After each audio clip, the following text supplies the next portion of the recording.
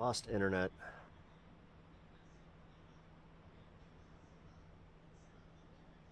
Okay, and I'm still having issues with my stream here. Great. And I'm still having issues. All right, we're back. Great.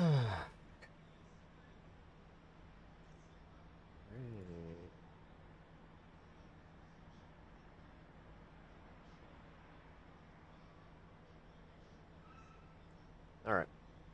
Back ski. Yes, we're back. Um, yeah, I had my internet drop out entirely, so that was not fun. Whatever.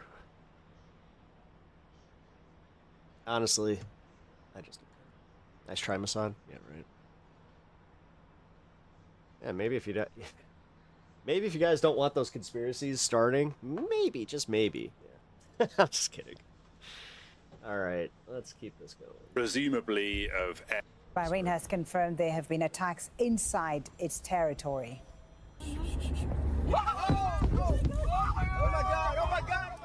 This is the moment a missile hit the U.S.'s Fifth Fleet headquarters in Bahrain's capital, Manama. Bahrain's National Communications Center has confirmed other attacks targeting sites and facilities within its borders and has condemned those attacks. Oh, nice, Ross. Let's bring in Rory Challens in Amman, Jordan, for more on what's been happening in the region and the reaction, Rory.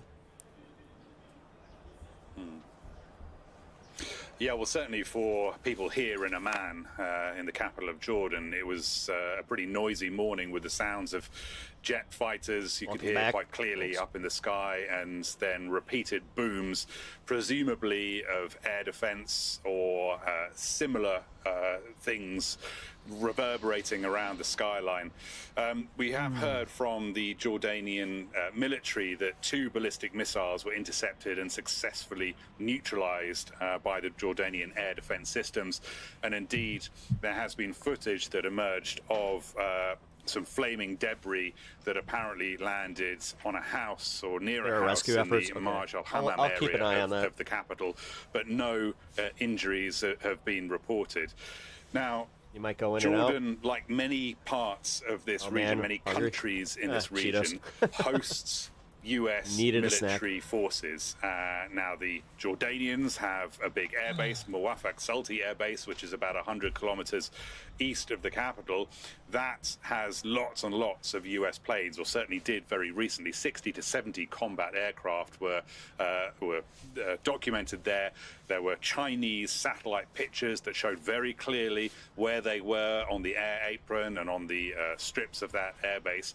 The Iranians put out an AI video showing that this airbase was going to be targeted in the event of any attack by the United States or by Israel on Iran. And this has been part of Iran's wider pressure campaign against countries like Jordan, like UAE, like Saudi Arabia, etc., to basically tell them, if you are hosting U.S. military capabilities... Yes. I lost internet, guys.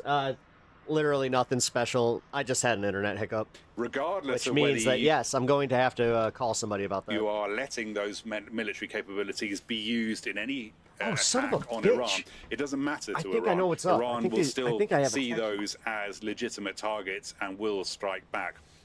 Now, I have to say, for the moment, Jordan seems to have got away relatively unscathed. But, you know, this is very early on in this conflict, and things are certainly able to escalate. Other countries in the region, we've been seeing attacks in Bahrain and UAE, in Saudi Arabia and Iraq as well, are not quite have not escaped as quite as unscathed as Jordan has at the moment. But I think we have heard about 40 minutes ago the all-clear air raid siren going out, suggesting that the danger has passed for the moment.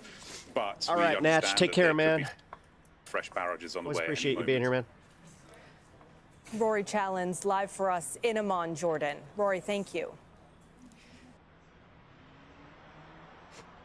Knew it. I tripped over. No. I didn't trip over anything.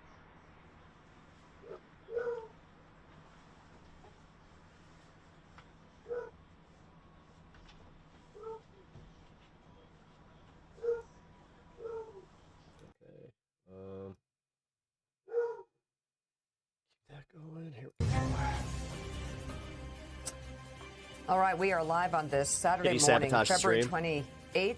MS Now live coverage of the breaking news overnight and developing this morning. The U.S. and Israel launching major combat operations against Iran in the early hours of this morning.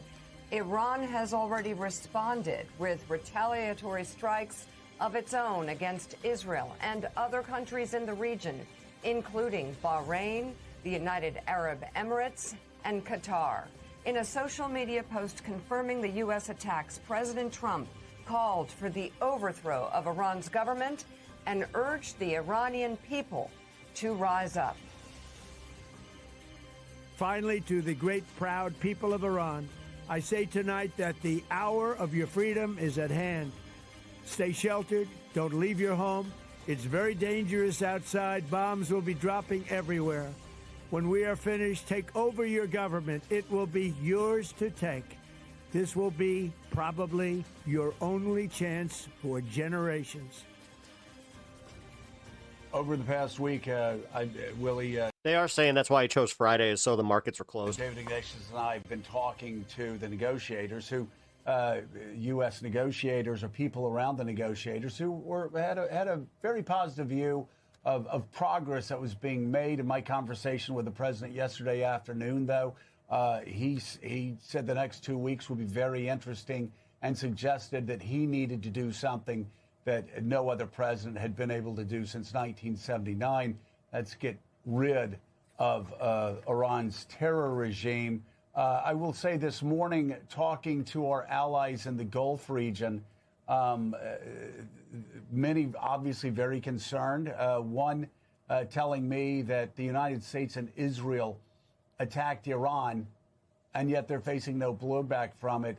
It's only the United States' allies. So, well, if the Strait of Hormuz is closed, then yeah, it's fucked. If you attack, that's fine, but let us know, and then be able to protect us. That said, though, Willie, one or two countries in the region have already voiced support for this attack. Yeah, we talk about the UAE. It's already shut Bahrain, down. Kuwait, They already shut it down. Qatar. Those are like home the first to thing they American did. military bases that have come under attack since this joint strike from the United States and Israel inside of Iran, where, as we've been saying, if you're just waking up here at the top of the hour, 8 o'clock on the East Coast, the President of the United States, and you just heard it there, calling directly for regime change. It's not implied here. It's not something that he may think about later. He's saying this is about taking out the regime that effectively has been in place since 1979. David Ignatius has been reporting this morning that the Supreme Leader was, in fact, a target. David is with us, along with MS Now senior national security reporter David Rohde, MS Now national security and intelligence analyst, former CIA officer Mark Polymeropoulos, and retired Lieutenant General Mark Herdling. A great group assembled to walk through this. David Ignatius, let me begin with you for people who are just waking up. Just where we are right now and how diplomacy failed apparently in the last 24 to 48 hours to bring about these strikes. Willie, to briefly summarize, negotiators close to the process, the talks have been, I think a few tankers still got through today, but it's not going to be, or it's going to be fully shut down. Place in I mean, it's shut down right now. An Iranian offer that was close to President Trump's demand, close to an assurance that Iran will not have a nuclear weapon in the future. By the way, guys, since we had to restart stream, if you guys can do me the solid, hit the like button and sub to the channel if you haven't already and are enjoying the content. But definitely hit the like button. Helps me out. But I think there was very limited trust in those assurances. And it's clear that the president had a broader, deeper goal in mind, that he wanted to go to the heart. This regime is unpopular in the region, unpopular from everything we can see at home, and has decided on this very ambitious course. We all recall President Dave Petraeus general in Iraq is questioned as the Iraq war was unfolding in 2003. Tell me how this ends. Nobody has an answer for that question in Iran. Just to share some new information, talking to sources in the Gulf, they describe Iran's missile attacks in response to the U.S. attacks on Iran as going back to bed in terms of intensity. All right, Ryan.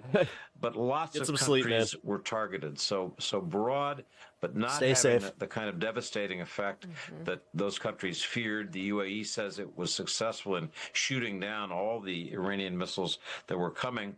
There is, among these Gulf countries, an expectation of future attacks on oil infrastructure and Gulf shipping, which would have a significant economic effect on energy prices if they're carried out. I also would note that the Saudi government just issued a statement expressing full solidarity and unwavering support for regional countries that have been hit by Iranian strikes. So in that sense, Saudi Arabia seems to be now openly voicing support. Why did we hit the girls' school first? For the U.S. Again, I thought that we were trying to save... position Again, it doesn't make any sense. Against Iran. So those are a few new developments. Here, we got a new development. Let's do this. Sources that the Ayatollah is dead. This is breaking news again coming from Israeli sources that the Ayatollah, the supreme leader of Iran, is dead.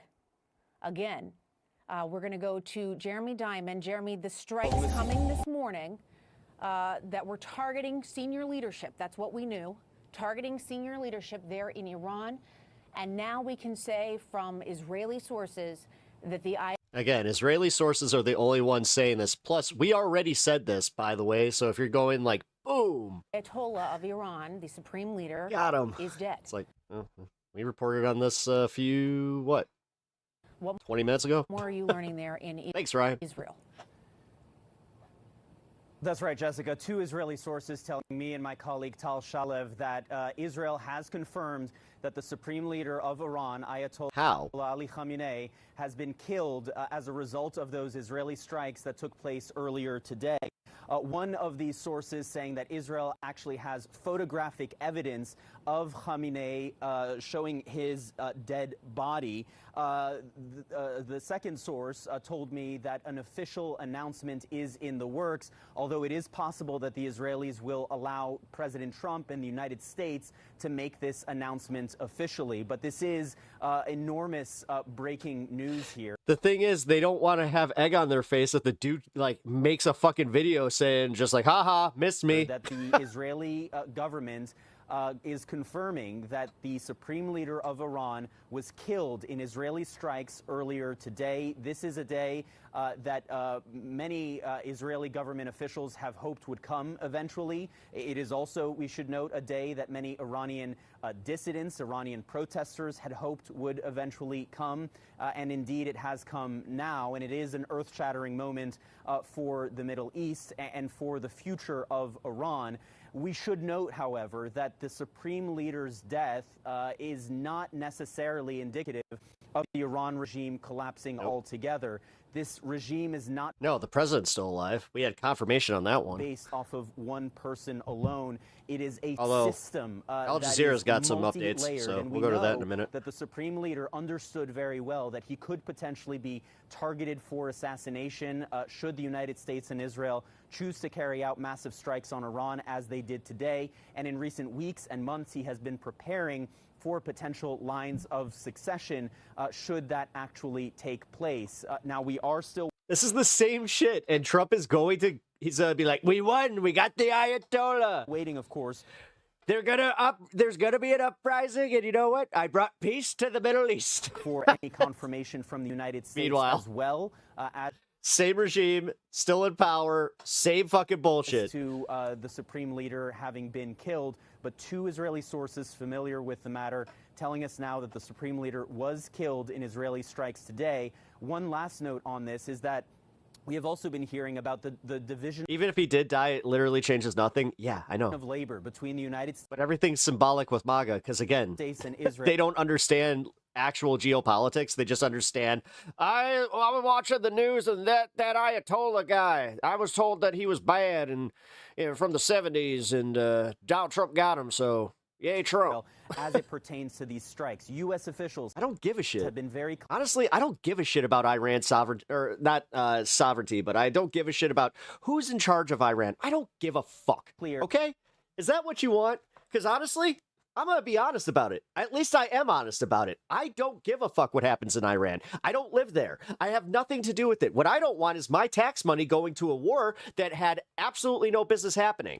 That their strikes have been focused on. I'm pretty fucking consistent in that. Again, it's kind of weird how the left kind of outflanked the America Firsters. Military targets, and that the strikes targeting senior Iranian leaders, such as the Supreme Leader, were being conducted by. We just didn't expect you guys to abandon your principled positions that you didn't want any new wars. You didn't want billions of dollars going to these foreign countries for these foreign wars. Israel and not by the United States. Ultimately, that may very well be a distinction without a difference. Also, I heard from MAGA how Kamala was going to be a warmonger.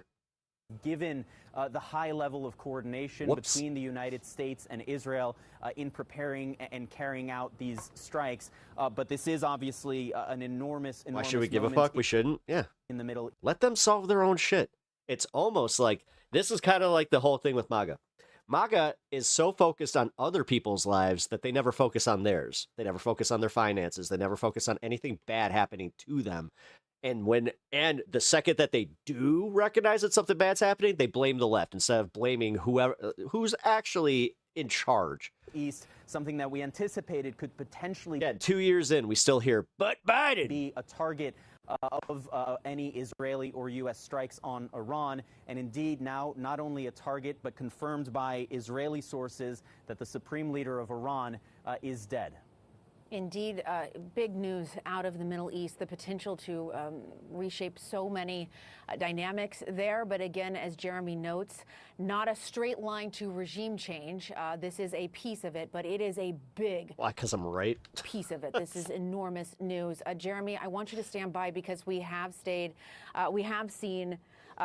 those missiles that have been coming to Israel throughout the day. So stay with us. I do want to bring Jim Sciutto back in. Wait, this would have never happened if Biden hadn't ended the nuclear deal. Jim, I think he's kidding. But if he's not, then he's certified. This is very big news. And again, Jeremy, Hillary's emails. And so help people understand, contextualize for them that what this means, that Iran's supreme leader has been. I guess such beta bitches, they really are. Killed in these strikes by the U.S. and Israel. These strikes are now officially decapitation strikes, right? Strikes that were intended via Israeli military action, to be clear, to take out Iran's most senior leadership. And the man you see there, Ali Khamenei, is Iran's most senior leader with enormous, certainly political power in that country, but also religious authority in that country. The structure of Iranian government being that, yes, it has a president elected, but the supreme leader lies at the top of the government. And that is that man you see speaking there, which Israeli sources are now telling CNN was killed in these strikes. Again, to my point earlier, Jessica, prior to this morning, there'd been an enormous amount of speculation as to just how far the U.S. was willing to go, but Israel as well, if they were striking together. And now we know they were willing to go as far as taking out Iran's most senior leader. Now, we had reported earlier that he was not the only target of these strikes, that other senior military and other leaders in Iran were targeted. We don't know their status at this point, but as we Israeli spokesperson says that 7 top commanders have been killed. Earlier in the day, Israeli officials I'm not sure if over time today that they had hit. Believe anything coming out from Israel. I'm going to be real. They did it to them fucking selves, too. They had hit at least some of their targets. Listen, in Iran, does that mean that suddenly there will be a new government, a new leader, one friendlier to the U.S.? No. An enormous network and structure of leadership and power remains in that country, military, economic, political, and otherwise. But to take out the supreme leader is a significant change. And of course, the question is, how far does that change go? Does it weaken the government to the degree that the government collapses? Does it weaken it to a degree that... To be fair, you did just kind of say that it was like he was symbolic. These motherfuckers never, like, they just don't absorb any of this. The protesters... That's fucking hilarious. ...that we saw take on this government quite bravely in recent weeks are inspired to go out into the street. No. You want to know what the Polymarket odds are saying? Because that's who I looked to kind of get a gauge on what, the people with the money are saying. They think that it's going to be a military coup. Again. They think that, like, the military is going to take over and it's going to be even worse for the Iranian people. Right? I mean, that's what President Trump was encouraging them to do explicitly in a statement we'll this see. morning. Now, that's quite a risky proposition, given that government retains enormous power, and they showed they were willing to use it to deadly extent in the many thousands of protesters they killed in recent weeks. Those are still the open questions, but we have one question answered. Was Israel willing to go so far as to take out the supreme leader of Iran? And the answer is yes, and they had success doing so. Right. And now the big question is what comes next? Jim Sciutto, stand by. I want to bring in Barak Ravid, CNN political and global affairs analyst. He's also a global affairs correspondent at Axios. Barak, I know you spoke with President Trump earlier today. Again, if you are just joining us, our breaking news is that Iran's supreme leader has been killed in these strikes. That is coming from Israeli sources. Barak, we're still waiting to hear from the president, from the U.S. government, but the Israeli sources confirming that. What more are you learning? What did the president tell you? So first, just about Khamenei, I think around 30, 40 minutes ago, the Israeli ambassador to Washington, Yechiel Leiter, updated several... Oh, got another update. At 24 past with the breaking news, multiple reports now cite Israeli officials, that being the Prime Minister Benjamin Netanyahu and others, who say that Iran's supreme leader is dead.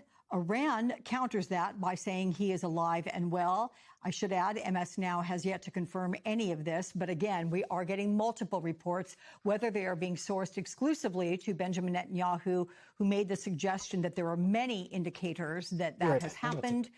We don't know yet. Again, this is in the fog of war. We are trying to get all this confirmed for all of you. But let's bring in right now Sam Mednick, Associated Press correspondent covering Israel and the Palestinian territories. What are you hearing on this front, Sam?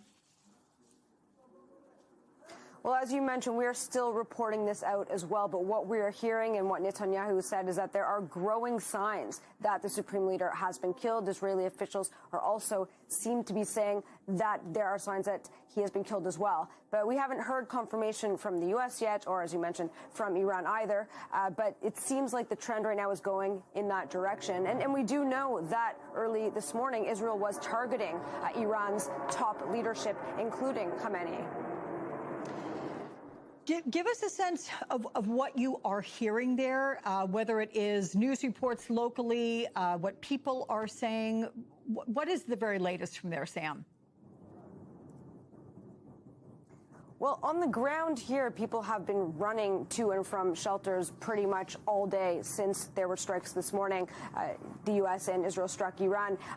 There have just been air alarms. People are going to the shelters. Israel has had a heightened sense of emergency, telling people to just basically be careful. Just an hour ago, also, there was interceptors in the sky. You could kind of hear the booms going off. And so everyone here is sort of on a heightened... By the way, guys, if you guys want to help support the stream, hit the like button and subscribe, because I'm not able to monetize this because we are talking about Israel. Sense right now and bracing for what is going to come next. But yeah, we live in a day and age where they're demonetizing anything that says Epstein or Israel. But tell me how fucking transparent this administration is and how awesome everything is. Israelis here. How there's no censorship. Also, the funniest part is it's affecting right-wingers too. That's how I know that this is actually happening, because I was just on Twitter and I was just seeing some complaints coming from fucking Timcast himself saying, oh, so if we talk about Israel, then we get demonetized. It's just like, yeah. And I just saw that I had the same thing happen to me. Cool. Saying that they Cool. are happy about this. If you guys are enjoying this content and you want to contribute to the show, consider doing a $2 super chat or a membership to the channel. Really helps me out. And I also have a link in the description that helps out the Cancer Fund. They are supporting this offensive, that they want what they say the threat of Iran to just be finished, and they're willing to endure attacks, injuries, they say even death, if this is going to finally be done. And people are saying that they are hoping that it is true that Khamenei is killed, although still there is this concern. What comes next? Even if he is killed, that doesn't mean that there is any assurances as what comes after is going to be any better, is what they're saying. And Sam, what have you seen and heard in terms of what's been happening in the skies? Has there been a lot of fireworks, evidence that the Iron Dome has been effectively working? Have there been any reports of missiles and or drone strikes getting through? There have been reports that people have been injured, a few dozen people, the services here say, but light injuries, and no one so far has been reported to be killed. But you can see pretty much all night it has been extremely busy. You hear these alarms, and then you see in the sky with their interceptors, they kind of flash bright lights, and then there's this boom that you're hearing. And we're hearing it a lot here in Tel Aviv, and also, though, in other parts of the country, in Jerusalem, in northern Israel. A lot of people have said to sort of brace for a not quiet night, for this to kind of continue throughout the night and into the morning and for the next few days. It's been quiet for the last hour, but previously it was every 20 minutes people were running to the shelters. The alarms were just constantly going off. Okay, Sam Mednick, please get back to us if you find out anything further with regard to what's happening there in Israel, if it's of a breaking news nature. Thank you so much for that. Joining me now, we have Hugo Lowell, White House correspondent for The Guardian, and Joel Rubin, former Deputy Assistant Secretary of State and author of The Briefing Book on Substack. Joel, you first here. Benjamin Netanyahu saying there are many signs Iran's supreme leader was killed in the attacks. They're getting further confirmation from other sources, though we have yet to confirm it. And we should say that the Iranian officials are contradicting it and saying that the supreme leader, as well as the president, is alive and well. But how plausible is this, and what happens next if it is true? Oh, Luigi Lopez. Well, Alex, it's great to be with you. And this would be an earthquake in the region if the reports are true and if the supreme leader has been killed in these strikes. And quite frankly, I don't think the prime minister would go out and say that unless he had very... It's actually responsible reporting, because if there's no confirmation from anyone but Israeli sources, you do have to grain of salt that. Very strong evidence pointing to that end. And for the Iranian leadership, they want to keep the image of the supreme leader alive right now, because if he is gone, what that does is it sort of pulls the plug out from the tub, so to speak, of the unity of the Iranian regime. Right. And now, one of the things we were talking about in your previous segment, I have to add, is the dangers of regime change. But I'm not sure that regime change is the policy objective here. Quite frankly, just regime collapse being the policy, to me, is what we're looking at. And so if the supreme leader is gone, then the chips will start to fall in a variety of different directions. And the military operation will focus more on the hardware and the other threats, the military threats and capabilities of the Islamic Republic. Hang on, Joel. How can that be when the president himself, in that 8-minute video, essentially washed his hands of what comes next? He said, basically, we're launching the bombs. We're going to create the opening for Iranians to walk through and take over control of their country. And yet you're suggesting that it's just about collapse. If that happens, is the United States left holding the bag?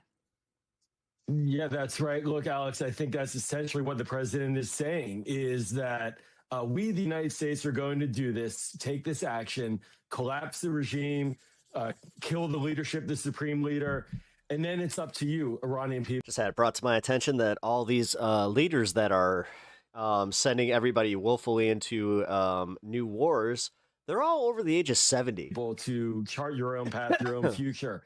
A very different model. Just a reminder that, you know, they're on their way out from what was discussed earlier in Iraq, which is that the United Seems like they don't care if the rest of us come with them. States, the Colin Powell rule, the Pottery Barn rule, you break it, you buy it, and you own it. Clarence Sellers, hello, not in this case, no, I don't think so at all. I think it is a very different mindset about what comes next, and President Trump is arguing, I think, that he just says it's up to the Iranians, and I'm not going to get us involved on the ground. Hugo, what are you hearing about all this? And let me just tell our viewers that you've been on your phone. You've been constantly reporting back and forth as you've been sitting here on the set. Yeah, I think, I'm looking at a couple of things. First of all, the senior administration officials have been briefing that the principal reason for why they went in and did these strikes was to take out the missile systems in Iran. It was less to do with the nuclear program this time around. But that being said, there have been a number of explanations over the course of the last 2 weeks that the administration has provided for why the administration might want to go into Iran.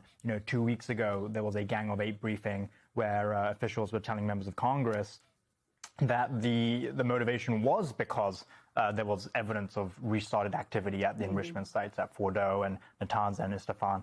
I think what is interesting this time around is the fact that it is such a targeted set of strikes on the leadership, on the mullahs and on Ayatollah Khamenei. It's Goldie. Hello. Trickling through to us over the course of today that the Israelis and certainly the intel community have been tracking Khamenei's movements, and they've been trying to see whether or not they could get them all in a room at the same time. And I think the fact that, the administration, the Israelis are coming forward and saying, well, we believe Khamenei is dead, kind of speaks to that and kind of how the administration was thinking and how the administration was proceeding. I think you also have to see this in the wider context of how this week has gone. We reported on Monday that part of how Trump would approach strikes was going to hinge on whether Steve Witkoff and Jared Kushner thought there was progress towards a deal at the Thursday negotiations in Geneva. Which they didn't. No. On Friday, Trump gets a briefing from the CENTCOM commander, Admiral Cooper, and Dan Kane, the chairman of the Joint Chiefs. And then Friday night and Saturday, we see these strikes go out. And so this has been building up now for some time. Tell me, when the strikes were unfolding in real time, who was watching? Who was in control? Situation Room, White House? Thanks for covering this. Our brand of coverage is perfect for some of the most awful news. You help make this digestible. Oh, thanks, Satch. I really appreciate that. What was happening at Mar-a-Lago? Also, thank you for the follow. Yeah, Trump's been at Mar-a-Lago. Rubio flew down last night. So I think the principals committee, the principals who were involved in planning this were with Trump at Mar-a-Lago. Pete Hegseth was there. John Ratcliffe was there. CIA director. Susie Wiles, the White House chief of staff. From what we understand from our colleagues, J.D. Vance had a live link from the Situation Room into their set-up war room at Mar-a-Lago. So all the principals, were involved in this. Tulsi Gabbard was also part of this group. She was obviously left out. She was in Washington? We believe so. At the White House? Okay. All right, guys, thank you so much. Stay away from him.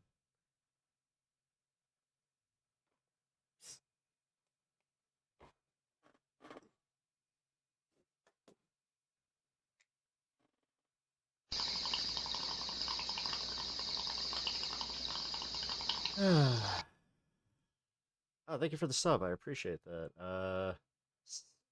Age Main Samuel. Appreciate that. Here, let's get this going.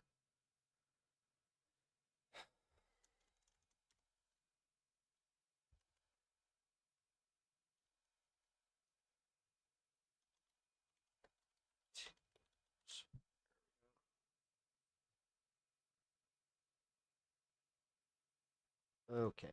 Sorry, I had to make sure that my internet was up to par.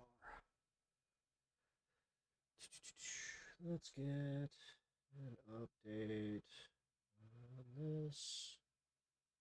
Oh, we got Security Council is in the middle of meeting.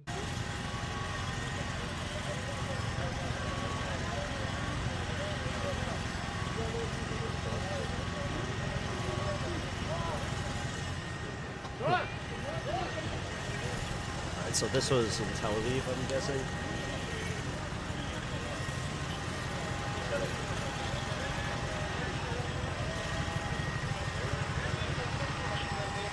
my dog a sheepdog? No. He is a English foxhound.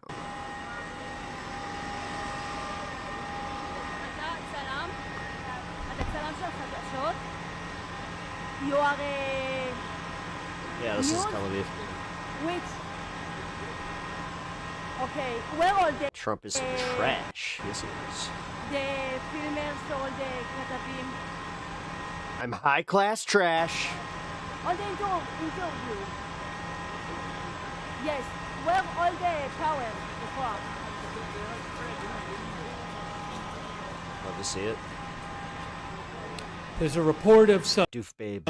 possible damage at By the way, Doof, welcome to the show. Appreciate having you here. Dubai. Hit that subscribe button and hit the like button as well. Helps out the stream. I've already lost the stream once because of my freaking shitty ass internet. International Airport as well.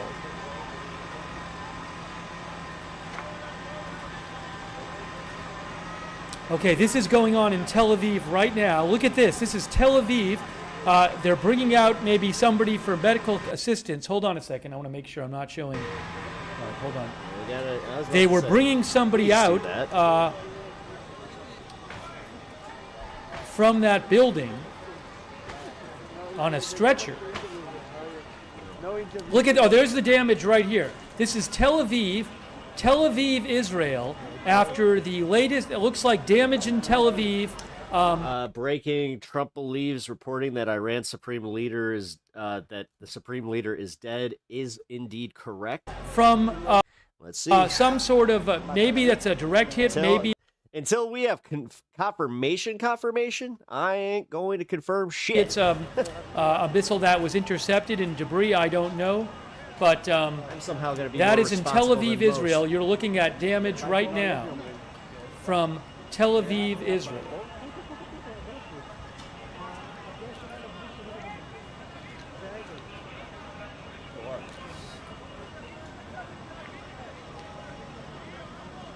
They have stretchers there to bring people out.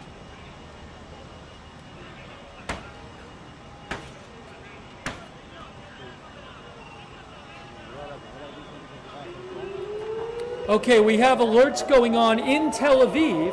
Hold on a moment. Give me a moment. We have alerts in Tel Aviv right now.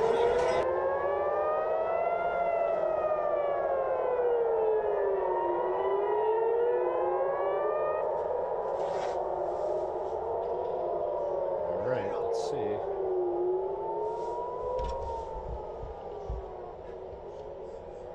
Yes, we know Israel has reported that Ayatollah Khomeini is dead. That's about as much as we got. We've also heard that Trump thinks so too, but he also hasn't confirmed it. So I'm just kind of keeping an eye on everything. Going to get the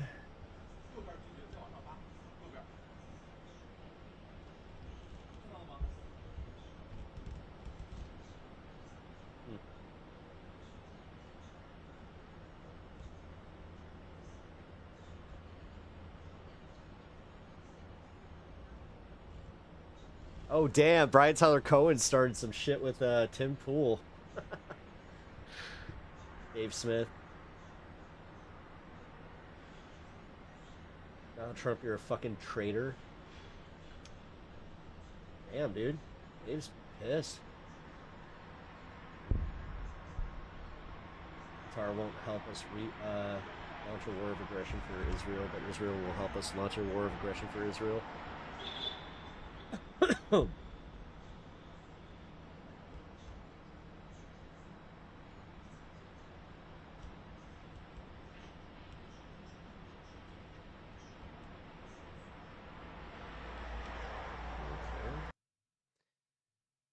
a lot going on. Hold on, I gotta get the Tel Aviv on the screen. Maybe another intercept. Oh! Oh, man!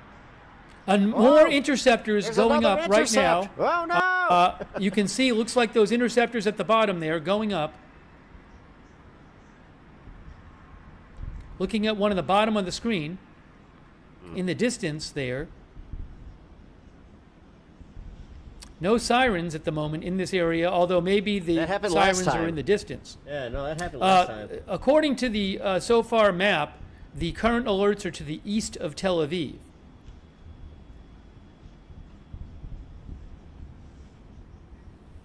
Bosch is covering Cat Abu Ghazaleh. So, all right, so now we just saw, hold on, watch this on the lower left. Boom. We might have just seen an interception right there on the lower left. Boom. I don't know if that's an impact or we saw two flashes, maybe an interception there. Look, you can see the smoke. See the smoke there? So that may have been another interception right there. Again, that's probably looking to the east. I don't know for sure, but on the SOFAR red alert map, there were a bunch of alerts to the east of Tel Aviv.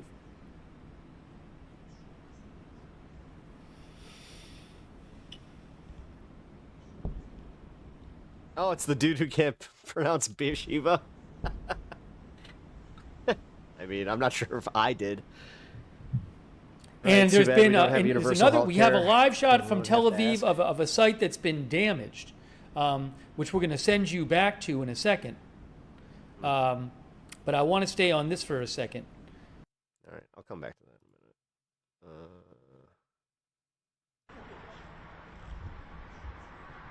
Here we go.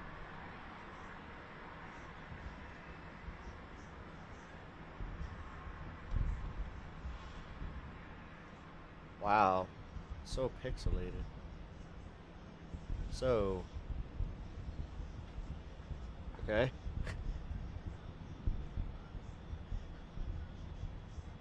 Oh, so Iron Dome isn't a total scam? Well, it seems to do its job, but this is, we talked about this earlier, where it's like, the last time this happened, they depleted a lot of it, and then that's when you started seeing more stuff hit.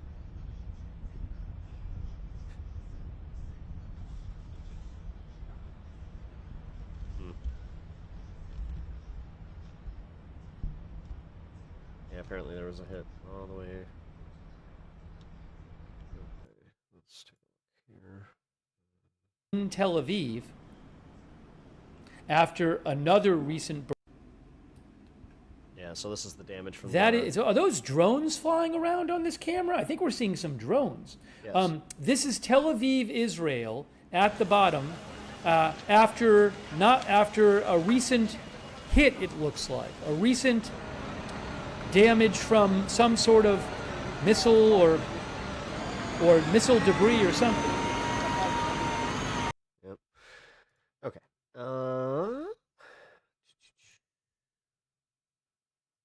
U.S. officials and members of Congress that Israeli intelligence.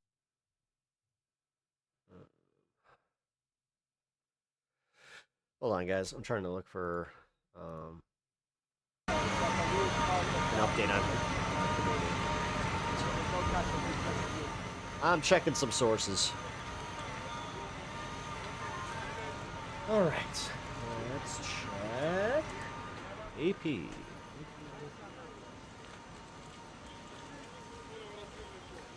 Associated Press.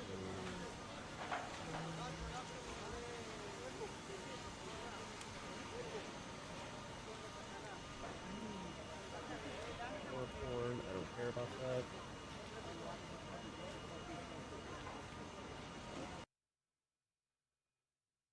The U.S. is now engaged in military operations against Iran, and Trump just left a big clue as to why on his Truth Social. He wrote, quote, Iran tried to interfere in 2020, 2024 elections to stop Trump, and now faces renewed war with the United States. And then Trump links an article from the highly regarded and famed outlet Just the News, which totally checks out. So why does this matter? Because by using this claim as the justification for a war, he kills two birds with one stone. Yeah. First off, this is an instance of wagging the dog, right? Trump is woefully unpopular at home. He is failing on his signature campaign promise to lower costs. He's embroiled in a pedophile sex trafficking ring scandal. And his ICE deployments are so unpopular that he didn't even mention the word ICE one single time at his State of the Union speech. Yep. So what does he do? Well, I'm not going to tell you. I'm actually going to 2.5 hours, not one mention. Trump tell you in his own words. 2011, in order to get elected, Barack Obama will start a war with Iran. 2012, I always said Barack Obama will start a war with Iran in some form prior to the election. Also 2012. Now that Obama's poll numbers are in a tailspin, watch for him to launch a strike in Libya or Iran. He is desperate. Also 2012. Don't let Obama play the Iran card in order to start a war. All right, Ryan, I'll catch you later, man. Be careful, Republicans. Or this from 2011. Unfortunately, we have a president that doesn't know the first thing about negotiation. We have a real problem in the White House. So I believe that he will attack Iran sometime prior to the election because he thinks that's the only way he can get elected. Isn't it pathetic? Or this from 2012. You know, I've said before, I think Obama will go to war with Iran because I think he views it as good politically, and that's pretty sad, and it's a pretty sad thing to have to say. But I think he will absolutely go to war with Iran. I think he views that as a positive from a political standpoint, and I think he's just waiting for the right moment. And I think Iran better be damn careful because they are overplaying their hand just like Gaddafi and just like Saddam Hussein. So if you're wondering what Trump's mindset is here, he already gave it to you. But here's the second reason that he wants this war against Iran over this idea that Iran rigged the 2020 or 2024 elections to stop him. In his mind, the war legitimizes that claim, which he will then use to claim extraordinary powers to suspend or change election rules in 2026 and beyond. And if you think that's me being alarmist, consider the fact that his White House quite literally this week begun circulating a memo. It would be an executive order that gives them the power to do exactly that. I spoke with Mark Elias about that point. Here's what he had to say. Yeah, so the memo is bonkers. I mean, let's just lay it out at the beginning that nothing I'm about to describe makes any sense. So if as I go along, you're like, well, that doesn't make any sense. Right. It doesn't make any sense. This is a bonkers memo. But look, it was only a few weeks ago that Donald Trump posted on social media, and we'll put it up right here. I have searched the depths of legal arguments not yet articulated or vetted on this subject and will be presenting an irrefutable one in the very near future. Okay. This was cryptic, first of all, why is legal capital L and arguments capital A? Yeah, that's a 10-year battle that we've been waging. But go what on. Does it mean that they are not yet articulated or vetted? What does this all mean? Well, look, this may be very well what Donald Trump had read, this crazy memo that says under these unrelated federal statutes, he has the power to declare an emergency, and that somehow that emergency power would then give him the power to disrupt voting, to not let certain voting equipment be used, to ban mail-in ballots. You know, the irony of all of this, Brian, is that the memo cites two statutes. One is the National Emergencies Act, which is not relevant. And the other is the International Emergency Economic Powers Act. Now, if that sounds familiar, Brian, that is because that is actually the statute that Donald Trump relied on to impose the tariffs that the U.S. Supreme Court said he doesn't have the authority to use for tariffs. So what on earth leads him to believe he has this power to somehow take over elections under a statute that they've actually said he can't even use for tariffs, that is actually supposed to govern emergency economic powers? I mean, it's bonkers, but Brian, it's also terribly worrisome. And it is the biggest question is, what are we going to do when he steals the elections? What are we going to do? Big threat to democracy as we actually going to do anything? What I'm worried about here, Brian, I mean, this is insane. He's literally openly threatening to just be like, nope, I'm going to rig the whole thing because they already tried. I wanted to send ICE, but now we just can't even have them. I'm going to stand up. I mean, I've already said it and I'll say it again now. If Donald Trump signs an executive order trying to take over any aspect of voting, and I mean any aspect, even 1 centimeter of voting, he's going to get sued by me and my law firm, and we're going to beat him like a drum. Last time he tried to do it in an executive order, that's what we did. We sued and we won. And this one, we will sue again. And well, thank God that this guy's on the case. Brian, what worries me, that helps. What worries me is that the legacy media is treating this with respect and with plausibility and elevating it as if it is something other than a crackpot theory. I mean, the Washington Post, Helen, which kudos, was the first news outlet to cover this. You'd think. It says in the sub-headline, activists who say they are in coordination with the White House are circulating a draft executive order that would unlock extraordinary presidential power over voting. I'm sorry, unlock? No. It's not unlocking power. It is making up out of thin air It is an authoritarian takeover. It is a wannabe dictator, promulgating something that violates the Constitution. Like, how the hell does the legacy media refer to this as unlocking extraordinary presidential power? Yeah, Stas Koo was in Chicago. Yeah, there is I'm extraordinary gonna cover that in a little bit. Over presidential power over voting to be unlocked. And of course, to watch the full episode with Mark Elias and any of my other interviews, make sure to subscribe to this channel. It is and always will be 100% free, but it's a great way to support my work. That link is right here on the screen. But in other words, Donald Trump gets everything he needs. He distracts from his disastrous domestic policy failures, and he gets some lame pretext to usurp control of the election in the United States by doubling down on his insane conspiracy theories about how Iran meddled in the election, and now that we're at war, he needs all these sweeping powers for national security that he has to exercise. Remember, Trump does not do anything that doesn't help Trump. He is not interested in spreading democracy abroad. Hell, he's responsible for contracting democracy right here at home. This guy's not some champion for civil rights. He's an aspiring autocrat whose only priority is himself and his grip on power. The problem is that he's too ham-handed not to drop 1,000 clues about exactly why he does everything that he's... No, he is really bad at that. If you just listen to him, he literally tells on himself all the fucking time. It's kind of stupid. No, it's really stupid. All right. Oh, gotta... Peacefully merge with the Iranian patriots and work... All right, Khomeini, one of the most evil people in history, is dead. This is not only justice for the people of Iran, but great for all Americans and those people from many countries throughout the world that have been killed or mutilated by Khomeini and his gang of bloodthirsty thugs. He was unable to avoid our intelligence and highly sophisticated tracking system and working closely with Israel. There was not a thing he or others that that have been killed along with him could do. This is the single greatest chance for the Iranian people to take back their country. We are hearing that many in the IRGC, military, and other security police forces no longer want to fight and are looking for immunity from us. As I said last night, now they can have immunity. Later, they will only have. I'm not going to say that. Hopefully, the IRGC and police will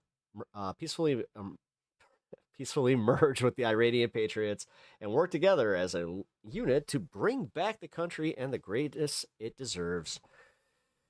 That process should soon be starting in that. Not only the death of Khomeini and the country has been in only one day very much destroyed. Jesus Christ. Even obliterated. The heavy pinpoint bombing, however, will continue uninterrupted throughout the week or as long as necessary to achieve our...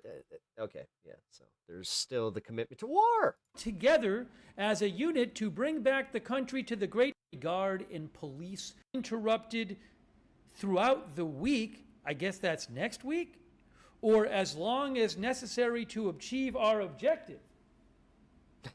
I was like, faded out on that one.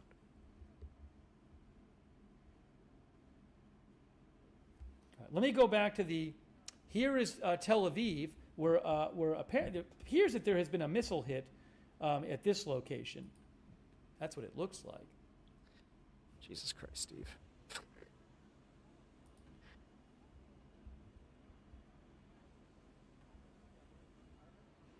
Hang on a moment here.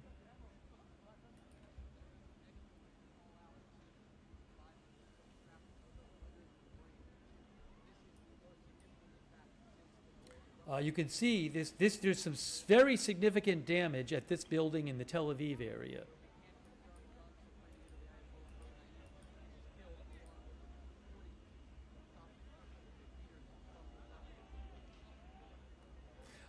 Reza Pahlavi just posted, the son of the last leader of Iran before the revolution. If I can find it here. Yeah, great. Reza Pahlavi, let me read you his post.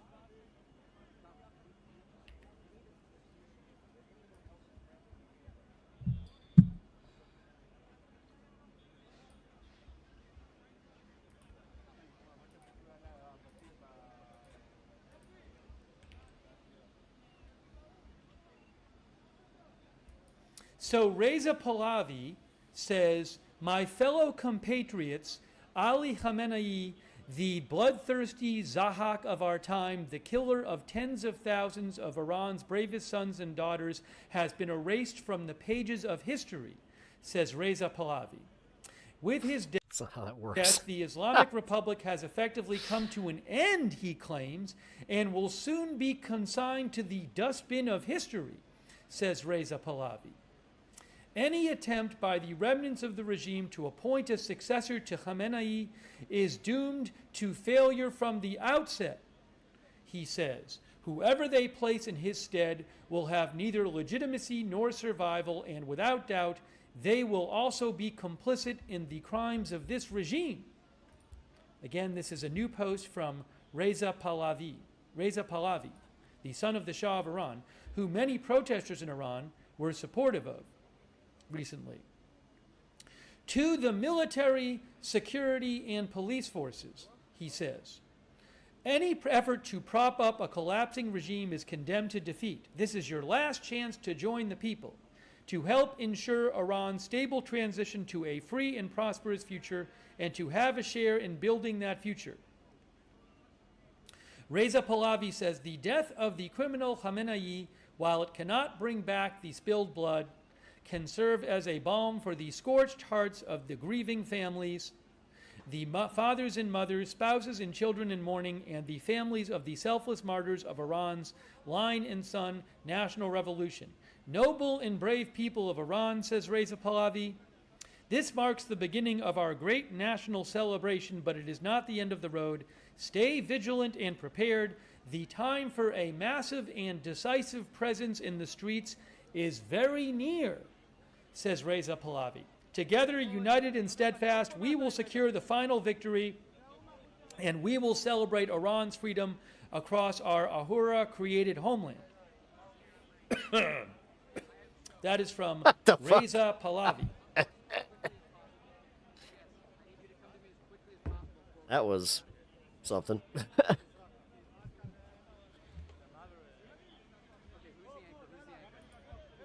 All right. Some breaking news. Oh, I think Trey Yingst is there. Is that Trey Yingst from Fox right there? That might be Trey Yingst. I'm not sure. U.S. base in Saudi Arabia is now under attack. The site of a direct impact in Tel Aviv, and I want to just show you the scene behind me. First responders are digging through the rubble. They are looking for survivors. We have already seen them on our cameras pull out 2 civilians from this area. This entire block completely destroyed by an Iranian ballistic missile. This is a missile. This is a missile strike area. Missile is hit in Tel Aviv.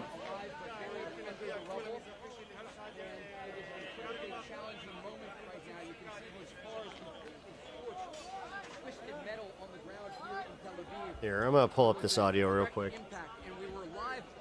We don't need his bullshit. Donald Trump's announcement there of the grave threat to international security that this moment is posing. Antonio Guterres, UN Secretary General, talking about condemning the attacks on Iran and indeed Iran's retaliation. Many countries, France spoke of the need for diplomatic solutions and de-escalation. Katrina is still with us. Katrina calls for de-escalation right at the moment where Donald Trump is posting on social media that the Supreme Leader has been killed. All right, so it's true. He's trying. All right, so Trump is now like, all right, I got what I wanted out of this. Can we now just cut it out so I don't get blamed for having us in a forever war? I don't want them to blame me saying that, oh, I accidentally started the new Iraq.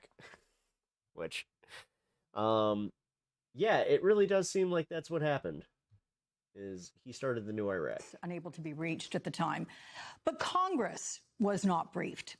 President Trump, in his own words, said he is pursuing war and regime change without congressional approval and without clearly showing there Joining me now, we have Massachusetts Congressman Seth Moulton. He serves on the House Armed Services Committee and is an Iraq War combat veteran. Congressman, it's always good to speak with you, but let's get right into Secretary of State Marco Rubio, who spoke to the Gang of Eight about the strikes, all but one, we are told, who was unable to be reached at the time. But Congress was not briefed.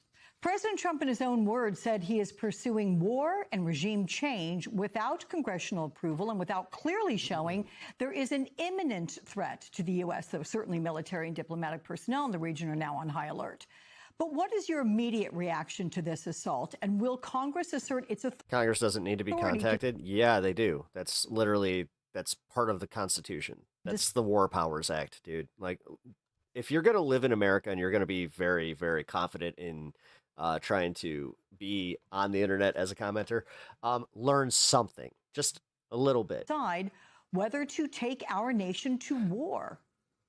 My immediate reaction, Alex, is this is illegal, it's unconstitutional, and no matter what kind of threat the Iranian regime is, I don't like the Iranian regime, it's something that you have to come to Congress. I was afraid this would all go and the American people to authorize. It seems like... Just remember, just because the Ayatollah is gone, this doesn't change shit. The only permission he sought was Benjamin Netanyahu. Right now, the military powers are still up and running. The president is still alive. He certainly didn't consult Congress, and that is his constitutional duty to do that. It also feels a lot like Iraq 2.0. If you think about the two foundational mistakes that Bush made going into Iraq, one was that the whole war was based on a lie about nuclear weapons, and number two, there was no plan for the day after. Well, that seems to be playing out right here because we obviously were lied to by the administration when Hegseth and Trump said that they obliterated Iran's nuclear weapons.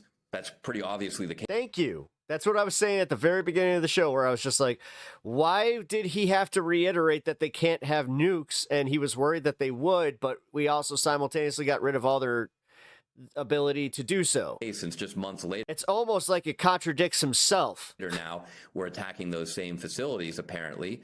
Yeah. And there's clearly no plan for the day after. The administration can't even clearly decide what they're after. Are they after the oil? Are they after the nuclear weapons? Are they after regime change? I don't think that there are many American parents who would say that their kids are worth losing their lives for Iranian oil. In his address, you haven't met a MAGA. Overnight, Trump acknowledged there could be U.S. casualties, saying, quote, American heroes may be lost. That often happens in war. Iran retaliated with strikes on Israel and several neighboring nations with U.S. military bases. How concerned are you, sir, about risks for U.S. service members and about the possibility of boots on the ground in Iran? There are tens of thousands of American troops in the Middle East and an untold number of civilians. And there are tens of thousands of Iranian missiles pointed at those troops and those civilians. And Iran's regime right now would want nothing more than to kill a bunch of Americans in response to these attacks. Now, it may not be the president's plan to put troops on the ground, but it's pretty hard to imagine. I'll just say that was a major oversight on our part for not pressuring Congress to get rid of the Article 2. What kind of regime change he's going to get. You would think after, the atrocity that was fucking Iraq and Afghanistan, we would have done something different. He has no control over that situation on the ground. And I think the biggest concern I have is that we lose some pilots. Some pilots get shot down. They bail out over Iran. Iran has a long history of dealing with American hostages. We do not want to be in that position again. And if we have to put troops on the ground to rescue downed American pilots, it could be a recipe for a lot more trouble. Yeah, that would certainly put special forces in harm's way potentially. But or let's Marines. Talk about Trump. Absolutely. But, I had that mission, actually, Alex. My platoon was the... Nah, because the way that this works is they do a few secret missions that we don't find out about for at least a year, but with Trump, it'll probably be a day. Was the TRAP platoon, like, the let's be tactical real. recovery of aircraft and personnel. And then we just kind of get used to it. Platoon during Iraq. We got launched and in then, response to... a attack happens on a base or something, and then we just say, you know what, we can't leave. With C-130. They hit us. We can't go anywhere. Was shot down. And when you're out there on the ground just trying to recover a plane or pilots or whatever, it's a very precarious position. And it would be very easy for ground troops to assault and to start a ground war, whether you want one or not. Trump has implored Iranians Don't need WikiLeaks with Trump in office. Nope, he'll oopsie. to overthrow their government after the U.S. assault. I got a big mouth. You know, that's the one thing that my administration and some of my aides said they wish I didn't have. But you know what? I just, verbal diarrhea. It's the one thing that you can always count on with Donald Trump. Saying, quote, it will be yours to take. This probably will be your only chance for generations. So those remarks don't suggest the administration has a detailed plan for what comes next for Iran. Why is Trump pursuing regime change? Vaughn here in the studio has discussed it. You've put out hypotheses. But also, is there a roadmap? Does it even exist for Iranians to do that? Is it possible a more extreme government could replace the current one? It's actually the last question you raise, Alex, that concerns me the most. That we might get regime change, but it could be an even worse regime. And the ingredients for getting a worse regime would be to empower the hardliners in Iran. Well, I'll tell you what, the best way I know to empower hardliners is to attack the country, to prove them right, that America's the evil enemy. You know, it's amazing how much public support there is for America over the years in Iran. Among the Iranian people, a lot of them really like America. So you want to find a way to turn them against America? We'll start dropping a bunch of American bombs on their schools, on their capital city, on their downtowns. And that's exactly what we're doing. Yeah, even with the Ayatollah being gone, they're going to then turn their ire to, you know, the lives lost to have that happen. So it doesn't seem like the administration has thought this through at all. I'm all for a regime change in Iran. I just don't think it's a good idea for American troops to make it happen. So Trump's stated goals of this assault, eliminating Iran's nuclear program and missile infrastructure, taking out the supreme leader to effect regime change, it all points to the U.S. entering a protracted war. Military action in the region almost never ends well for the U.S. What are your concerns? No, it's almost like we've done this before. If this spirals into a prolonged regional conflict, and how long could it take to accomplish everything that Trump wants? And by the way, can it be done from the air and without troops on the ground? I mean, I'm biased as an infantry officer, but no, I don't think you can do all these things from the air. And it seems pretty obvious that we didn't obliterate Iran's nuclear program from the air. We certainly learned in Iraq that it was a long, hard slog to get any sort of regime change. We had this exact same fucking problem at all, and that had to happen on the ground. And at the end of the day, the one thing the president has said that he wants is a diplomatic deal to prevent Iran from having a nuclear weapon. Well, he had that. Weird watching the U.S. cucking themselves to Israel. Yeah. At Alex, he had it. It's almost like this is what we've been saying this for a while. Tore it up in his first term. And not only did he tore up the agreement, the very agreement that he says he wants today, but as a result of that, we lost our eyes and ears on the ground in Iran because we used to have international inspectors going in on a regular basis to keep track of their nuclear program. We even had cameras monitoring their nuclear facilities. Well, all that is gone because Trump tore up the Iran nuclear deal. And so we're in a much worse position to actually keep tabs on what they're... I'm a Democrat. I voted for Harris because my party commanded me to.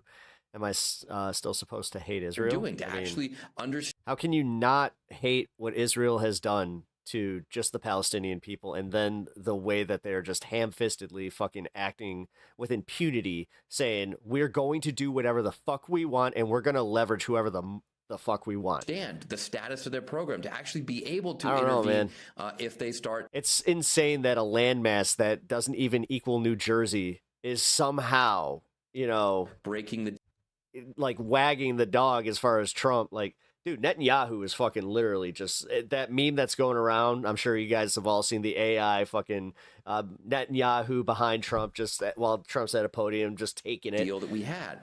Well, it ain't far off. So all of this is a problem of Trump's own making. And the first American troops to die in this conflict, all to do something that he undid himself. Man, fuck Iran. What is my tax money going to? Ask, well, apparently now Iran. Why are we risking our lives for this commander-in-chief? Massachusetts Congressman Seth Moulton, our friend, thank you so much for joining us. Appreciate you. Well, you'd hope that other people that, you know, love the guy would start joining the military. The president gave his instead of just being keyboard warriors. For the strikes this morning, but he had a warning for the public. Let's watch this together. My administration has taken every possible step to minimize the risk to U.S. personnel in the region. This is the Fairmont Palm Hotel in downtown Dubai in United Arab Emirates. This is it on fire after that very fancy hotel appears to have been hit by either a drone or by debris from an interception of a drone or missile today.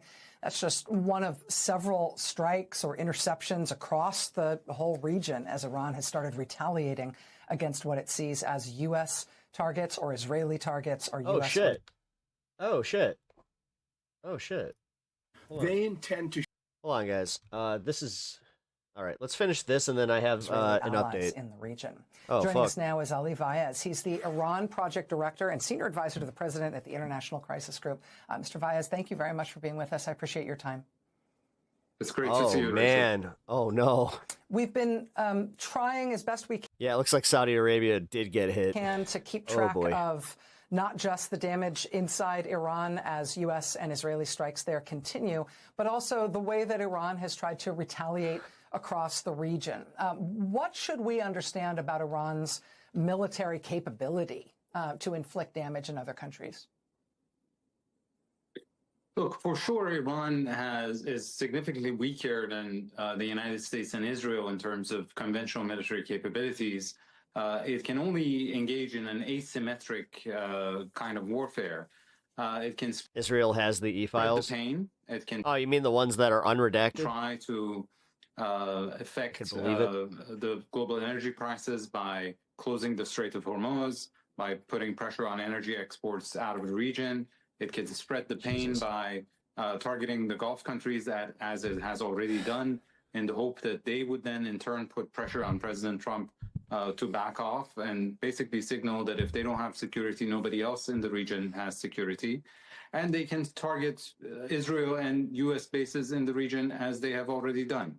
But all of this, one has to remember, a huge part of Iranian strategy is not to win necessarily, Rachel. It is to survive. And so for them, this is a game of endurance. In terms of the survival of what we, I think, sort of blithely call the regime here, we've all seen those dramatic images of the compound of Iran's supreme leader, which was apparently targeted and hit badly in the initial strikes of this attack. The survival of the regime, the survival of the supreme leader himself, the survival of the rest of the government, the Iranian Revolutionary Guard Corps. What should we understand in terms of what toppling the Iranian regime, if that's the aim here, might look like, and who would be most? It's my opinion on the subject of likely, war. America has ruined the entire concept by not actually declaring a war since post-World War II. Carry on there in terms of continuity of there's that. Government and continuity. But just in general, it's always the same shit. The rich and the elite fucking want to spend our money on and justify a whole bunch of fucking investments into the military industrial complex. So eventually they're going to press us into going into some kind of conflict so they can use their toys. They don't want them getting dusty. Of control. But also to use those toys, we have to sacrifice, American lives, which, I lived through this shit. I lost friends to the Iraq war. And I can't get behind the idea that they died for nothing, and it sucks. Like I tried to justify and be like, no, they were, it was very honorable, because it was honorable what they were doing and what they thought they were doing. But realistically, no, they were cannon fodder for a bunch of fucking elites that they never cared about them in the slightest. No, they really did. Several points. One is that this is a deeply entrenched regime, just like in the case of Venezuela. My buddy's mom has said that radicalized her and her politics, because she was just like, no, I saw how my son was brainwashed post 9/11 into thinking that was what he needed to do. And there, the Trump administration decided to decapitate the regime, but work with the rest of the structure. This is also a very deeply benched regime. In the 12-day war last year, Israel managed to eliminate a few dozen senior Iranian commanders in the opening hours of that conflict. And yet they died for their brothers. Most of those commanders were quickly replaced, and Iran, unfortunately, not really managed to. In his case, he didn't, because it was on his first deployment, very, very early into it. Get back on his feet. He got killed by a roadside bomb and start punching back. In order to get the kind of regime change that it wasn't like he jumped. No. And I hate when people need to fucking try to retell it for me to fucking try and go, no, he was a hero. You know what? Yeah. Like this freaking image of him draped in an American flag with a freaking bald eagle behind him. President Trump wants, so that the Iranian people can come to the streets and finish the job from below. You would have to completely dismantle the repressive capacities of this regime. And there we're talking about 200,000 Eisenhower warned us. Strong Revolutionary Guards, which has a 1 million strong militia, in addition to hundreds of thousands of security forces and police. And remember, Rachel, that the regime committed a bloody massacre last month against Iranian protesters, not like in the case of Syria using fighter jets and tanks and barrel bombs and chemical weapons, but with small arms. So to destroy all of that force and the limited capacities that they have to contain and repress a population that is unarmed, unorganized, and fragmented requires weeks and weeks, if not months, of military engagement, which would have an enormous civilian cost for Iran and disastrous regional implications. Inviting the Iranian people to rise up and do it now without having done anything to suppress what you described as that repressive capacity against its own people. Oh, right. And again, like the fucking military is not like they have Trump is convinced that the military is going to take him up on the immunity thing instead of looking at the fact that now they have the opportunity to take over like he's saying, take over your country. Who?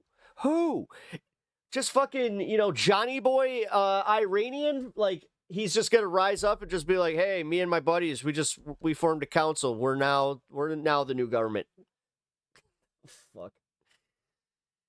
They really do count on your stupidity. In the councils of government, we must guard against the acquisition of unwarranted influence, whether sought or unsought, by the military-industrial complex. The Majority Report. Sorry.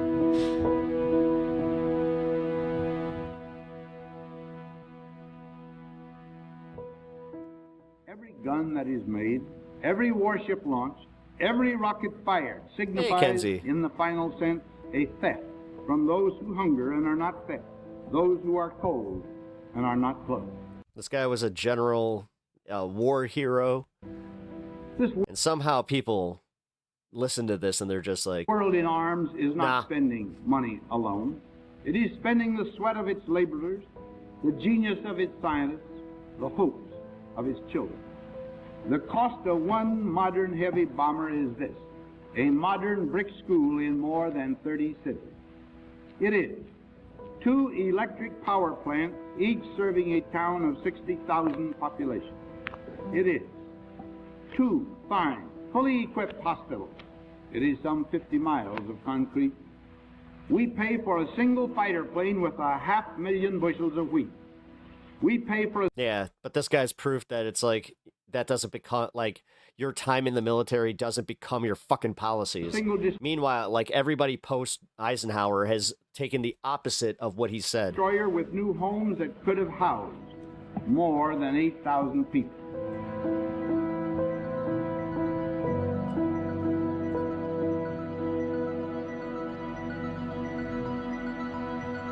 All right, a bit too much music there for my taste. Gotta be a little bit careful there. Uh-oh. Something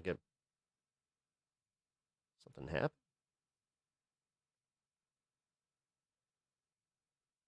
Oh, shit. Yo, they got police drones? That's fucking wild. They got some shit straight out of RoboCop. All right, here we go.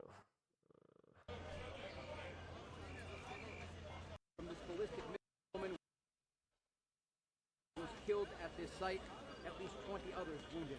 Martha?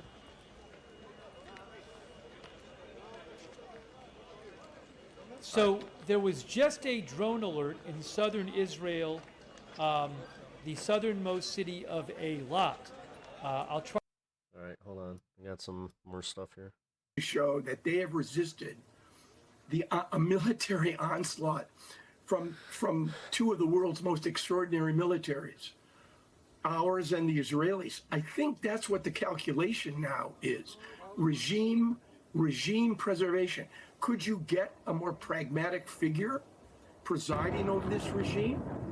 Sure. Aaron, I just want to break in for a moment because we're looking at live pictures in the air over Tel Aviv, and obviously, as many people know or maybe don't know, there is an Iron Dome that Israel uses as its missile defense system, and we're seeing it working now. But in some places, an instant by for me, I would appreciate it because I do want to bring in NBC News military analyst Colonel Steve Warren to talk more about the images that we're seeing in Israel right now. Colonel, if you would walk us through kind of how this Iron Dome works for Israel and the times in which it doesn't, because I think that is what we're seeing on our screens right now. That's right. The Israeli air defense system really has three layers. The one we hear most about is called the Iron Dome. That's their most close-in layer. I've seen it in action. It's often used for sort of the least sophisticated missiles that come in from Hezbollah or even Hamas. The next two layers are David's Sling and the Arrow system, and these are increasingly more sophisticated systems that can shoot down increasingly sophisticated missiles that come in. So we're not sure what was used on this inbound missile, but it certainly appears that this one came through. In the military, when we're talking about air defense, we often talk. Yeah, that we use that was the same one we watched happen live, but that was a phrase called leakers. In other words, something leaked through our defense. I didn't realize system. it hit like that. And that I thought it was because the way that we saw it, it looked like it got hit, and then part of it went down. That's what this appears. That looks like that was a direct strike. To be impossible to know for sure until we see what actually happened on the ground. But the speed, trajectory, and impact of this that we're seeing on TV now appears to be what we would classify as a leaker. So something that just got through either. Yeah, and this is the aftermath that the Israelis of that. Fired to try to knock down this inbound missile, just missed. It could be that the Iranians fired That's what I thought. multiple Yeah. missiles in. Yeah, and the shit. Israelis weren't able to fire enough back to eliminate them all. Many possible things that can lead to a leaker. We thank you for watching, and remember, stay updated on breaking news and top stories on the NBC News app or watch live on our YouTube channel. We're following all the angles of the story. I want to bring in CBS News contributor and retired Army Lieutenant General. I've literally hit the gamut of news coverage. I have hit left wing, right wing, center, all of it. H.R. McMaster, who call me ground news in this bitch. you might remember, served as one of the national security advisors to President Trump during his first administration. I do use ground news, by the HR, way. it's always good to see you. I appreciate your perspective as always. Break down what this is and what it may lead toward. Hey, Major, it's great to be with you. I think what's really important is to understand the context. Really, you could say that the Islamic Republic of Iran has been fighting a proxy war against the United States for the past 47 years of its existence. And what you really saw until the Trump 1 administration was every U.S. president made an attempt at conciliation, bring Iran in from the cold. Maybe if they integrate economically, the Ayatollah's heart will grow 2 sizes bigger, and they'll stop their aggression against, the great Satan, the United States is how they call us, and the cancerous. You've been awake since 12 last night. I appreciate the coverage. Thank you, man. I appreciate that. Israel. Sorry. And their Arab neighbors. And I think what you've seen with too much of a stoner sometimes. Trump won when he made the decision to kill Qasem Soleimani, who was in the midst of organizing attacks against U.S. facilities in the region. This is in January of 2020.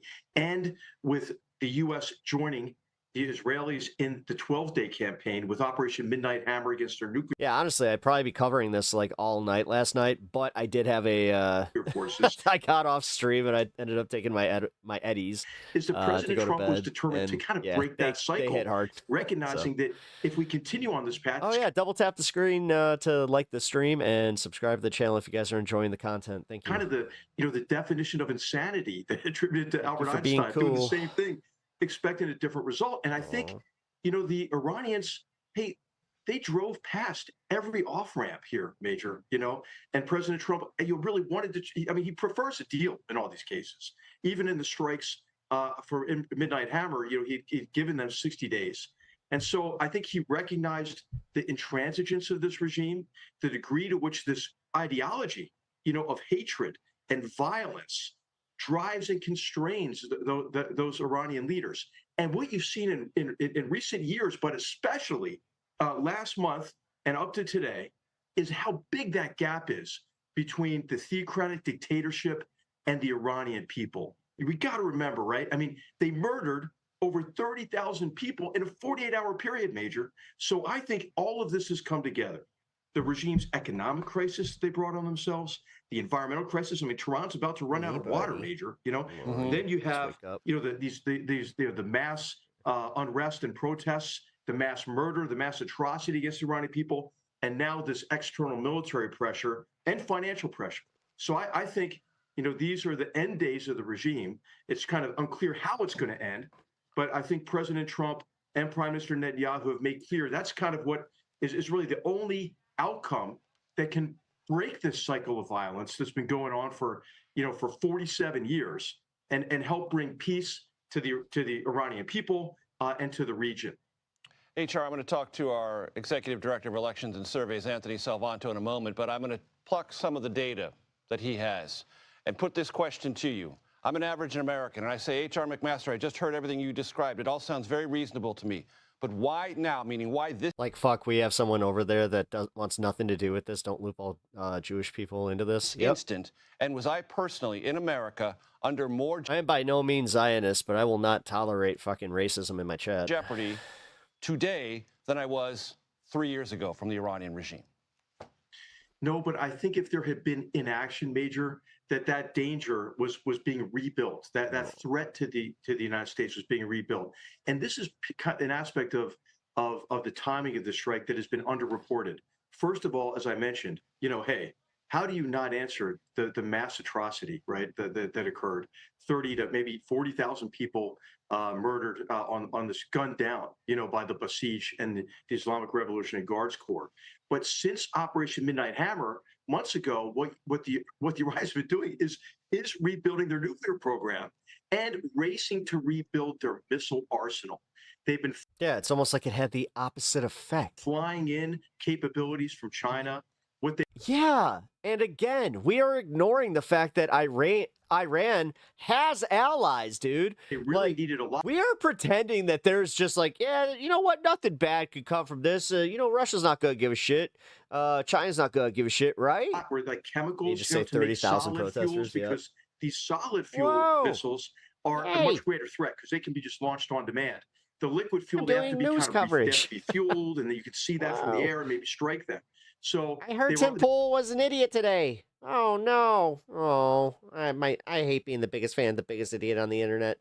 Well, at least I got this idiot. They were racing to rebuild their solid fuel missile capabilities. They're racing to build a lot of their other long-range capabilities. They had entered in to discussions to get supersonic shore-to-ship missiles from the Chinese, for example, and the Russians. Yeah, China already said they have Iran's back. Yeah, sending them attack helicopters and armored personnel. Again, nobody's talking about that. You know what that's for? You know what else China has? Our debt. That's to commit a lot of our bonds. The next round of mass murder against their own people. If the Strait of Hormuz does remain closed, they also have another shipping lane that we can't access. So it is not as if the Iranian regime had become docile.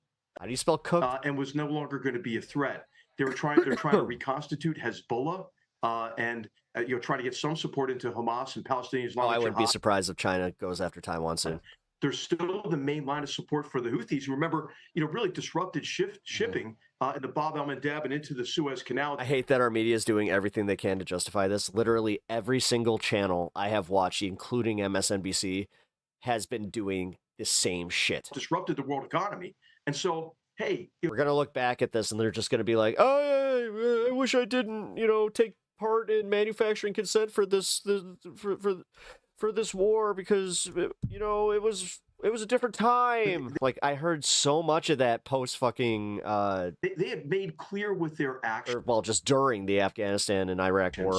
What they did to their own people, what they're doing in the region, that they remained a threat, Major. And this was a window of opportunity to act. And you think they will retaliate? President Trump he gave him a shot. He gave him a shot at an offering, H.R. McMaster, I want to share with you. No, they're not. Video. No, they're not owned by Trump. They're owned by Ellison, who he's a billionaire, but yeah, no, stop with that shit. Just because they are in the pocket of the administration doesn't actually mean they're owned by Trump. And also, CNN has not even been bought yet, okay? They have to go through all these fucking hurdles. They're not going to start shifting the programming right now because there is no guarantee that this is actually going to clear the regulatory hurdles because somebody's bringing up an antitrust suit against them. Which, you know what? About fucking time. Central Command has just released of missile strikes in Iran. Let's play. Do I think it's going to have make an impact? No, I do think that they're going to end up getting through it and the administration's going to push it through, but it's going to take a few months. That, and can you see that, HR, as I'm seeing it and as our audience is seeing it? I can, yes. Okay. War porn. This is. God damn it. This is literally, this is Iraq 2.0. This is, dude, seriously, I got as I just mentioned, released just now. Oh, got the jets. Got to show the jets. Various U.S. military personnel. Shipboard missiles. Obviously, aircraft flying off the decks of aircraft carriers in the region and other kinetic strikes. HR, anything you are seeing that you want to add context or information about? Well, I think what's really important here is the degree to which U.S. forces, and now combined with Israeli forces, have the capability to achieve such a high degree of simultaneity of strikes across multiple target arrays. So we've been discussing it here. You've been discussing it here on CBS for the last hour. So that those involve some of the regime targets, which we're trying to assess. What the damage was there to essentially decapitate the regime. Go after the arms of repression to create more space for the people, the Iranian people, to determine their own fate. But then what you saw and what I think was anticipated were strikes against anything that the Iranians could use to retaliate against us. So these are the strikes against the missile launchers, those solid fuel missiles, those liquid fuel missiles, the missile launchers themselves, obviously. I think there was a very sophisticated operation that came from multiple domains, land, sea, air, against those launchers. And then you had other targets like the Islamic Revolutionary. I can't do this. I just got up and I'm going to take a hit. Or Navy, because that could be used, maybe to lay mines in the Straits of Hormuz. I mean, unfortunately, this is the reality we live in. So anything, any kind of arrow, that the Iranians have in their quiver, gotta go to bed. Johnny boy, thanks for hanging. Those first strikes went after those, and I don't think there's not any other force on the planet that could do this. It shows a very high degree of professionalism in our joint force, in the Israeli Defense Forces. Again, the idea that we did this, you do understand. Oh my God.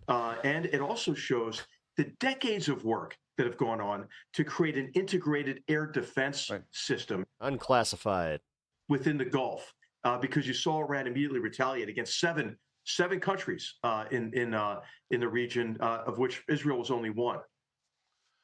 H.R. McMaster, I appreciate the time, sir, as always. Thank you. Hey, great to be with you, Major. Our focus this hour is the Middle East, where there are growing fears of a wider war.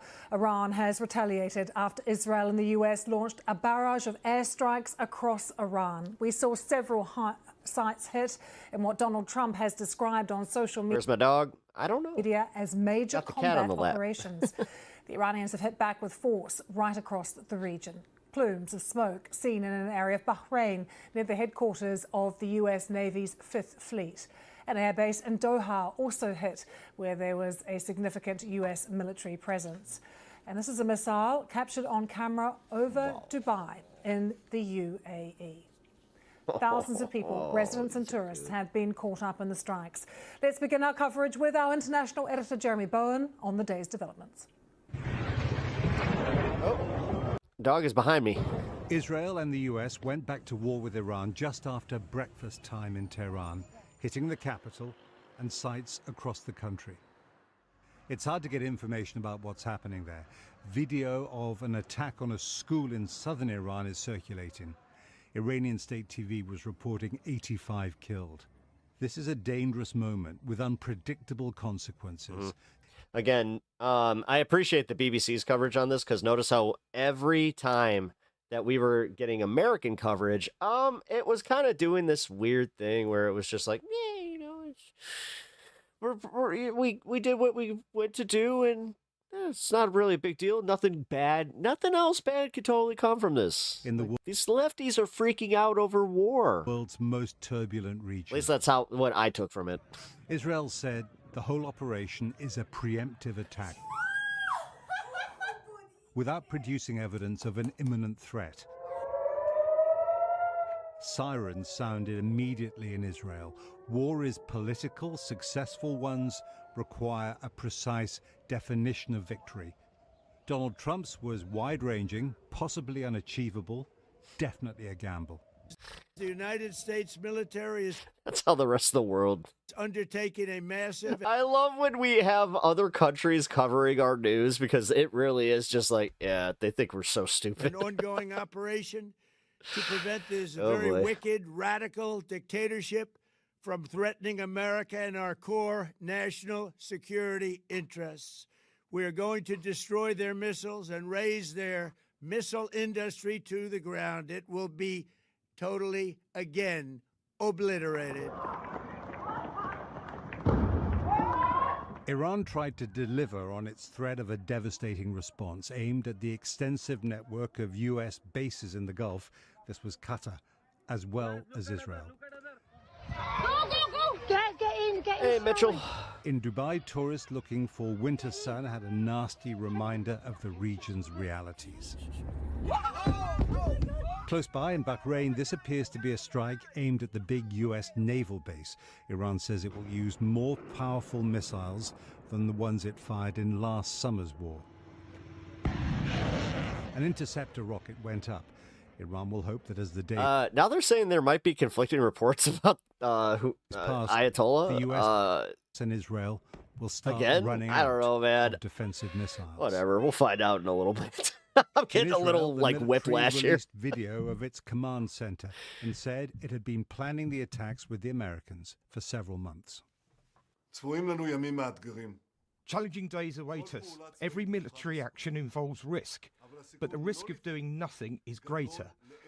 Because if we do not act, we will get a nuclear Iran, an Iran with tens of thousands of ballistic missiles.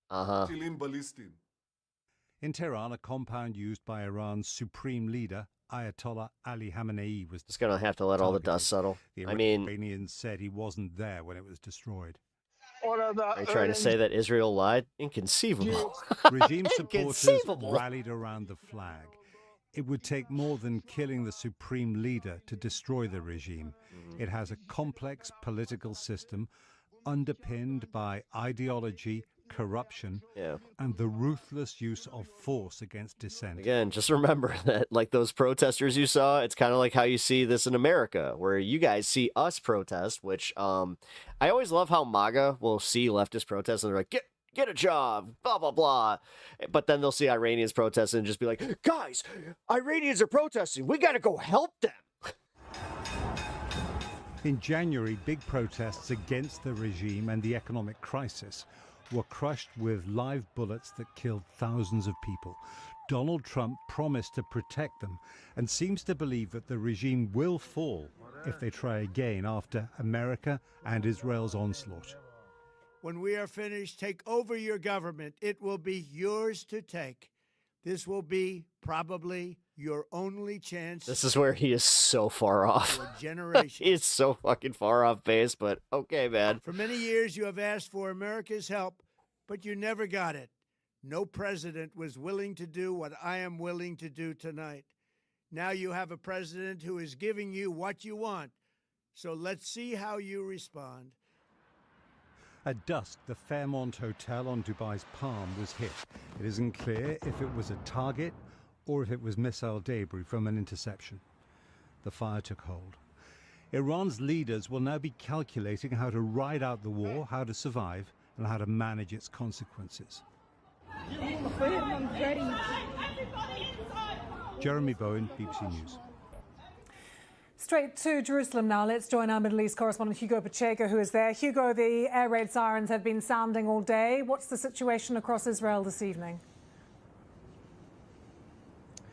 Yeah, Lucy, so about an hour ago, we heard loud explosions. You called it, Pep, right as you said it. From the sky, and again, an indication that air defenses had been activated. And this has been the situation throughout the day across Israel with multiple air Yes, I did.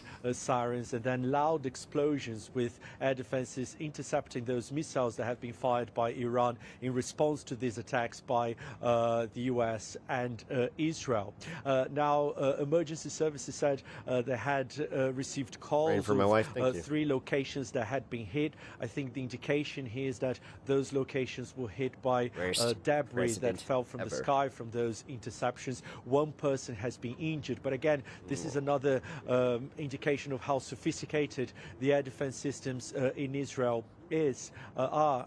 And I was here in Israel last year during the 12-day war, and it was a war in which the Israeli military managed to intercept the vast majority of the missiles that had been launched by Iran during the conflict, a mission that was celebrated as a success by the Israeli military. He looks small, but now, he's at not. the end of the Jewish 12-pound cat. Shabbat, the Prime Minister's office released a picture of the Israeli Prime Minister Benjamin Netanyahu on a phone call with the US President Donald Trump. And I think the message here is to show that this is a coordinated campaign between who takes the power. It's not going to be the people. American. Again, the way that I just described that is realistically how the Trump administration is kind of approaching this, where they're just like, you know what, go out. So those people you just saw protesting, are they the ones that are going to go take over the government? Or is it going to be the same fucking regime because they were the ones who controlled the military? Like,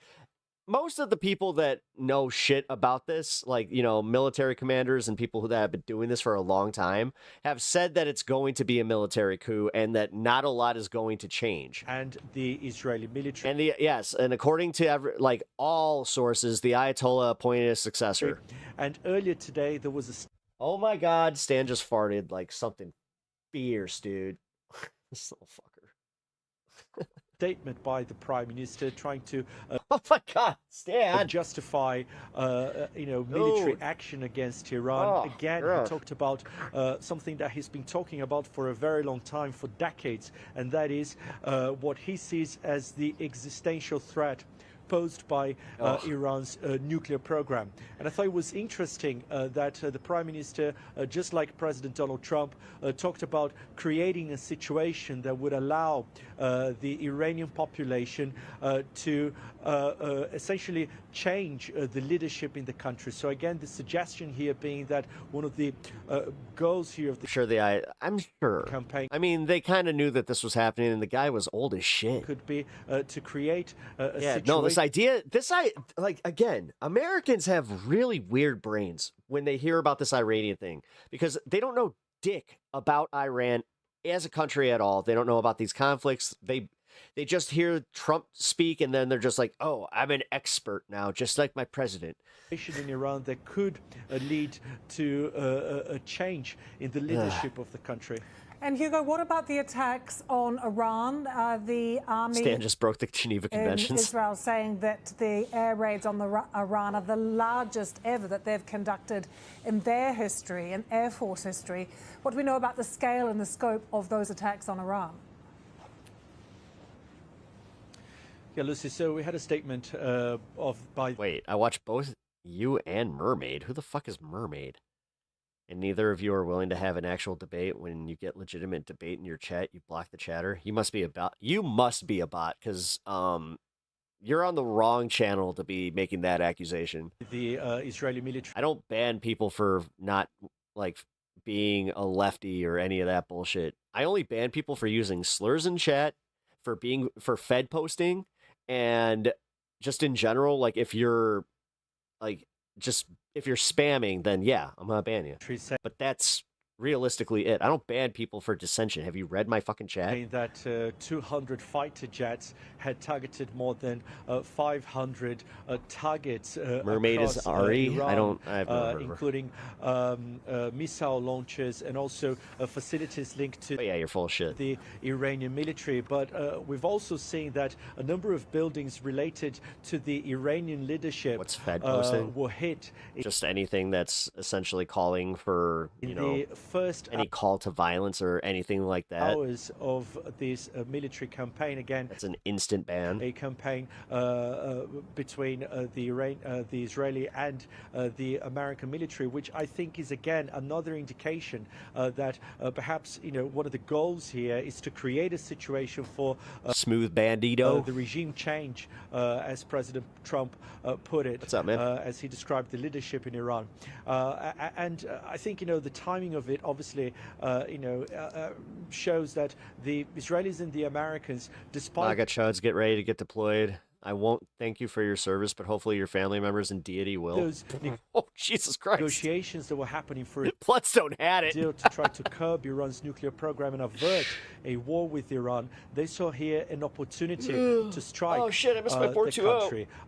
They see the leadership in Iran in a very weak position, not only because of what happened last year during the 12-day war, in which nuclear facilities, but also military installations, military capabilities in Iran were significantly damaged, but also because of the protests that happened earlier this year, those huge-scale nationwide protests that were brutally repressed by the Iranian authorities. But again, a crisis of legitimacy here inside Iran, now. Also a huge economic crisis in the country. There's nothing worse than when you have a cat that's just like, it makes itself comfortable on you and you're just like, I really want to move. But kitty. That has led to huge discontent. So perhaps they Shah's son has a 0% chance of taking Iran. President Trump mentioned in his video earlier today when he... No, it was really funny because somebody was just like, yeah, I heard that Jared Kushner actually might be installed as a new leader. I was like, he urged the Iranian public to take over that point, go for it. And he described this and that as giant meteor, a do your opportunity in generations for the Iranian population. Hugo, thanks so much. Well, Iran launching those attacks throughout the Middle East. Let's show you this photo we've received from an eyewitness. And what you can see here is a plume of smoke. This is near the Fairmont, the Palm Hotel in Dubai. Iranian state media reporting as well that an attack has been launched on Dubai. It's not clear exactly what Iran is targeting, but there is a U.S. military presence in the country. No, I don't. The UAE Ministry of Defense has said it has intercepted a new wave of missiles and drones as well. That's according to reports from the Emirates news agency, cited as well by Reuters. We do have blurry images of a plume of black smoke seen in Dubai. And we have these pictures of strikes as well that we've been getting. They have been shared with us from a British tourist, Luke Leslie, who is in Dubai at the moment. Let's take you to my colleague Barbara Pledasher, who joins us now from Doha in Qatar. Barbara, how have Gulf states been targeted today? Again, America is like American media, not focusing on this. They have been getting hit by missiles since shortly after the Israeli and U.S. airstrikes began. And by and large, the Gulf countries have said that they've intercepted the missiles, shot most of them down, but some of the very striking exceptions you've already mentioned there, the Fairmont Hotel being one of them. The image of that hotel, that luxury hotel in that sort of very high-end neighborhood in the archipelago there that has many luxury hotels burning, I think is quite jarring and shocking to many people. You also have a residential building in Bahrain that has been hit, apparently by a drone. Also, the international airport in Kuwait, again, struck by a drone. The authorities there said not much damage, a few injuries, but it is quite an event to have. Got a good diesel strain right now. Your airport hit by a missile or a drone, given the significance of air safety. So you've got the Gulf countries having prepared or having been warned ahead of time by the Iranians that they would strike U.S. military bases that are scattered throughout the region. There's 13 of them. One of the reasons why they have been firing missiles here to Qatar and also UAE and Bahrain, the Navy base there, and Kuwait. But it seems that there are other areas, civilian areas, that are being hit either because of shrapnel from missiles being struck down, or you've got these drones, reports of drone attacks. So it is a very unstable time for the Gulf, even though they have been expecting something like this for some time. Barbara, just while we're talking, we do have some live pictures coming to us from Iraq. Earlier, we did see Baghdad, the government there, denouncing these strikes on Iran, warning against involving Iraq in any way.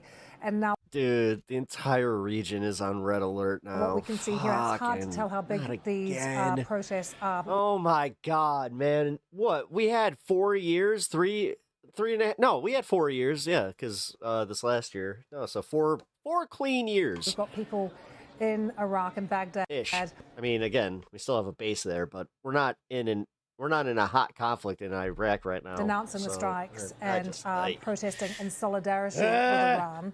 But where you are, the Gulf states have worked so hard to prevent this exact thing from happening today. So what kind of position are they in now? They're condemning the attacks, but how do you think they're now going to respond?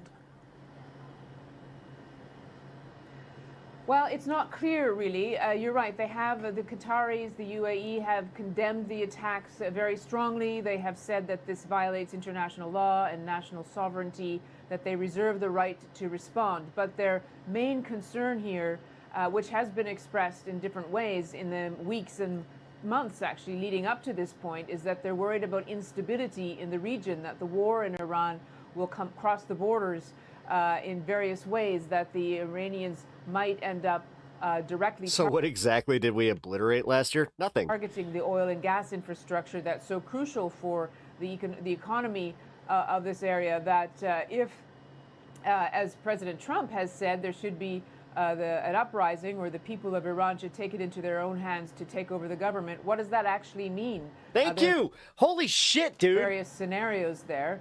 But the concern, I think, I'm so glad that the BBC is at least being serious about this, like not just being like, well, that's an interesting question there, Cheryl. And you know what? I think that Donald Trump, he's just going to figure it out, and we just got to trust in him. Again, about instability, whether there might be infighting. Is that a Lego Darth Maul? Yes, it is. War, refugees. Built by my wife. Weapons flowing across borders. They've seen that sort of That was one of my Christmas presents. Scenario in Iraq and Syria. So they have been very concerned, working very, very hard. That was cool, to try to prevent this. It's also really cool because technically you can make it into Darth Vader as well.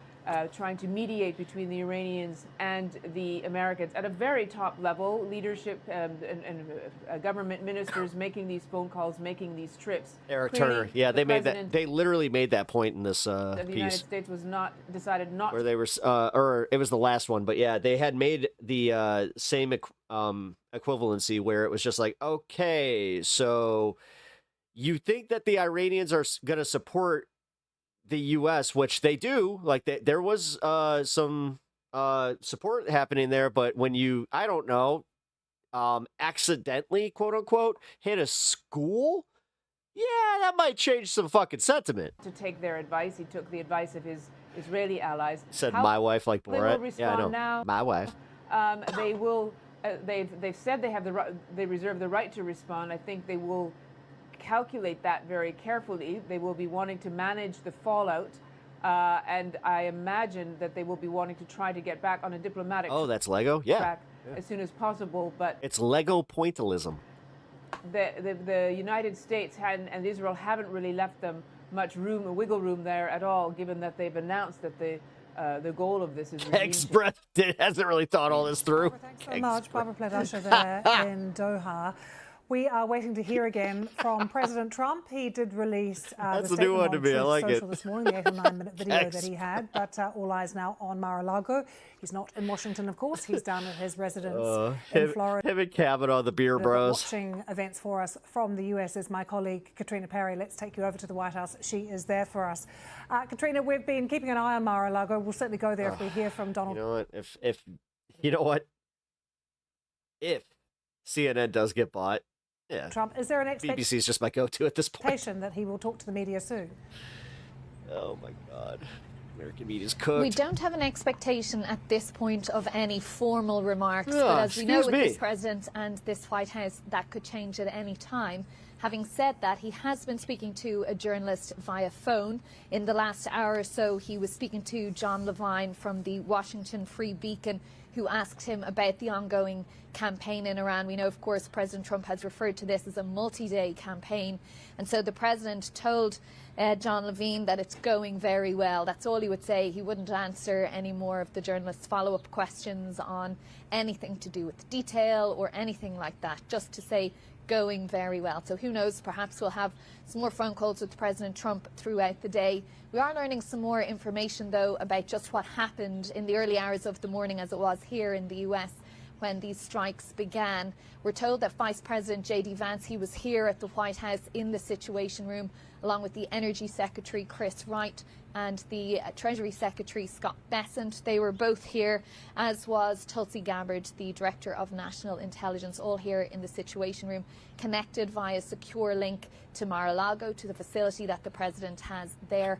And that He's ISDNing a fucking international conflict? What the fuck?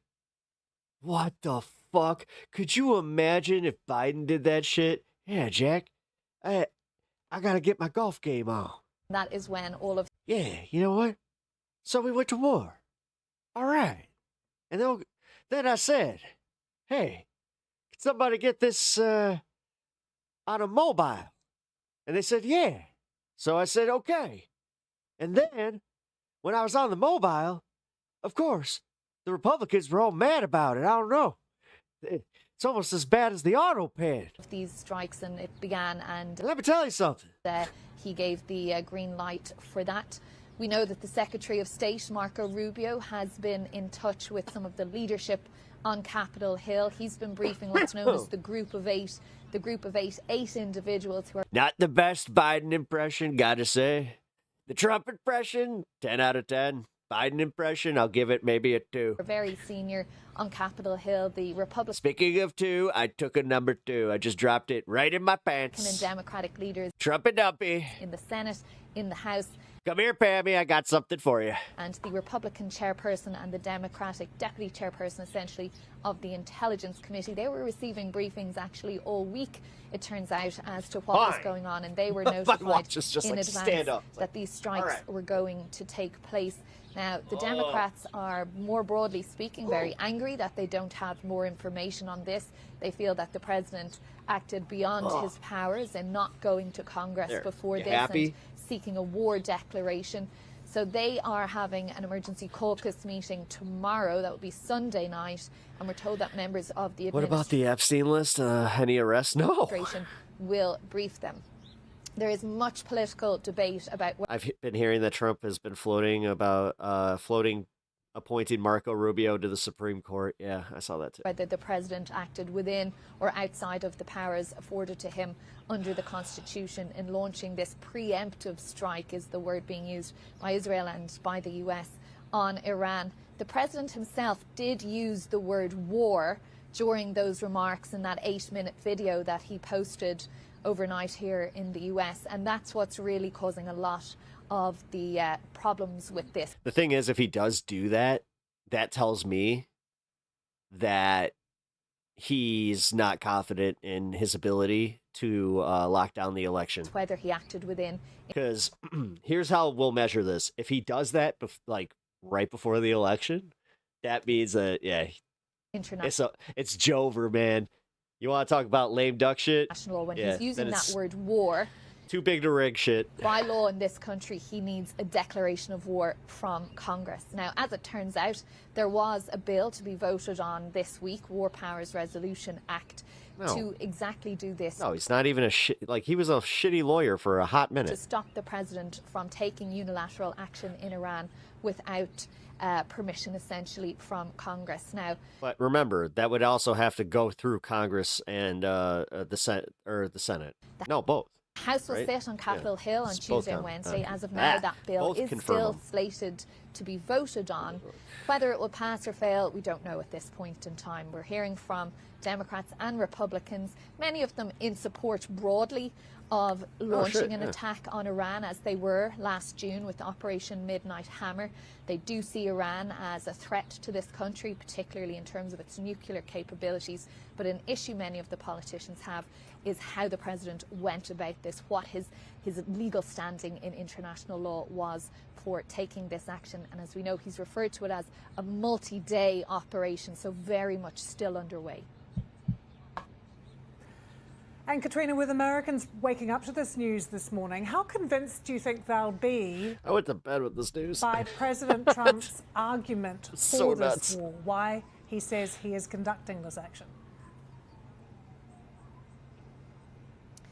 Well, I expect we'll see a lot of polling on that in the coming days, and the polling that we've seen in the last few weeks, as this has been very much on the radar, of course, for well over a month at this point, is that the nation is broadly split on this. They feel very strongly when it comes to deploying the US military, the men and women of the military, to other parts of the world and putting them in danger. It is something that this administration swore not to do on the campaign trail in President Trump's inaugural address, and indeed we hear that many times from many members of the administration, not least the Defence Secretary or War Secretary Pete Hegseth. So a lot of questions as to how dangerous a situation this is for the members of the US military. All right, the UN is doing their thing where they're saying that Khomeini's dead. So again, going back to that video that the president posted, can we just get a simple confirmation? Did reference in great detail. I am dead serious about this. I have nothing at stake in this guy being alive or gone.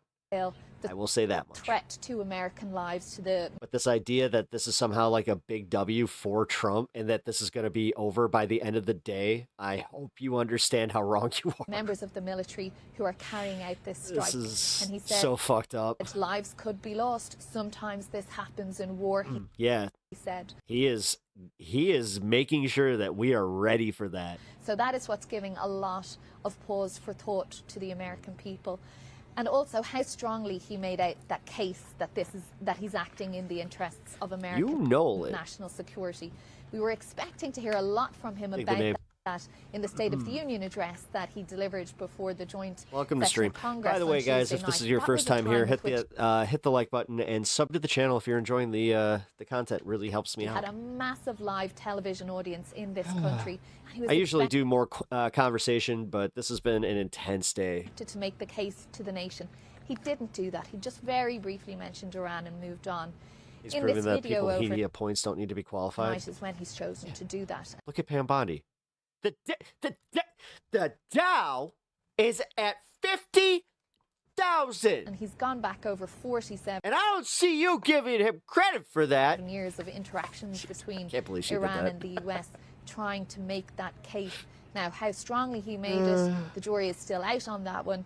And as you say, billionaires care about MAGA? Still, I mean... No, they don't give a shit about MAGA. They give a shit about taking your money. And it's just 1:20 here.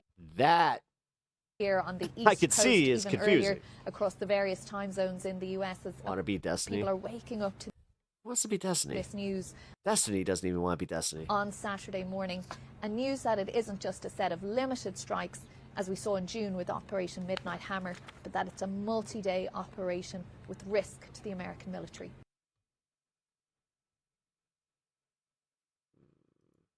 Live from Tel Aviv, I'm Clive Myrie on the day that Israel and America attacked Iran. Strikes in Tehran and right across the country. The Iranian Red Crescent says more than 200 people are dead, with more blasts reported this evening. Jesus. What the fuck? Jesus. Oh my god, dude, this really is just like it takes you right back to like I know I've said this a lot, but like 2003, Iranians hit fucking back, CNN coverage, Operation Iraqi Freedom, retaliating with a series of strikes across the region, also hitting Bahrain. Why are there so many bots in this chat? I don't know. Thousands are now caught. I have no control over that. This is the shorts feed, and I've been talking to other creators about it. They think that it's just YouTube shorts. Up in the violence, including tourists across the Middle East. I appreciate you watching the vertical stream and having a was good the time. scene in Dubai a little earlier. Some of y'all have been here for a minute. Really appreciate on the that. Palm Hotel. And these are live pictures from here in Tel Aviv, where a state of emergency has been declared across Israel. Prime Minister Benjamin Netanyahu says there are signs the What is with the fucking music?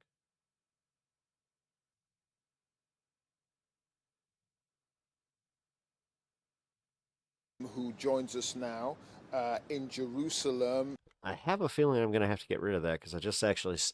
wow, I haven't had one of those in a minute. Hugo, first it's got a little warning about that. of all, we know that this is what the Israelis are saying when it comes to the supreme leader. Are you hearing any more on that? Yeah, Clive. So minutes ago, we had a statement from the Israeli Prime Minister Benjamin Netanyahu, who went on television to say that the plan to destroy Israel is gone, and that there are growing signs that the Ayatollah Ali Khamenei is also gone. And after how? Like, it wasn't just one guy's ideology. How? This statement, was he fucking Goku? We've seen multiple reports in Israeli media quoting an Israeli official as saying that the supreme leader of that doesn't happen unless you have, support. Iran, Ayatollah Ali Khamenei, is dead. Now hardly surprising after the poor girls' school was blown up earlier by U.S. Israeli bombs earlier. Don't have Kelly Pepper the confirmation of that official confirmation. Hello, Kelly. I like your last name. There hasn't been any kind of official statement by the Israeli authorities, but it does. I'm just like, I don't have a cousin Kelly. Seem that the Israeli authorities at this hour are very confident that the supreme leader of If you Iran, haven't figured it out, that is also my last name. Has been killed on this day, the day that marked this military operation. Welcome to the show. Of the U.S. Pep Talks is definitely a place Israel, for you. Targeting sites across Iran, and obviously one of those sites hit You're a pepper was the too. compound You are. used by the supreme leader in the capital, Tehran. So Say coming that. just moments after the Israeli Prime Minister Benjamin Netanyahu went on Israeli television to address the nation, and again he called on the people of Iran to seize this opportunity to change the leadership in the country. So if a regime change, if you like, is not the main objective of one of the goals of this operation, is obviously the desire here of the Israeli Prime Minister and also of President Trump, who had a similar message earlier today, right after the beginning of this operation. Yeah, guys, they're locking down any content that that's talking about that specifically for some reason it's the Israeli angle. So yeah, if you guys can support the show just by hitting the like and subscribe, that I really, really appreciate that. And you guys can also donate through super chats because I am not able to monetize this stream because of that. We know that was the initial aim, Hugo, of... Now I understand what Breaking Points is going through. I get it now. Holy shit, dude. The Israelis with that attack this morning, conducted... That's fucking wild. That just really hit me. Understand in daylight hours because that is when perhaps the Iranian leadership might have felt that they were safer. That is censorship. If that is the case, is there a sense then that perhaps the Israelis have concluded their particular mission when it comes to Iran, and that perhaps it's the Americans who will be doing much more of the strikes as we go forward?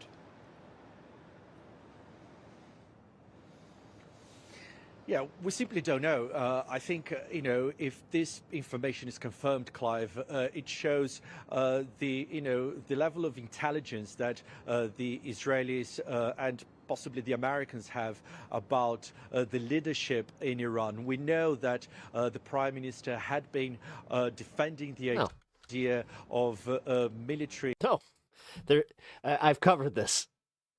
Just because we don't support going to war doesn't mean that we automatically support the opposition not the opposition, but the leaders of Iran.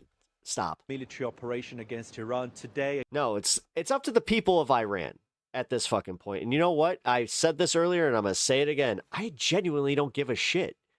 I didn't give a shit before this. I just don't want America. I don't want America involved, which here we are wasting billions of dollars again. Again, he talked about what he described as the existential threat posed by Iran's nuclear program, something that the Prime Minister has been talking about for decades when describing the leadership in Iran, in particular the country's nuclear program. There were negotiations happening between the Iranians and the Americans. We still don't know whether the Americans were engaged. The War Powers Act, and then we had Article 2. But this doesn't fall within Article 2 because of the fact that Israel was the point man on this. Goal to achieve a deal to curb Iran's nuclear ambitions. But at the same time, the Prime Minister, most recently has also been talking about the threat posed by Iran's ballistic missiles.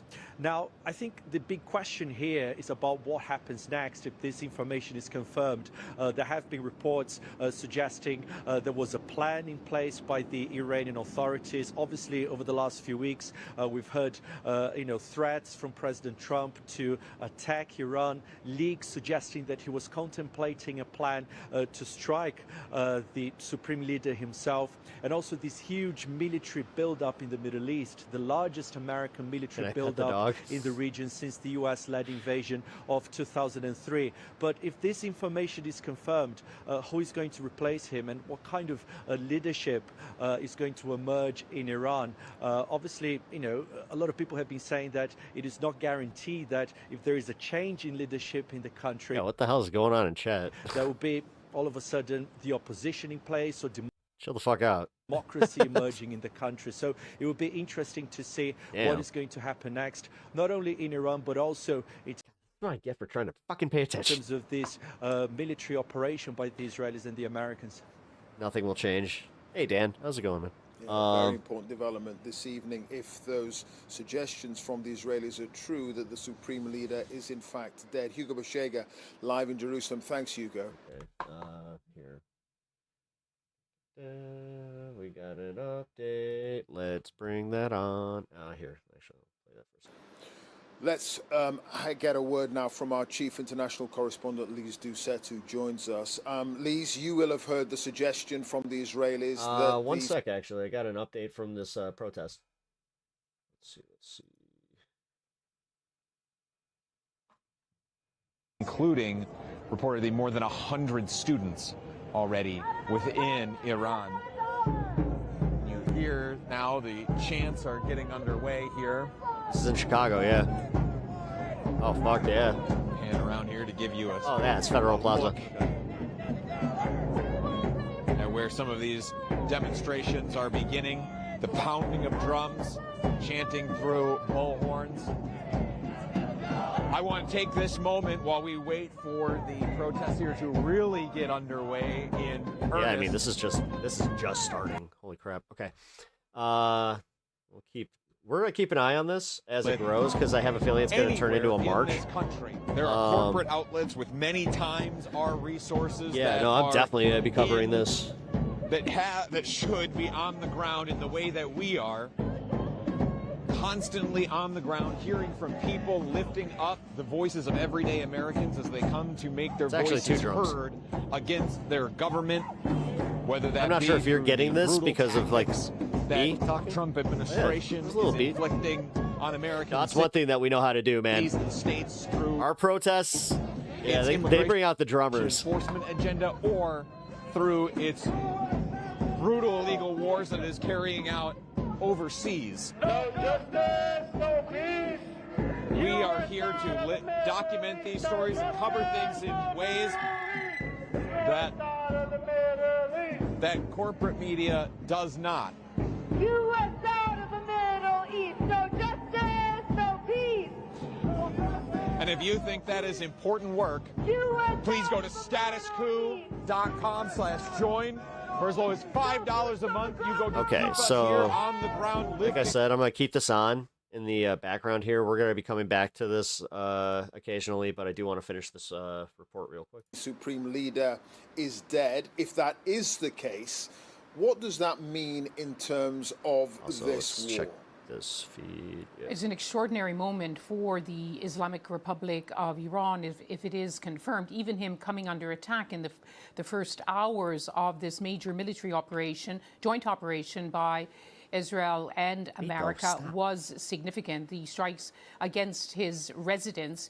But if it is confirmed that he is dead, they have been preparing for this. We've had many reports from Tehran, especially after the 12-day war last year, where on the first night, June 13th, the Israelis were able to kill at least 9 nuclear scientists, assassinated security chiefs, and made it clear that the Ayatollah was in their sights.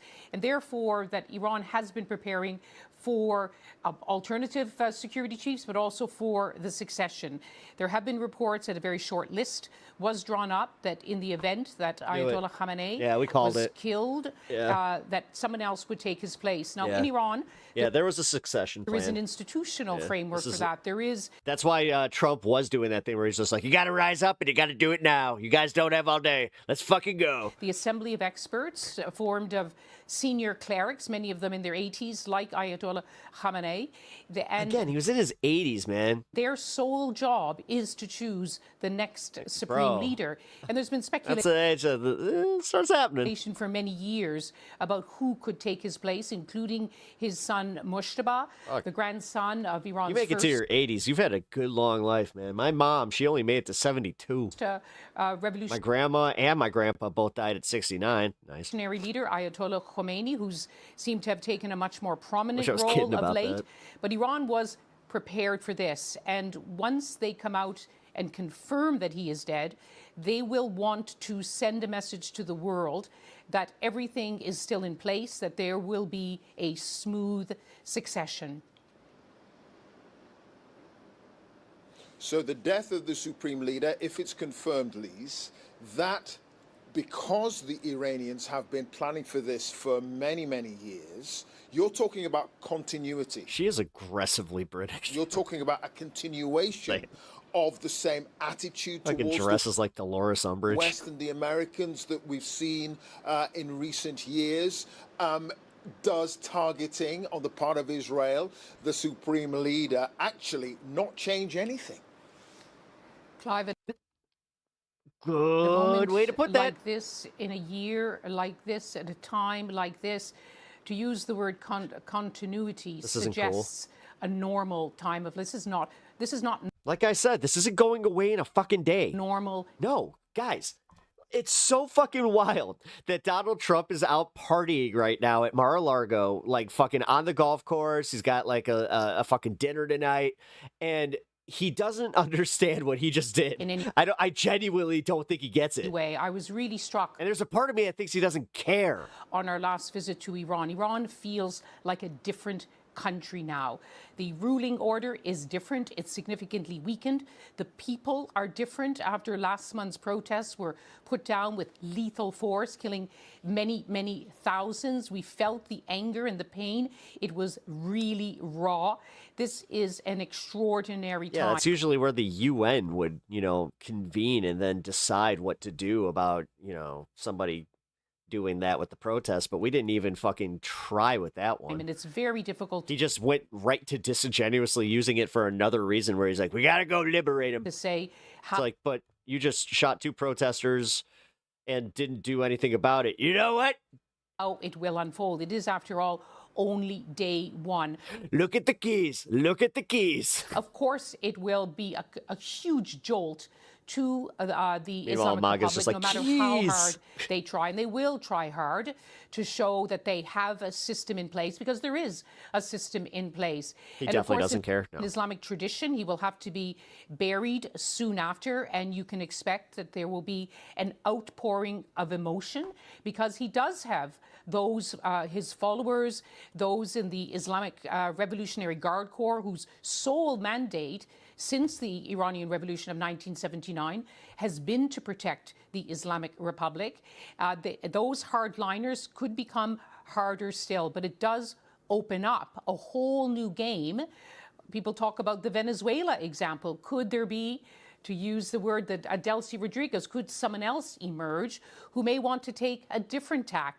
Whatever it is, their main objective, as it was the main objective of Ayatollah Narcissists only tend to think about themselves. Yep. Khamenei, the red line is the survival of the regime, the survival of the Islamic Republic. Individuals can come and go, but what they want to preserve is their power, their control, their presence at the helm of the Islamic Republic of Iran. But all bets are off, given the way. The thing is, how do we still have no idea? Like, this is where I think that there's a major lapse in intelligence that we are not addressing, because we don't have an idea of who his successors would even be. They apparently kept that so close to the chest that it's just like, oh, could be any of them. Way this.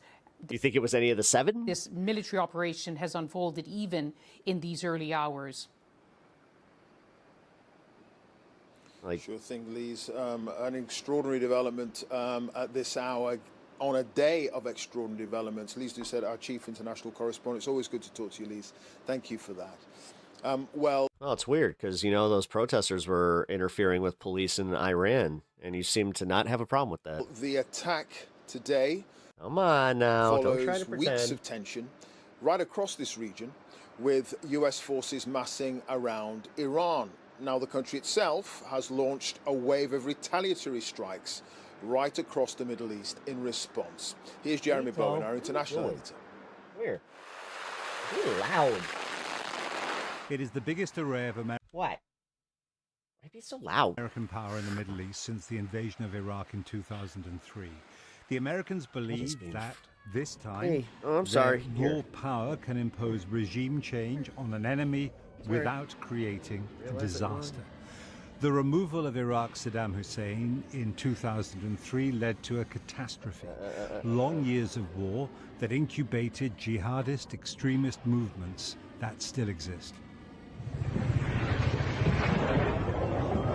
Israel and the US went back to war with Iran just after breakfast time in Tehran, hitting the capital and sites across the country. Oh my God.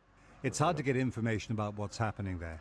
Video of an attack on a school in southern Iran is circulating. Iranian state TV was reporting 85 killed. This is a dangerous moment with unpredictable consequences in the world's most turbulent region. Israel said the whole operation is a preemptive attack. Okay, without producing evidence.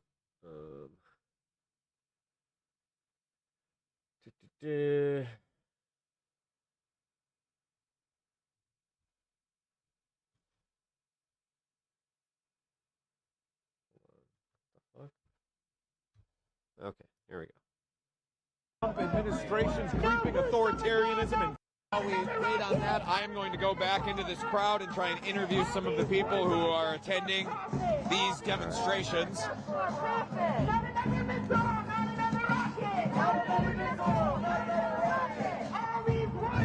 Pardon me, folks, I'm a reporter. Would you mind if I interviewed you about what you're doing out here today? Like the message you wanted to deliver? That's all right. What am I out here for? Status Coup, we're an online independent progressive outlet. We also report in Status Coup News. We're an independent progressive outlet. We also report in conjunction with the Midas Touch Network.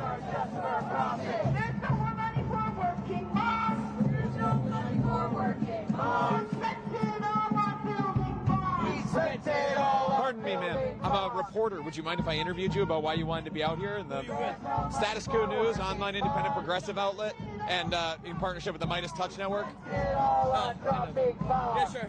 Sure? Yeah. What's your name? Cameron Landon. Cameron? Nice to meet you. I'm JT. Here, I'll have you just clip that to yourself real quick. Stop antagonizing the dog. How do I put this on the Yep, just like that.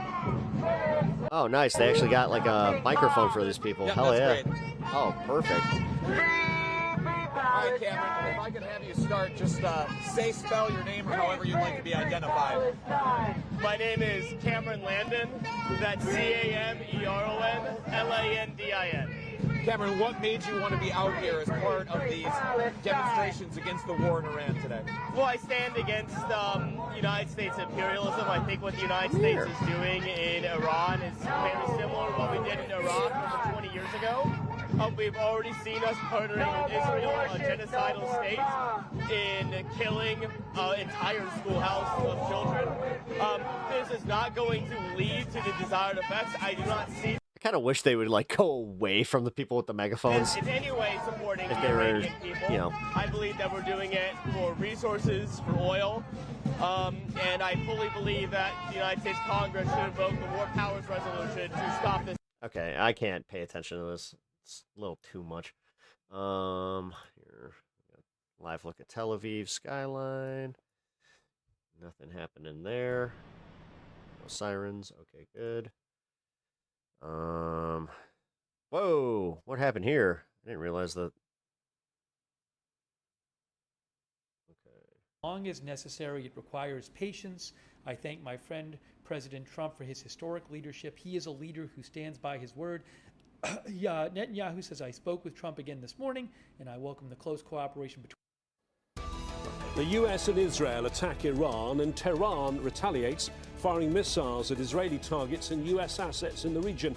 It follows a massive military build-up by Washington and indirect talks between the US and Iran over its nuclear program. So how dangerous is the situation? This is Inside Story. Oh, okay. Didn't realize that was the whole thing. Give me one sec. Stop. Evidence of an imminent threat. Stop. Sirens sounded immediately in Israel. War is political, and this is a war of choice aimed at changing the regime in Iran. Today, in a very powerful surprise attack, we managed to destroy the compound of the tyrant Khamenei. For 3.5 decades, this brutal and cruel tyrant. You using the term tyrant, man. Who fought the entire world and made its own people miserable, was constantly trying to eradicate Israel. This plan no longer exists, and all indications show that this tyrant is no longer with us as well. Satellite images show the destruction of the compound used by Iran's supreme leader, Ayatollah Ali Khamenei. The Iranians say he wasn't there when it was destroyed. Iran tried to deliver on its threat of a devastating response aimed at the extensive network of US bases in the Gulf. This was Qatar, as well as Israel. Go, go, go! Get inside. In Dubai, tourists looking for winter sun had enough. You've never heard of the British broadcast channel? What? A reminder of the region's realities. Close by in Bahrain, this appears to be a strike aimed at the big US naval base. Iran says it will use more powerful missiles than the ones it fired in last summer's war. An interceptor rocket went up. Iran will hope that as the days pass, the US and Israel will start running out of. S. Morgan, the problem is, how? How? The people are not, like, so Trump just said, go take your country back. Who's doing that? Defensive missiles. All this did was just destabilize it. In Tehran. And if anything, it actually gave them the ability to put somebody else that could possibly be worse into power. Regime supporters rallied around the flag. It would take more than killing the supreme leader to destroy the regime. Yeah. It has a complex... I know that this is, again, like, he's about to say a complex idea, right? Political system under... Oh, no, complex political system, but all right, it's a complex idea to get behind. Pinned by ideology, corruption, and... Wait another C. Yeah, it's literally the same thing as what happened in Venezuela. It was like, oh, we're going to put our own people in. No, we're not. Turns out to be the same exact fucking regime that was there, just minus Maduro. Ruthless use of force against dissent. No, BBC is actually like, it's technically state media. January. But it's only because it's essentially like PBS. Big protests against the regime and the economic If we actually crisis funded PBS. Were crushed with live bullets that killed thousands of people. Donald Trump promised to protect them and seems to believe that the regime will fall if they try again after America and Israel's onslaught. When we are finished, take over your government. It will be yours to take. This will be probably your only chance for generations. For many years, you have asked for America's help, but you never got it. No president was willing to do what I am willing to do tonight. Now you have a president who is giving you what you want. Oh, my God. So let's see how you respond. At dusk, the Fairmont Hotel on Dubai's Palm was hit. It isn't clear if it was targeted or if this was caused by missile debris from an interception. The fire took hold. And this was Bahrain. More devastation. Iran has a big arsenal of accurate short-range missiles. Iran's leaders will now be calculating how to ride out the war, how to survive, and how to manage its consequences. Yeah, and I don't think that we're going to know, like, their whole plan thing. You know, they're not exactly like the Trump administration where they just broadcast what they're going to do. Jeremy Bowen, BBC News. Like, you do understand that they were ready for this, and this is also why I'm still skeptical until we, like, get full-blown reports from, like, Iran themselves just saying, oh, here's our new leader. Some of those like, there's a chance that this dude could just show up. Missiles fired by Israel hit the presidential palace, and as we've been hearing, there were strikes around the supreme leader's compound, and the suggestion is from the Israelis that he is now dead. Iranian media is reporting that at least 53 people have been killed in the city of Minab in the south of the country too. Now, Baran Abbasi from the BBC's I don't think he is. Persian service has a report. Again, until Iran comes out and, like, for you, a warning. Actually starts doing, like, the, oh, no, ding dong, you know. Panic on the streets of Tehran around 9:40 a.m. Dude, NPR is literally, like, just public broadcasting. You can't get any more milquetoast than NPR. Working day in Iran. Jesus Christ. When loud explosions. Okay, anything that you really are the living embodiment of anything I don't like is woke. Were heard across the country. War has started near our office down in Palestine Street. All the buildings were shaking. The streets are full of terrified people. People just blame the world on being so lonely and fucking just miserable. And never try to grow. They never try to be actual, like, people that you would want to be around. They just turn into this. At the same time, a sense of relief for some. A woman cries out in joy, says the Supreme Leader's office was hit. And at this school, teenagers celebrate. Just remember, what you guys are celebrating is something that, you know. In early January, shocking pictures were shared with the world of thousands of people killed when government forces opened fire on protesters calling for regime change. The brutality left many believing only military intervention could topple the regime.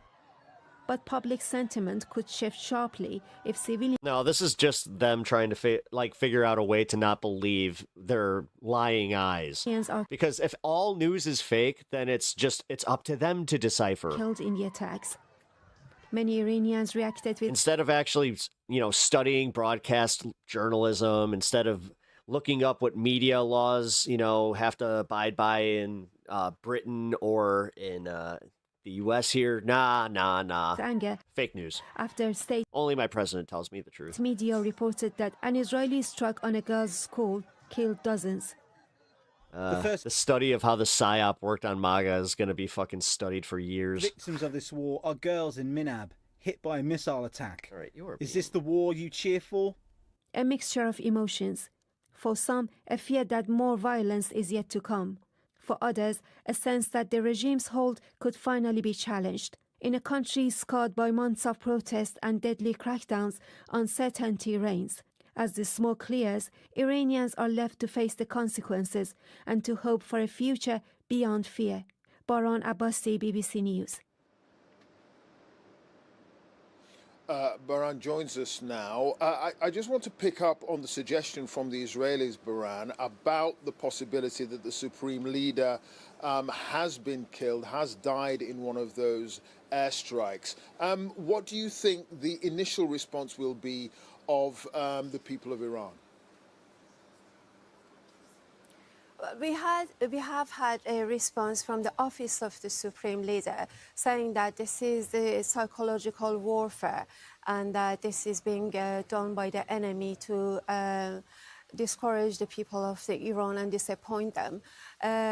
So this is the latest that we are getting, but the satellite pictures that we saw from That makes sense, but at the same time, with the whole media lockdown, again, why we're not getting any reports from Iran. the compound of the leader earlier, it showed significant damage. And a few hours earlier, State TV has said that they will actually broadcast a statement, a video statement by the Supreme Leader, but it never came. So we haven't had any confirmation that he's Can I ask you a question of you? Did you vote for Trump? No. alive, but his office is Not saying once. that reports about him being killed I'm is also not too jazzed about the Democrats. psychological warfare.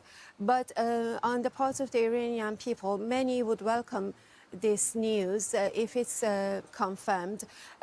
He was ruling Iran with an iron fist for over 3 decades. He was the longest ruling Again, that's what Trump wants for himself. He wants to be 100 years old, just... leader of Iran after the former Shah Fake news. Mohammad Reza Shah Pahlavi, and he was the longest ruling head of state in the Middle East, and his reign was This is the way peace is made? What? marked Rainy girl. by repeated Girly pop.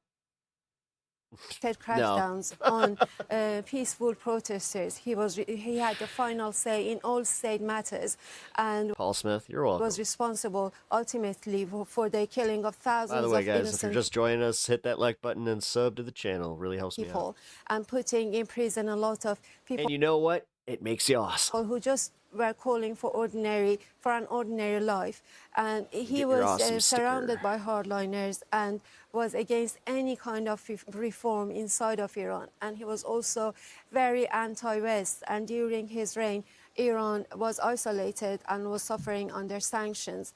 So for a lot of Iranians this would be welcome news. Indeed. I mean, it's difficult getting information out. Obviously, communications are tricky. But I just wonder if you've got any sense, Baran, of what the situation is on the ground now in some of the major cities. In the capital, of course, Tehran. Are people sheltering in their homes? There clearly will be fear and dread about what the next few hours and days and weeks might bring. Absolutely. People are really confused and worried, but there is also a sense of relief and celebration by those who have been asking for regime change. But the main worry is that the people were not prepared for this kind of situation, and they are complaining that the internet is down almost completely, and also phone lines. You gotta be kidding me. Hold on, guys. I'm having a problem with my...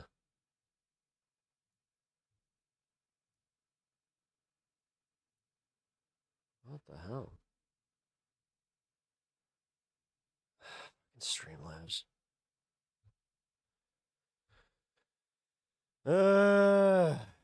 Yeah, just horizontal here.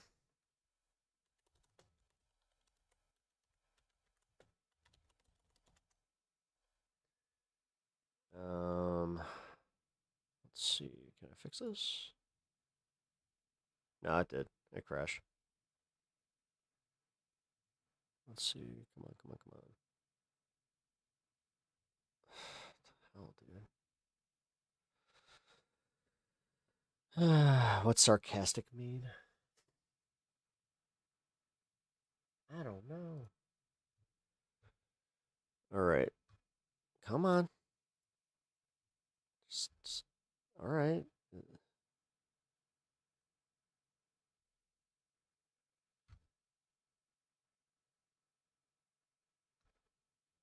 Well, I think that my Twitch went back up, so that means that, hold on, this might actually work. The phone lines are down. People are not able to contact each other. They there it don't goes. know where to go, where to hide. There are no shelters, and the government have not prepared them for this situation. A lot of them say that even if people are being killed on the streets, apart from the responsibility that falls on the Israeli and American strikes, it's also the regime that inside of Iran that's responsible, because they have failed to protect their own civilians. There are people who are welcoming airstrikes as long as it leads to regime change and the killing of officials, because they believe that it's the only way for... No, I'm just going to say that it is suspicious as fuck that this always happens when I'm covering news like this. The people to have any kind of change This always inside the happens. country. Only a few weeks ago, thousands of This happened when I did fucking A. What was it? Oh my God, I forgot the country. Pakistan. There we go. protesters were killed on the streets because they were calling for the downfall of the regime. And this is just the latest round of protests. Even if since early 2000s, people have been calling for reform, and it has been met with brutal crackdowns. So some of them believe that it's the only way for regime change. Indeed, a very difficult and dangerous situation for many millions of ordinary Iranians. Many thanks to you. It's good to talk to you, Baran Abbasi there from the BBC Persian Service. Thank you. Well, Frank Gardner is our security correspondent, and he reports now on how the military firepower weighs up between the US. All right, here we go.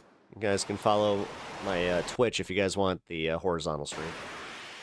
The US has deployed its biggest assembly of firepower in the Middle East in decades. 2 carrier strike groups and over 200 warplanes. Enough to sustain hundreds of air and missile. Pep, there's a clip of Kat surfacing an old foreign policy take. She wants us to commit to military defense of Taiwan. Yikes. On targets in Iran. Like I said, I'm just gonna. I think I'm gonna just go for Mike Simmons at this point. Weeks. It's a primary, and honestly, Israel's Air Force has also been in action, firing the first shots. If she wins, and then she's in the general, I'll vote for her. But at this point, I'm really, I can't. Calm Iran's air defenses. I can't. She has really bugged me, man. This is a very uneven fight. The US and Israel against a weakened and unpopular regime in Iran. But that regime has been... I saw it. You are fully vindicated, surprisingly Pep. resilient, despite having almost no air force to speak of. And it's been hitting back with whatever weapons it's... Do I need to download the Twitch app to follow over there, Pep? I don't think so. It has a lot of missiles, and it's been firing them at its Gulf Arab neighbors all day. Iran says it's just using up old stock, that it's keeping back some nasty surprises for the US and Israel. Yeah, again, and this idea that it's just like, whoa, how did we not know about those? It's just like, holy fucking shit. The idea that a sovereign nation wouldn't be able to keep its own fucking military stockpile when, again, we have Russia doing Russia stuff, we have US doing US stuff, and China doing China stuff. What the fuck? And Israel doing Israel stuff with our money, by the way. Don't forget Israel's God damn, part dude. of all this. And what we know is that Israel... But the bridge too far is just like, oh, doesn't hold want on. a negotiated solution. It wants Iran's missile capacity eliminated. And it also wants regime change because it feels as long as this regime's in power, that's an existential threat to Israel. Iran has announced it's closing the Strait of Hormuz, potentially choking off a key shipping route for global oil and gas exports. And this AI propaganda video, made by the Revolutionary Guards, imagines a mass drone and missile attack crippling a US aircraft carrier. That is... I don't think that they have any updates on what our military looks like. And motherfuckers are straight out of World War II. Still a nightmare for the Pentagon. Frank Gardner, BBC. Oh, wow. That's news. Weird. Let's go across now to the White House and our chief presenter, Katrina Perry, who's there for us now. Hi, Katrina. Hi, Clive. Well, President Trump is in Mar-a-Lago in Florida, but that doesn't mean that there isn't a flurry of activity here at the White House. And in fact, some of President Trump's senior officials have been briefing the media. They've held a briefing call to give a little bit of background as to just what went into the thinking, the lead up to those strikes that took place beginning at 1:15 in the morning here on the east coast of the US, 6:15 in the UK. And basically the top line out of that is that the president and the administration concluded, they said that diplomacy was not a tangible and realistic option when it came to dealing with Iran anymore. They said they had concluded that the Iranians posed such a threat to the US that they needed to act preemptively at this point. And the president wasn't going to, he said, sit back and wait for Iran to make the first move. He said they had become frustrated with the lack of progress on those talks. They used the words unwillingness from Iran to address some of the key issues, particularly around ballistic missiles. Of course, the US wanted these talks to extend not just to nuclear capabilities, but also to their ballistic missiles capabilities. And they said that Iran just simply wouldn't entertain that concept. They wanted to focus simply on nuclear buildup. And they also were told from those senior administration officials that Iran refused to address the issue of their proxies in the region. And putting all of those aspects together, Well, President again, Trump and took the fact that more people aren't focusing on the whole transfer of power kind of thing and who is it? What's going on?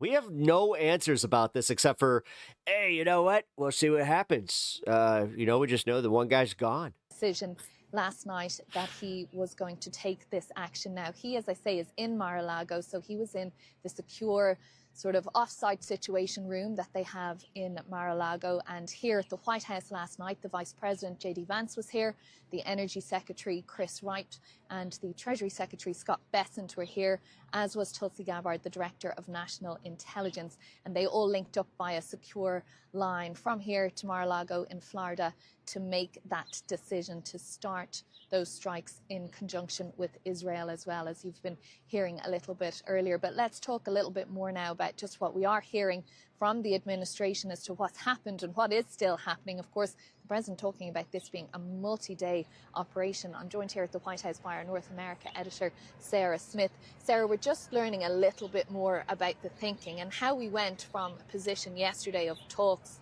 ongoing, hearing from the Omanis that progress, in fact, is being made, to where we ended up in the middle of the night. Yeah, so the administration officials have been saying they concluded the Iranians were not serious about this and that they were playing for time because the regime is particularly weak at the moment. They thought they were going to try and spin out these negotiations as long as they could while they try and regroup.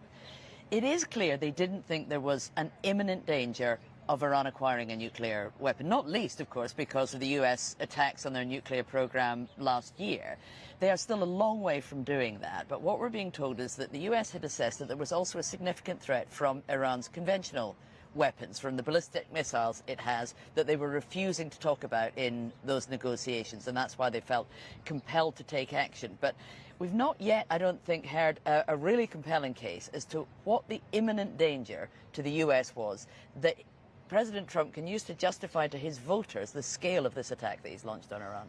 Because he sort of tried to set that case out at the beginning of that 8-minute video that he posted, but not any particular detail that's going to satisfy those who are looking for it, not least the lawmakers not too far from here in Capitol Hill. Yes, exactly. He talked about their menacing activities, Iran, and that they posed a threat to U.S. troops. I'm not doing chat on in screen the anymore. region and U.S. allies, but without giving any concrete example as to what the threat was or why the timing is now. So a lot of people are assuming it is the weakness of the Iranian regime that gave Donald Trump an opportunity to strike rather than it being a necessity to strike at this point. Now, we haven't heard from President Trump on camera today. Perhaps we will later. Yeah, there's no more chat on screen. Who knows? He has a few Mitch, you're one of my regulars, bro. Like, what the fuck? Engagements at Mar-a-Lago later. He has, however, been speaking to some journalists by telephone, most recently Axios. He had a 5-minute phone call with them, and I'm told he said he has several off-ramps. He could either go long and take over the whole thing, presumably he means all of Iran, or end it in 2 or 3 days. Again, it's talking about these off-ramps, which are not clear at this point. Yes, and so what he seems to be saying there is if he was going to end it in 2 or 3 days, that would be if the Iranian regime had agreed to some of the demands he was making in these earlier negotiations, which would be to get rid of their nuclear program and their conventional ballistic weapons. If they were to say that, what he seems to be intimating is that he could then stop attacking Iran if he got what he wanted. Or, as you say, he could go long and take over the whole thing. Well, that's regime change. And we heard him in his statement saying to the Iranian people, now is your opportunity to seize control. It's pretty clear he has no plans for putting troops on the ground or trying to force regime change that way. But if he is talking about going long and taking over the whole thing, it sounds as though there is a plan for a pretty sustained campaign. We've already seen a sizable protest outside the White House here today from anti-war protesters who are against this action. And that part of the president's statement overnight saying there is a risk to American military members here, it's going to be very hard for him to sell that to the American people. Yeah, because he hasn't really made a sustained case for why this is necessary now. No, there's a reason that he also did that in the dead hours of the morning. He has warned repeatedly over the last few weeks that if Iran didn't do a deal in these negotiations, then... Oh, you missed the beginning, and my wife is she's fine, having a good day today. She's going to be going into chemo radiation on Monday, and then, my dad is back in town. There was the possibility of an attack, but I don't think he has primed He made the American it. people. He also did say that the mainstream media kind of spun it out of control. For the scale of this, or... He said to calm down. It's like once those fires were out, they were out. The potential losses. I mean, it was less than a week ago he delivered his annual State of the Union address. There was no mention of this. You would not get the impression from listening to that speech that he was preparing for something on this scale, and that the American people just, I don't think, have been given to understand why something like this is necessary now. And given that this is a president who promised no more foreign wars and has railed against regime change in Iraq and in Afghanistan in the past, it's going to be quite difficult, I think, for him to justify to his own supporters what he's doing now. And indeed, that is the line that's always put back to him by his supporters and his opposers as well. Sarah, thank you very much for that. As I say, President Trump is in Mar-a-Lago. He does have 2 public engagements later on at his residence there. We may hear from him, who knows, but there are these briefings going on with very senior who knows? It's just like, I don't know. level representatives from within his administration. They're Mass also due to speak. Mass destabilization in the Middle East. Yay! Play some fucking golf. Come on, man. To Republicans and Democrats, to the lawmakers. Yeah, who relax, really guy. Relax, guy. On just what was the thinking behind the decision to initiate these strikes. So we'll have more on that for you through the day. Back to you, Clive. Katrina, thank you for that. Katrina Perry there at the White House. Well, Iranian state media has been reporting that an attack has been launched on Dubai. Now, it's not clear exactly what Iran was targeting, but there is a U.S. military presence in the country. The UAE Ministry of Defense has said it has intercepted a new wave of Iranian missiles and drones. That's according to reports from the Emirates news agency, cited by the Reuters news agency. Lee Milner has the latest. This social media footage shows the entrance of a world-famous Dubai hotel on fire following an Iranian air attack, as the Tehran regime retaliates to a series of US and Israeli attacks. Black smoke can be seen billowing across the skyline after the Fairmont, the Palm Hotel, was struck by a missile. 4 people were injured. More than 1 million people from Britain visit Dubai each year. The UK Foreign Office has warned citizens in Bahrain, Qatar, Kuwait and the United Arab Emirates to immediately find shelter. It's been really, really shocking. And and it's kind of built up over the this day. is again. And unfortunately, They don't.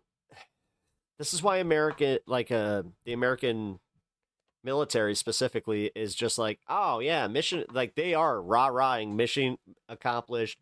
We just gotta carry out some more precision stuff, but realistically, all according to plan.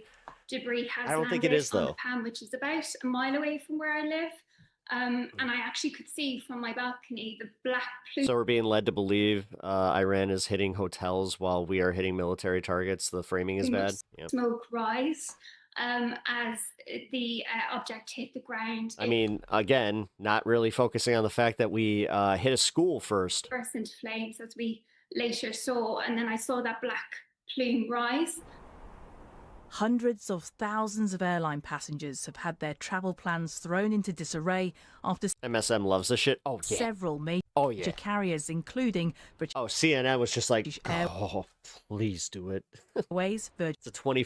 That's a 24-hour news cycle for them. Atlantic, of course they love Qatar Airways and Wizz Air cancelled their flights to the Middle East. London Heathrow, the UK's busiest airport, is urging travellers to check with their airline for updates as the conflict in the Middle East continues.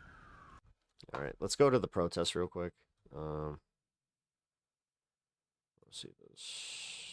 Oh, Jesus Christ. We'll go to the live feed here. So if you're make your way up there if you have been fasting. Next up, I would like to welcome Malika from the Party for Socialism and Liberation. Oh shit, PSO. We want justice, you say how? We want justice, you say how? Hands off Iran now! Hands off Iran now! We want justice, you say how? We want justice, you say how? Hands off Iran now! Hands off Iran now! We want justice, you say how? As these chants are underway, I'll just remind you the best way that you can support this stream right now is to like and share it as a way. Why is she literally like this one? It's like, oh, there's no passion for there. These messages to reach a larger audience. Today to oppose another illegal U.S. war. We say no to the U.S. war on Iran.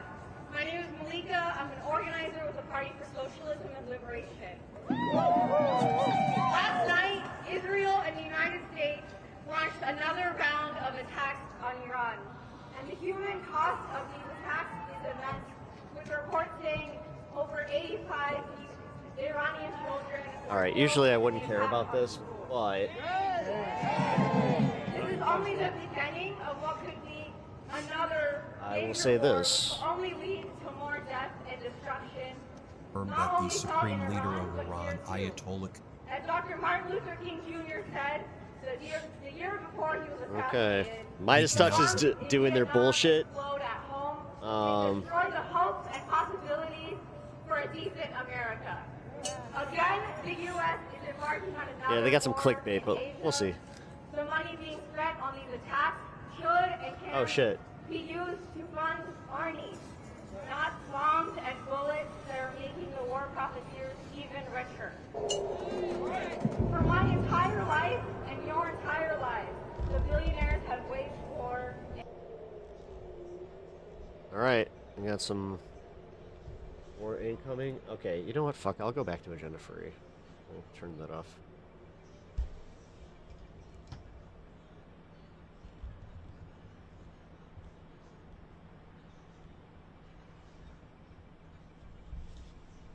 Okay. Sorry. The volume up. I got that fixed. The red line will be gone in a second. Okay. So I don't know if we just saw some debris fall down. Debris or something. It was either a missile or debris or an interceptor debris or whatever it was. Okay. But something fell down. I'll have to look for reports from Israeli news. Why is Midas BS? On what happened. Because they love to use clickbait titles that have nothing to do with what they're covering and calling it out because it's bullshit.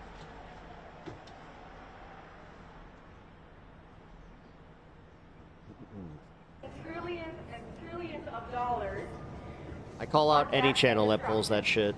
But is that what we want? Because you don't have to do that. No to the war on Iran. This war serves no one but a small number of elites and oil executives, and is a continuation of 2 years of genocide in Palestine and U.S.-Israeli aggression throughout the region. Trump and his billionaires don't care about Iranians or human rights or democracy. All right, I'm going to bring this up. I'll go back to this in a minute. It's certainly being impeded right now, which could also have a profound economic impact on our country and the world economy as Like I said, I'm not going to not cover it. I'm just going to call it out. well. So I want to go through just Yeah, actually, Adam Mockler's the worst with it. It got worse! the points with you. I wonder right how many times he's used that title alone. now. So yes, it has been confirmed that in a strike where Iranian Supreme Leader Ayatollah Khamenei's compound was targeted, you can see it right there. He was one of several senior officials who were killed in this strike. Here, give me a second. You can see the satellite imagery from the Airbus Defense and Space obtained by the New York Times showing the Ayatollah's home in Tehran that was entirely destroyed. It's believed it was that strike that killed him. It was the strike occurred during Shabbat and during Ramadan at a time apparently when the Ayatollah didn't expect it was going to take place. That's when the strike took place. He was caught off guard. He was killed right away in the beginning of this war. But major Iranian attacks on Gulf states is ongoing. That has not stopped. Iranians bombing Bahrain and Dubai and Abu Dhabi and the United Arab Emirates and nearby countries as well. And reports of a direct, breaking news folks, reports of a direct impact from an Iranian ballistic missile just hit Tel Aviv in central Israel moments ago. We have that footage as well. Let me show you again moments ago as an Iranian ballistic missile has a direct hit in Tel Aviv. And folks, this is happening right now, of course, following the news that Ayatollah Khamenei has been killed in the joint U.S.-Israel strikes that they're calling Operation Epic Fury. But here on the Midas Touch Network, we are referring to it as Operation Epstein Fury or the Jeffrey Epstein War. Here, play this clip of that Iranian missile that just struck Tel Aviv in Israel moments ago. Let's play this clip. And the Israelis, I think that's what the calculation now is. Regime preservation. Could you get a more pragmatic figure presiding over this regime? Sure. Aaron, I just want to break in for a moment because we're looking at live pictures in the air over Tel Aviv, and obviously, as many people know or maybe don't know, there is an Iron Dome that Israel uses as its missile defense system, and we're seeing it working now. But in some places and instances, it does not work, and I believe this is one missile feasibly that has broken. Ben gets really quiet when Gaza's involved. Yep. Through the Iron Dome. So Donald Trump moments ago also gave an interview to Axios to Barak Ravid, and he also gave an interview to NBC. Here's what he told Barak Ravid: I can go long and take over the whole thing with regard to Iran. Make it or faster, end it in please. 2 or 3 days and tell the Iranians, see you again in a few years if you start rebuilding your nuclear and missile program. Trump told me. He says he now has several off-ramps from Operation Epstein Fury, Epic Fury in Iran. Our editor-in-chief, Ron Filipkowski, writes, so we're just going to spend billions in bombs, kill the Ayatollah, temporarily degrade their military, then walk away and hope they learn their lesson. That's the plan. Like, do you understand how the Iranian Revolutionary Guard works and how their succession plan works? And the Ayatollah gets killed, they just find another Ayatollah who's probably more extreme than that. And then also asked who would as I said, this could go very bad. Replace Iran's supreme leader. Donald Trump told NBC, I don't know, but at some point they'll be calling me to ask who I'd like. I'm only being a little bit sarcastic when I say that. So Donald Trump, doing jokes, thinks this is all funny as America is currently at war. Share this with you as well. A high-rise building hit by Iranian drone is now full on fire in Bahrain. Here, play this clip. It's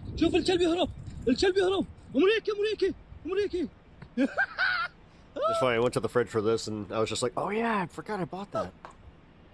Now here's For a another snack video the of other the day. Iranian Shahid drone striking a high-rise apartment building earlier tonight in Bahrain. This was close to the headquarters of the U.S. Navy's Fifth Fleet in Jufair that was also struck. Here, play this clip.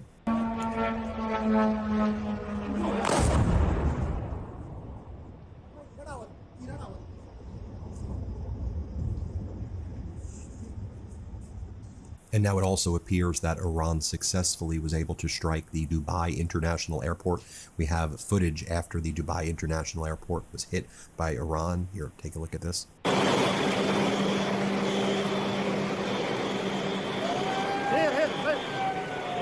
they really did get hit. And you can see people running away here as they're being evacuated from Dubai International Airport. Let's play it.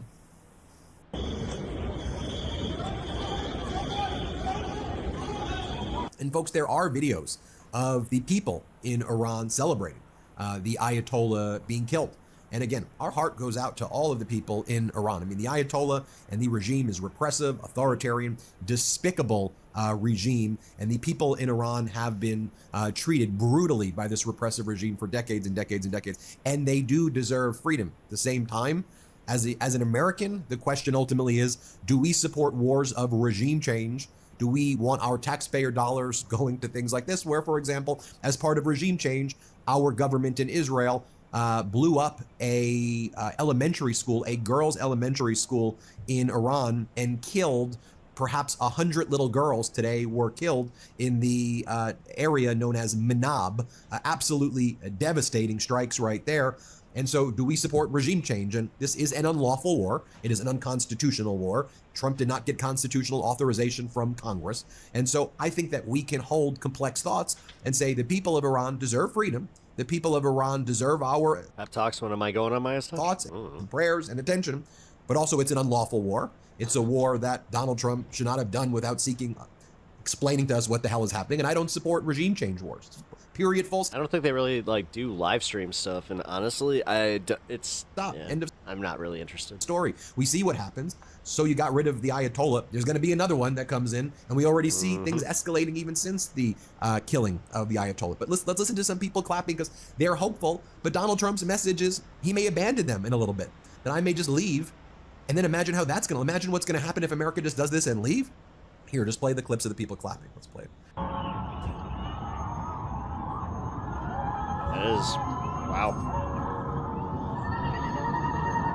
That's how it's gonna sound when he's gone. It's literally gonna fucking, oh my god, it's gonna be a party. Wow, I can identify with this a little bit. Living under an oppressive regime that honestly, it's just like you feel powerless to do anything. So it's just like, as I said, Mac attack.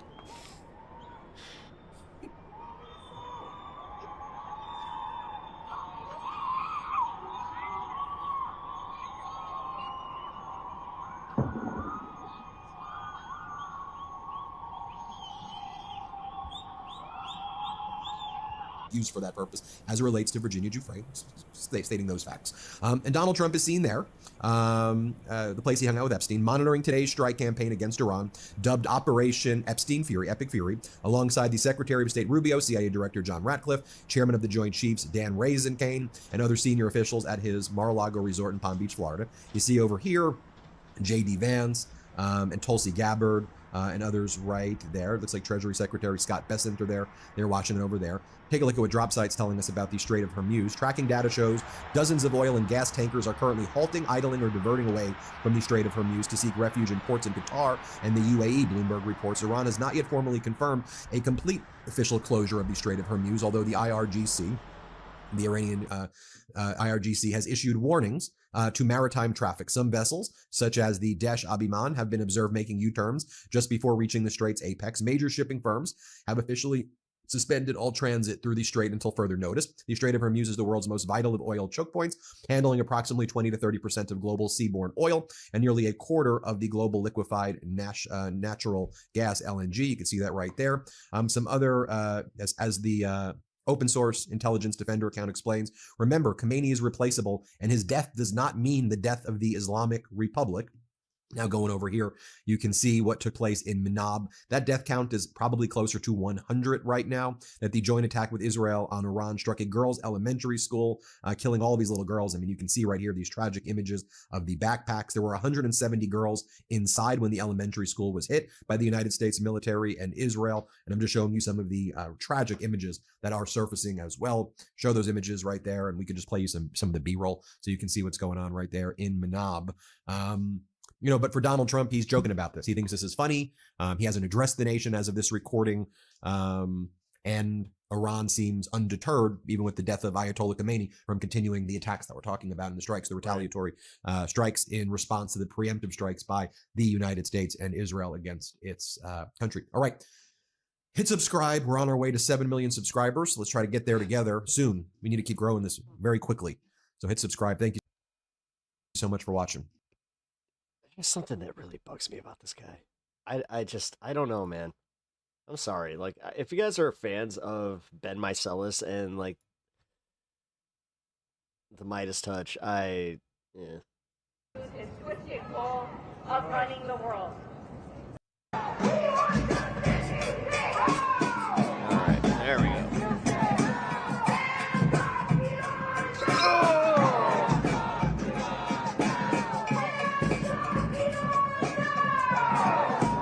Once this march gets underway, I'll start interviewing some of the protesters. But one thing I want to point out is not only are we there and live for the entirety of the speeches, right now most of the corporate press is out here is actually packing up and heading home. We're going to continue to march right alongside these demonstrators as they take to the streets. We're going to hear from them in their own words. Something that is done by criminally few. Something is done by criminally few media outlets. So we just say how we change how we say it based on the need of the chant. In this country. It's Palestine, right? Not Palestine. That was lame as shit. I gotta say, man. Jesus Christ. If you want to support the work that we are doing out here, please go to status. When I want to crash hard, Midas Touch Network will do it. I swear to God, it is fucking, it's political NyQuil. /join. It is only through your support that we're. We demand liberation! And the Zionist occupation! We demand liberation! And the Zionist occupation! Why? We are the people too! We won't stop fighting! Three! We want liberation now! One! We are the people too! We won't stop fighting! Three! We want liberation now! One! We are the people too! We won't stop fighting! Three! Why? I'll be honest. It's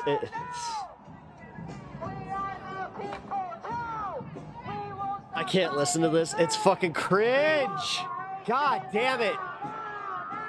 These chants were not thought out. No, they weren't. And why? Why is it always this? It's always the same fucking people leading it, and it leads into that MAGA bullshit where they're just like paid protesters. See, it's always the same people. It's always the same fucking people.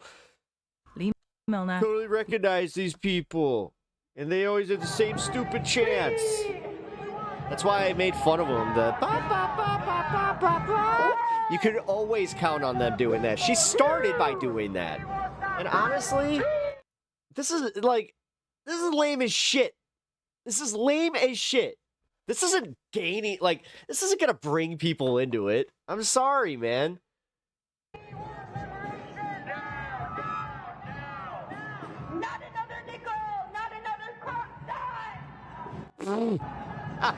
She sucks. She fucking sucks at this. I'm sorry. I'm calling it what it is. No, dude, I'm a leftist and I'm calling this lame. This is fucking stupid. I'm all for protesting like the war, but god damn. She is not good. What, Sylvie? You don't see this as being poor representation of our movement? Ugh. We are here because it's time. Stop Israeli war crimes. We are here because it's time. Stop Israeli war crimes. Now it's making me groan. This is uncomfortable. And I think that a lot of people in this crowd feel that. Like, this isn't the Democratic Party. Like, actually, this is like the farther left that I'm saying, like, as somebody who would agree with most of these people's policies, I think, this is just cringe as fuck. Yeah, somebody needs to take this from her.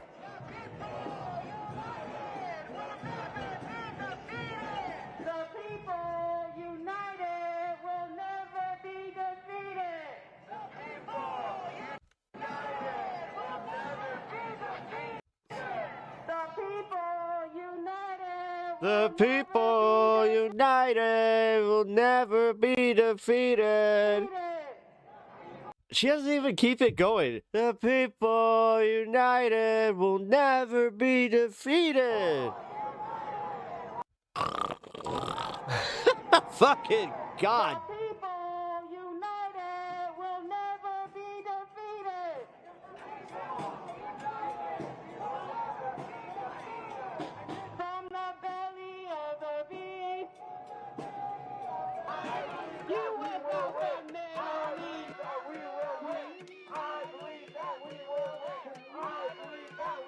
This one is in Minnesota. This is Mercado. All right. I can't. And this is Chicago. Like, I'm so glad that I didn't go to this, because, whoo, I would be pissed. I'd be like, what a waste of time. Hands off Iran. Oh. Yep. I'm glad that you can muster up the fucking energy.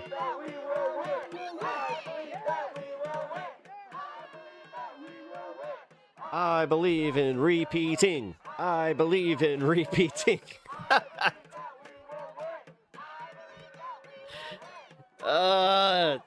Again, as a wrestling fan, this is like when it's like you got a chant going, like a kick-ass chant, like, this is awesome. This is awesome. You get like 5 or 6 in, but then you're just like, you always got the guy that goes 1 where it's just like, this is awesome. Oh. We're done? We're done?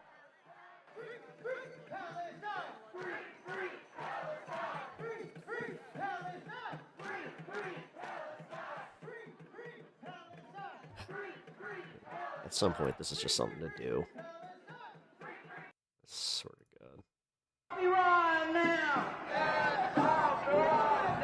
Do they not understand how... No, they don't. No, they don't. They honestly don't. Because, again, like, with ICE and everything, and, like, all the protests that we've had...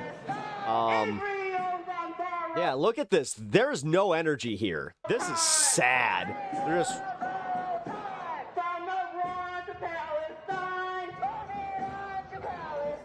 Why is this so lame?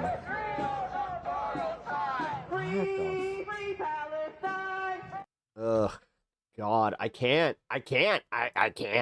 This is cringe as fuck. Oh my God, man. What were these organizers thinking?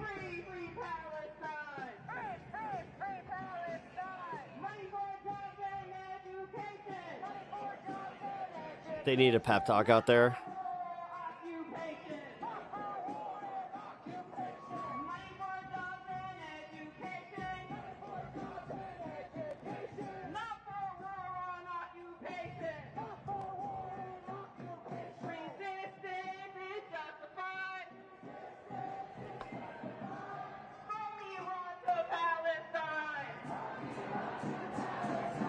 I mean, there's a good turnout here. This is insane.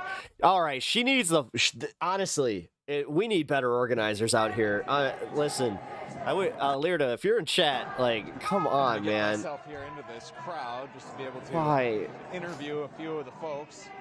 Just working my way back away from that. Because I know that you're the one who has a good gauge on chance. Away from the loudspeakers so that we'd be able to hear our interview subjects a little better. Abolish all lobbies and two-party system. Okay, so then what? 20-party system that still ends up being conservative and liberal or left fucking candidate, because that's how it always goes. Look at Brazil. And, I was wondering if I could interview you about why you wanted to be out here tonight. We should definitely have more options, but not like it needs to have. We need some organization on that one. Also, it's kind of like, I don't know. This would be very beneficial to us if we just stop voting for the same fucking people. Alright, I gotta just clip this. You ever feel like a fucking moron when you get the same fucking people when in the goddamn elections? See ya. You keep on. Fuck. And then we just sit here and bitch about it because we can't get any actual organization. Fuck. Alright, you could. Who are you a reporter for? Status Quo News, we're online independent progressive outlet and Midas Touch Network. Sounds good. So if I could have you start, just spell your name or however you want to be identified. Okay, my name is Kate, K-A-T-E. We're neither. We're Americans who don't give a shit. We're watching this unfold and we don't want to spend our tax dollars. Trying to lump us into fucking supporting some of this bullshit, then you can get fucked right now. Right, honestly, I'm getting tired. Like, I'm just, in general, I am tired. It's been a long day, obviously covering this bullshit, but just in general, I really am over anybody that comes into this chat and is just like, oh, so this means you support the community, the Ayatollah. No, it doesn't. And why did you want to be out here tonight? I woke up to the news that we were bombing Iran. You know, I knew it was coming, so I was ready to get out and protest. You know, I think there is no reason for us to be bombing Iran. It's Trump's Yeah, we have people and protesting in favor of the Ayatollah. That's not what they're protesting in favor of. They are literally protesting the idea that we are using our power to do this. Because, again, we thought that you guys didn't want to be interventionists. We thought that MAGA didn't even fucking want to spend money on this bullshit. But apparently, you don't give a fuck about anything ever. Anytime that you guys campaign now, we don't have to listen to a goddamn word you ever fucking say again. Because realistically, you don't give a shit. You don't give a shit. You never gave a shit that we were sending money to Ukraine. The only reason you gave a fuck was because Trump told you to. You fucking weak-minded fucks. The only possible... Jesus Christ. I don't think you have the capacity to think for yourselves.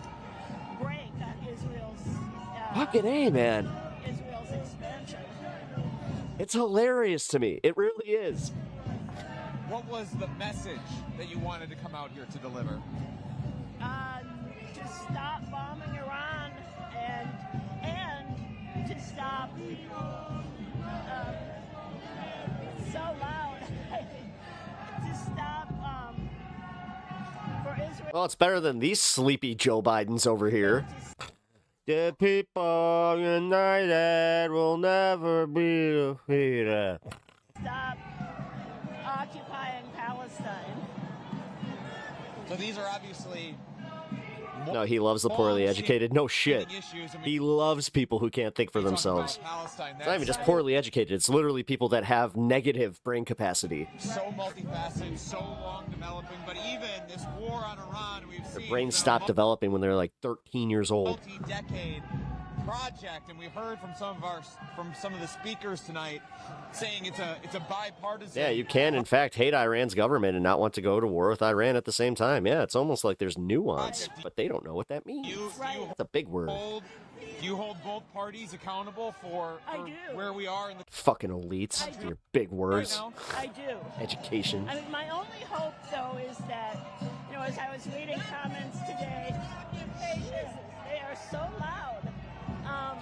Trump literally campaigned on new foreign wars. I'm having a hard time concentrating with all that noise.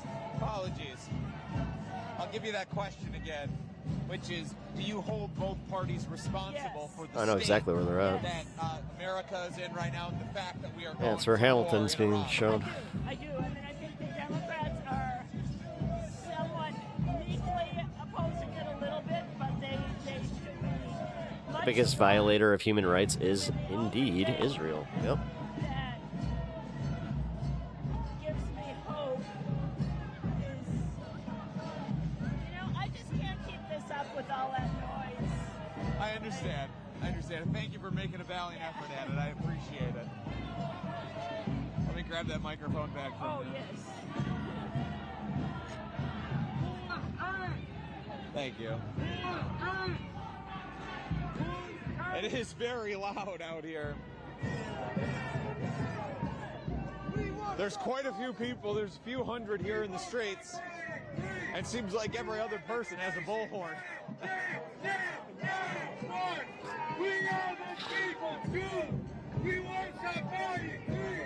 Guarantee that sign's gonna show up on some conservative media. There's always one guy not realizing how useful he is to the opposition, but cool, dude. See, these Antifas, they hate America. See, his sign says fuck shithole USA. He hates America. He must be Antifa. Whatever, man. This is also why it is important that you just kind of go, whatever. What the fuck you? They're gonna believe it anyway. They already believe that that old lady is Antifa.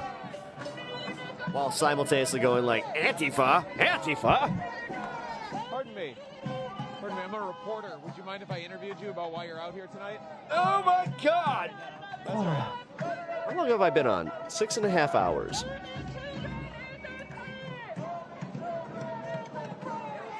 Hi, what's up? Yeah. It's so cold out here right now. Brutal. It is brutal. I'm in New York right now. Would you mind if I interviewed you? Sure, why not? Yeah. Put this in. Yeah. It's weird. How do you do it? Click. Oh, here, I was Just trying to hold do it, and then you were taking it. Here. All right, there you go. All right. Do I look all right? Oh, I'm already on camera. All right, it's fine. So first, if I could have you. Do I look all right? He's one of the first people that actually like asked that. Say, spell your name. Holy shit, he does a lot of interviews too. Sativa? Can you spell it? S-A-T-I-V-A. It's Sativa. This is not the first time we've ran into each other. Sativa. Today, you were also out at the Broadview, Illinois ICE detention facility for protests out there today against the immigration crackdown here in Chicago and across the country. Do you see the war in Iran? Stopping by, looks like horizontal went down. It did. And I guess the war on the American. Vertical strong, yeah. Horizontal is still up on Twitch though. If you guys, must view it on the horizontal. Not a lib. At work, and I think we're going to see a lot of the same tactics that are being used abroad.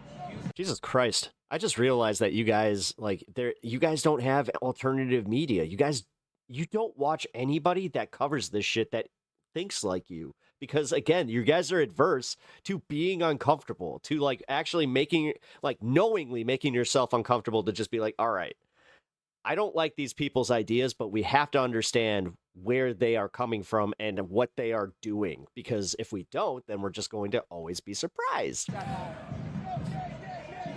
Like what?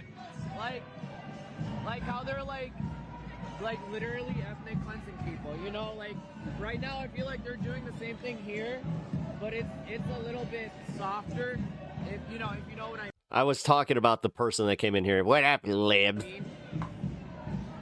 Meaning not like rockets flying through the No, air. some of y'all are cool and some of y'all get it. Chicago. Like I can even give you credit that you do. Definitely not rockets, but Some people hate watch because that's, I don't know, it's a hobby to them. I feel like they're definitely ethnic cleansing people, they're taking them into camp. Which is weird to me, I have to say. Attacking certain demographics, So I think now, Like, I'll hate watch media for this, but on my own time? Fuck no. Why was it important for you to be out at both demonstrations today? One protest isn't enough. You're out of the second. It's not, you know, and I've always wanted to make the world a better place, and now that I'm old enough, I'm like, let's fucking go out and do it. You know, the Oh, world is shit. such a shitty Yeah, it's place 420. right now, and I feel like it's our responsibility to make it a better place. What would a better world, like what does a Son just of a world bitch. look like I forgot to you? about that. Oh, 421 because, you know, that pops. Oh, damn it. Able to go to the movies without getting bombed, and you know, just taking his girlfriend out or something. Like it's so crazy to me Playing this one. that people outside of the U.S. can't do that sometimes. I just want everyone's like life to go, like the quality of life to be a lot better. You know? What are some of the? I'm assuming that. So you're saying you trust polls, You know, Yvonne? Because we've heard the Trump administration poll 100 people, and 75 of them, that's a poll. Iran as being about denying Iran's ability to get a nuclear weapon. I'm going You to guys assume do understand what control groups are. that whether or not Iran is developing a nuclear weapon, I mean, they're saying that they're not. But that aside, I assume this did not register in the top 50 issues for you.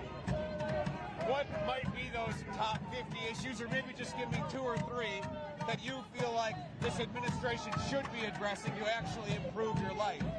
I think that literally the first one, I talked to so many unemployed people recently.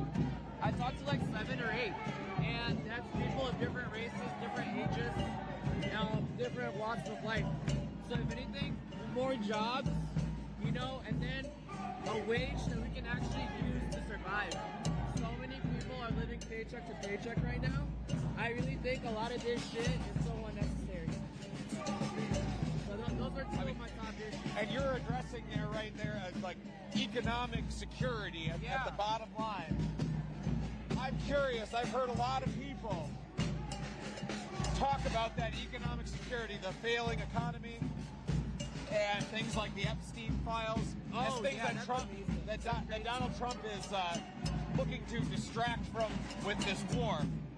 But I've also heard the compelling argument that this war is not merely a distraction, it's also a culmination of a multi-decade project. Yeah. Where do you fall on the arguments about the reasons behind America entering this war? I think that they're definitely being used by Israel as a puppet. I heard from some sources that actually that Trump is being blackmailed with the Epstein files by Israel. She doesn't have any. So I wouldn't even be. She's making this shit up because she's on Facebook and she's in these like little conservative circles. They did this with Venezuela as well. What do you want Democratic leaders to be doing right now? You live in a blue city, in a blue state. I would assume that this protest, in addition to appealing to the president, is meant to appeal to some of those local, state, federal leaders who represent you. Right. What action do you want to see them take? I want them to hold the ICE agents accountable. I want them to actually represent the people that they're supposed to represent. And I honestly want them to redistribute some of the wealth that's at the top. I feel like a lot of the people in the middle and lower classes really aren't getting any of the wealth. Anything else you would want to add while you have the platform? Guys, do better. Get out there. If you haven't been to a protest, get out there. We need you. No one's coming to save us. We're going to have to save ourselves. Stephen, thank you very much. Let me steal that microphone back, and I'll let you go. Thank you.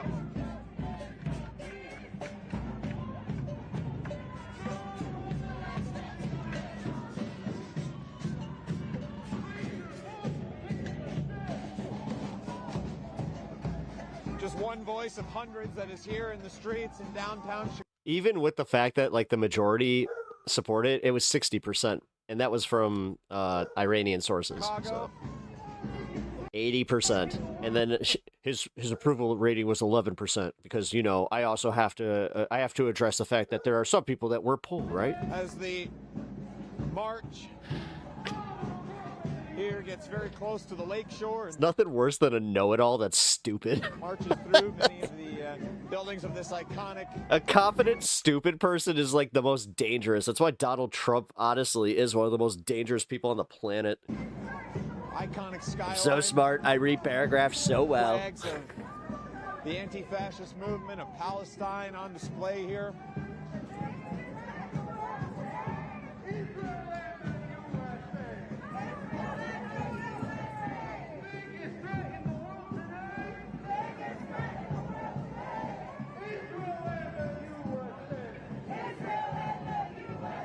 It's already a better chant. Is Yvonne from Russia or Pakistan? Probably Russia. Pardon me. I'm a reporter. Would you mind if I interviewed you about why you wanted to be out here tonight? Sure. Got a microphone here for you. Clip it to you. All right. Oop. Let's see if I can get it on something a little bit better here. I don't know. I'm gonna go on your hood. Okay. All right. Okay. You didn't make a valid point. You don't understand how you lost that, like, the validity by just throwing out numbers that were bullshit. Like, if you just had said, oh, the majority support this, or we could have just kind of been like, oh, yeah, sure. But you had to be the one that was like 80%, 11%. You were the one confidently throwing out numbers that were just blatant bullshit, but cool. Can I start with just have you say and spell your name or however you'd like to be identified? Okay. Linda, Linda, Vasquez, Vasquez. What made you want to be in the streets tonight? Because I'm sick and tired of how our Congress isn't doing anything to stop Trump. He's a danger to our USA. He's dismantling our democracy, and I can't understand why more people don't rise up and try to stop him, because we don't What, because I called you stupid? You are stupid, Yvonne. have time to wait. We might not even make it You keep proving it. to the elections because he's slowly but surely dismantling our democracy. And the main reason I'm out here is because I've been watching how the U.S. is allowing Israel to kill my friends. They killed a lot of my friends in Gaza, and they killed a lot of my friends and now they're doing the West Bank. My friends in the West Bank. They're stealing their homes. They're burning down their homes. The Israeli government is out of control. It's an illegitimate state, and it should cease to exist because it's nothing but a terrorist state. And our government is enabling it. And Biden did it. All the presidents. They're just so imperialist. They don't understand. The world hates us even more now because we just think we can go to a country and just kill their people for no reason. They killed all those little girls this morning, just bombed them and killed them. And Trump just sits up there and he's putting us in danger. So that's why I'm here today. I'm sick and tired of it. And I come down to these protests, and we should have more and more people protesting. I mean, you've got hundreds here in the streets tonight. We've seen protests here in Chicago that numbered maybe as even high. At the No Kings protest, got up to 300,000 people. Right. But we're still having problems with our politicians. They're all Democrats, but they still support Israel because they're getting paid. Israel poured $3 million into my district, my congressional district. They poured $3 million to defeat all the politicians running who are going to be for. I assume you're referencing through groups like AIPAC?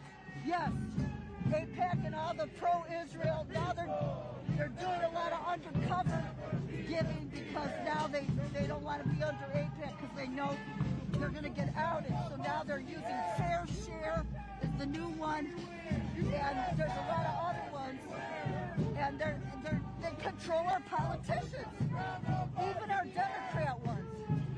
it make you feel to see, you know, what is supposed to be the opposition party in this country, the Democrats, take the same money from these same groups that Republicans do, and then, you know, work together over the course of decades towards these regime change projects in the Middle East? Exactly, and you know, I've always been, I mean, you get cynical about some politicians, but it's very hard for politicians, for the people. Any calls for violence will be immediately removed, and then you have one warning. In Illinois, it's very hard because the mainstream Democrats, they shut us out. They don't. This is a leftist stream, but dude, I'm not going to tolerate that bullshit. Get Honestly, into the committees, they don't. They can't wait for my fucking day off tomorrow. And they Fucking chatters that just don't know how to act. shut us down, and I'm sick of it. Honestly, this would be so much easier. Because what they do is they don't Just turn chat off. Just candidates. They only fund certain candidates that they want. Like Danny Davis, he picked LaShawn Ford, just a flawed candidate, mainstream, and it's because he took money too. He should have retired 4 years ago. So they get their own people in, and then their own people get paid. Was that They at get you? No. Paid off. A lot of money goes to Was their that Brother Blood? What would a better group of leaders in this country look like? What would they fight for? They would, first of all, they would fight to stop the When is life going to change and get better? Probably won't. because it's because of the U.S. that Israel continues to Part of it's actually in the way that you perceive things and the way that you deal with things. Half of life is just letting shit just brush off you, not taking everything and holding it all. You can care about this stuff, but not take it everywhere you fucking go. Some people don't know how to balance that. and that's the basis. Some people make it their entire personality to take on all the atrocities of the world and just, again, make it their personality to just hold that and just be miserable about everything. For the whole Middle East, the reason why they attacked Iran is because And at that point, you're just letting like, again, the negativity win. people are So starting to get wise, and they're starting to realize, hey, wait a second, these people in Washington don't care about us. All they care about is their money and their dollars and who they can be rich by. A lot of those people, they come to Congress, they don't make oh, Dean, this is why I'm pretty okay with doing this. I do this here. a lot of money, and then I don't let this shit affect me outside of fucking stream. You kidding me? I have hobbies, bitch. Congress, and all of a sudden they're millionaires. Fuck, I get off here and I go eat a nice meal. I turn on something that fucking I can tune out on. We're out here talking That's how it about goes. the war in Iran, and we've gotten Watch some comedy. so deep on congressional corruption. Because it's all connected. Like I said, It's all connected. The reason he was able to go and do a war I can care about this and I can bring it to my stream. in Iran is because the But this is healthy. And honestly, not everybody has a stream that they can just vent on this like, but this is kind of like the timetable. Like, if you want to hold this for like 6 to 8 hours a day, that's a lot, but you know, it's doable as long as you can just disassociate after that 6 to 8 hours and just go, whatever. Because realistically, what you gonna do about it? What are you gonna do about it? How are you gonna change the world? If you got the answers, then start. If you don't have any answers, then go eat a good meal, take a shit, and fucking go to sleep. Congress, and Congress tries to justify. Let me put that back on you there. What is she talking about? I don't know. It's a little different. I tuned it's a out. little different now. You just want to hold it, yeah. Okay, it's a little different now because you got the internet. Because I've been protesting since 19. Don't go outside. And the difference Oh. is now. It's cold out now. Okay? Yeah. You're right? All right. The difference is now I was just talking about what I'm gonna get off and do today. they can't shut the people down like they used to be able to. Because the mass Nah, Monday is actually gonna be a nice biking day. I can't all wait. the communication, the social media is and that's why I'm Assuming trying everything out what everyone says. because they want to shut us down. Yeah, she sucks. You're talking about efforts like through No, Yvonne is just kind of, I don't know, Larry Ellison, annoying. TikTok, and Right. now many media properties like CNN and CBS. So they can't.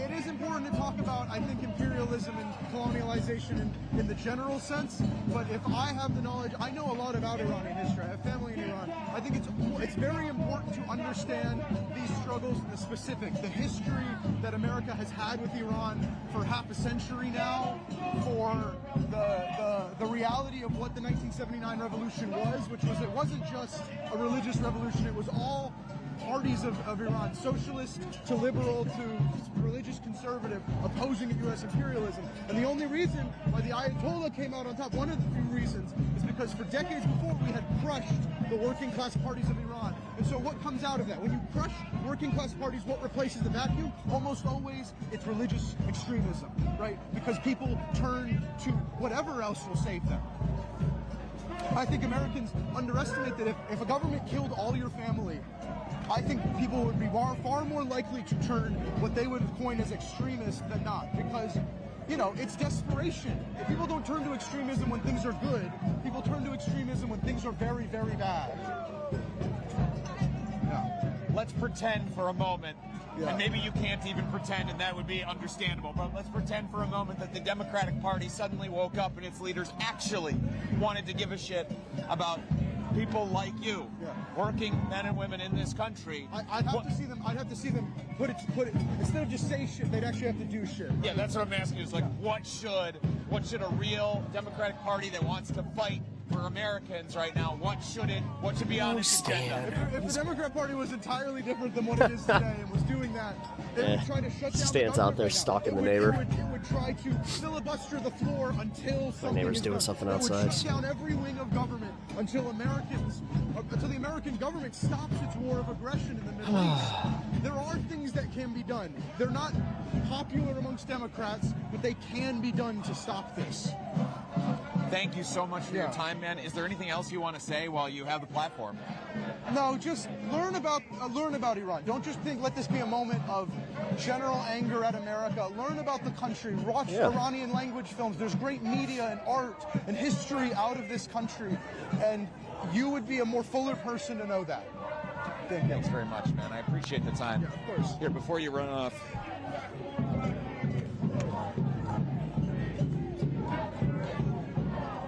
I like the fact that they give cards I out. want to follow up with you about your family. Shoot me a text, dude. Yeah, thank you.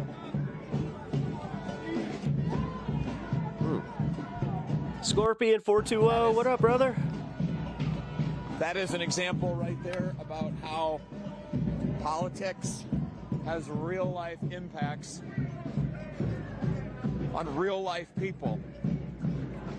It's something that's humbling when you understand that your tax dollars are, I mean, I can't imagine them even going, like what that man must be feeling, knowing that his tax dollars are going to bomb his own family back in Iran, but just to know that it is having that kind of impact here, our impact from the United States is having here in countries overseas on real people. Something that's truly humbling is here. This demonstration now passes in the shadow of the Trump Tower in downtown Fuck this guy. Chicago.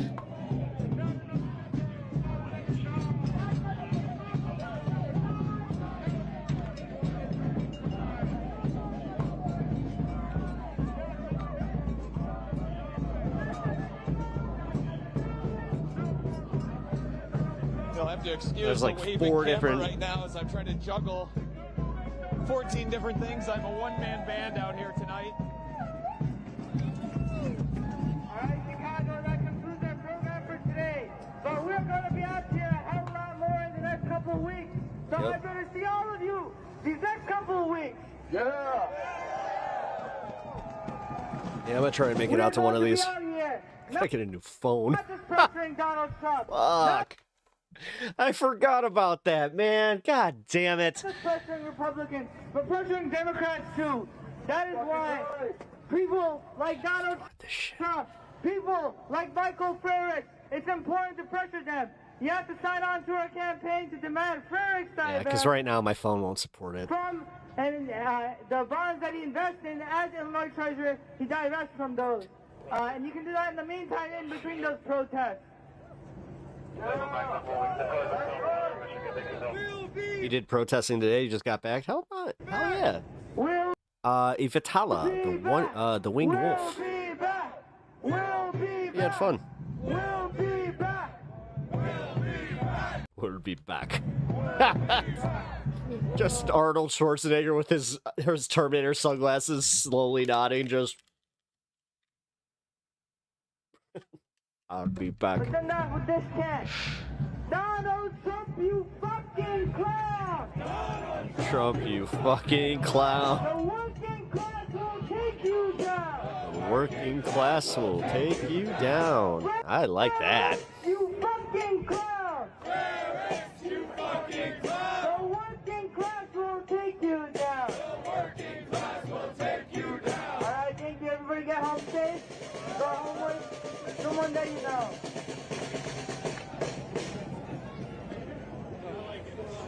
It's always assuming that you don't just show up. The anti-war demonstration here in downtown Chicago is breaking up. Just wrapped up.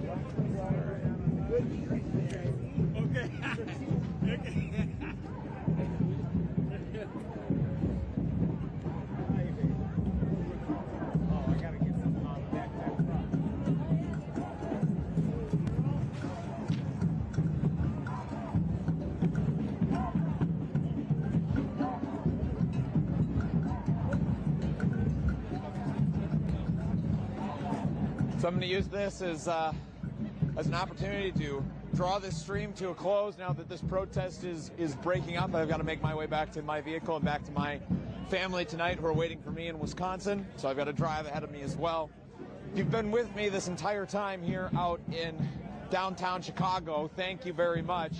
We were live first at the Broadview, Illinois ICE facility earlier today where people are continuing to demonstrate against the domestic terror campaign that this administration is inflicting on the people here in the United States of America. And then tonight, obviously, here in the streets of downtown Chicago, protesting the international terror campaign that this administration is continuing to inflict on countries around the world, most namely Iran, where people are dying at the hands of U.S. weapons and military forces.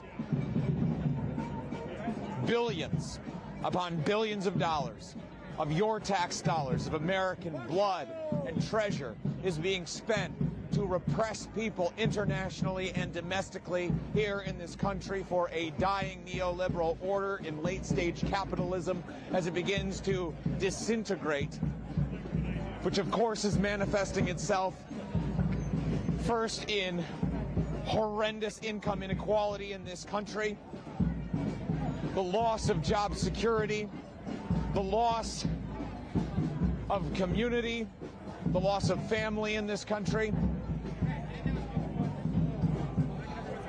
And the last gasp of dying empires is to flail about, try and secure as much resources or try to secure some gilded past, and that is what Donald Trump with Make America Great Again has really sought to capture in the imaginations of Americans and tried to portray himself as the peace president, as the president who would fix the economy, and yet we have an economy that does not work for working people. And he keeps trying to gaslight us into thinking that the economy is great. That has now been embroiled in conflict after conflict, including another forever war. Again, gas prices just went up today. Or in the Middle East, it's something that we continue to document here at Status Coup, and we will continue to document the terror campaigns that are being inflicted here domestically in cities across this country, as we did here in Chicago and as we did for several months in Minneapolis. We're going to continue that work, and we want to have you along as a partner with us in that work to help. Trump's declining health is why he's moving fast through these things. I've heard, I mean, Midas Touch keeps saying it, and they keep using like some really, really egregious thumbnails. Expenses that it costs us to do Which, this again, on the ground. I already covered why I don't like the Midas Touch's journalism. If you want to be a clickbaity part shit. of that project, please go to statuscoup.com/join for as low as $5 a month. It's you go Saturday, to keep us the February premiere 28th, on 2026, and the Ayatollah in Iran is no longer. This is what just happened. I've confirmed and reconfirmed the missile strikes took out the Ayatollah. I'll talk about that throughout this video and just help you understand all that's happened today, because the U.S. and Israel are at war with Iran. So let's start here. Ali Khamenei is dead. Senior Israeli official has claimed that Iran's supreme leader, Ayatollah Ali Khamenei, is dead. He's been in charge of Iran. He's been the supreme leader since 1989, took over from Khomeini. And this is his body. Oh my fucking God. I thought they were the same person this entire time. He has been found. Now, Israel says Iran's supreme leader, Khamenei, is dead. Netanyahu from Israel saying supreme leader Khamenei is no longer. News agencies report. No, so in my brain, this guy was like, but that's why. Because I was like, wasn't this guy like old in the 70s? Prime Minister Benjamin Netanyahu has said that there are many signs indicating that Iranian supreme leader. Oh my God. Oh, wow. I'll own that one. Ayatollah Khamenei is no longer. Now, why are we getting the news? I legit was like, oh, I think that Iran, it's that regime bullshit. So it's like, isn't he like 102? Israel. What's going on with that?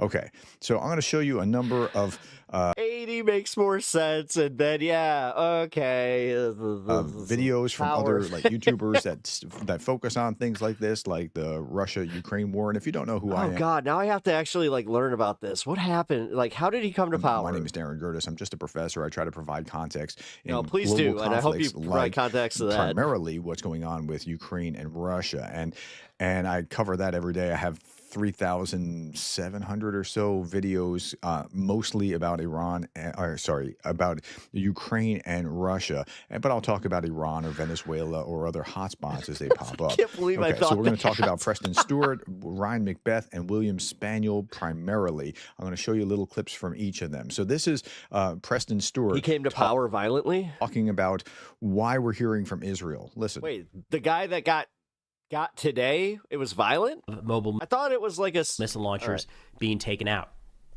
A U.S. official said that Israel is focused on targeting the Iranian leadership, whereas the United States is targeting military facilities. Watching a guy. Hey, stream session. Ballistic missile sites that pose an imminent threat. They added that the U.S. military is not targeting Iran's leadership.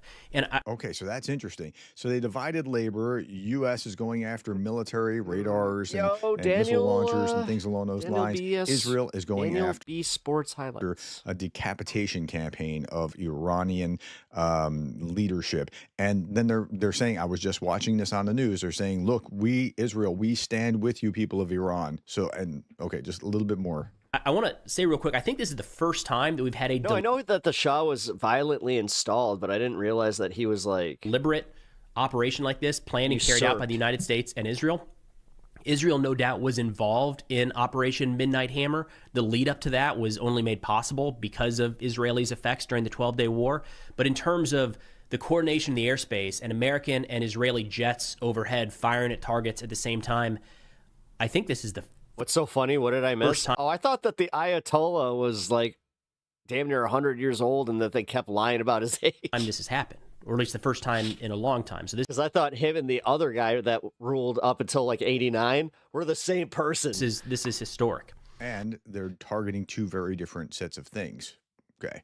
Supreme leader of Iran has been killed in an attack on his residence, according to Reuters, according to Gertis is a Reagan denier. I don't even know what that is. Axios. The body of Ayatollah Khamenei was found under the rubble. Again, here you see Reuters reporting Khamenei's body has been found. He is confirmed dead, Israeli officials say. And so, yeah, it's been confirmed and confirmed and confirmed. Now, what they did last week was they tried to create this chain of who will replace who if they are decapitated in this process. 4 rows deep of people. Okay, so so-and-so will take over from so-and-so.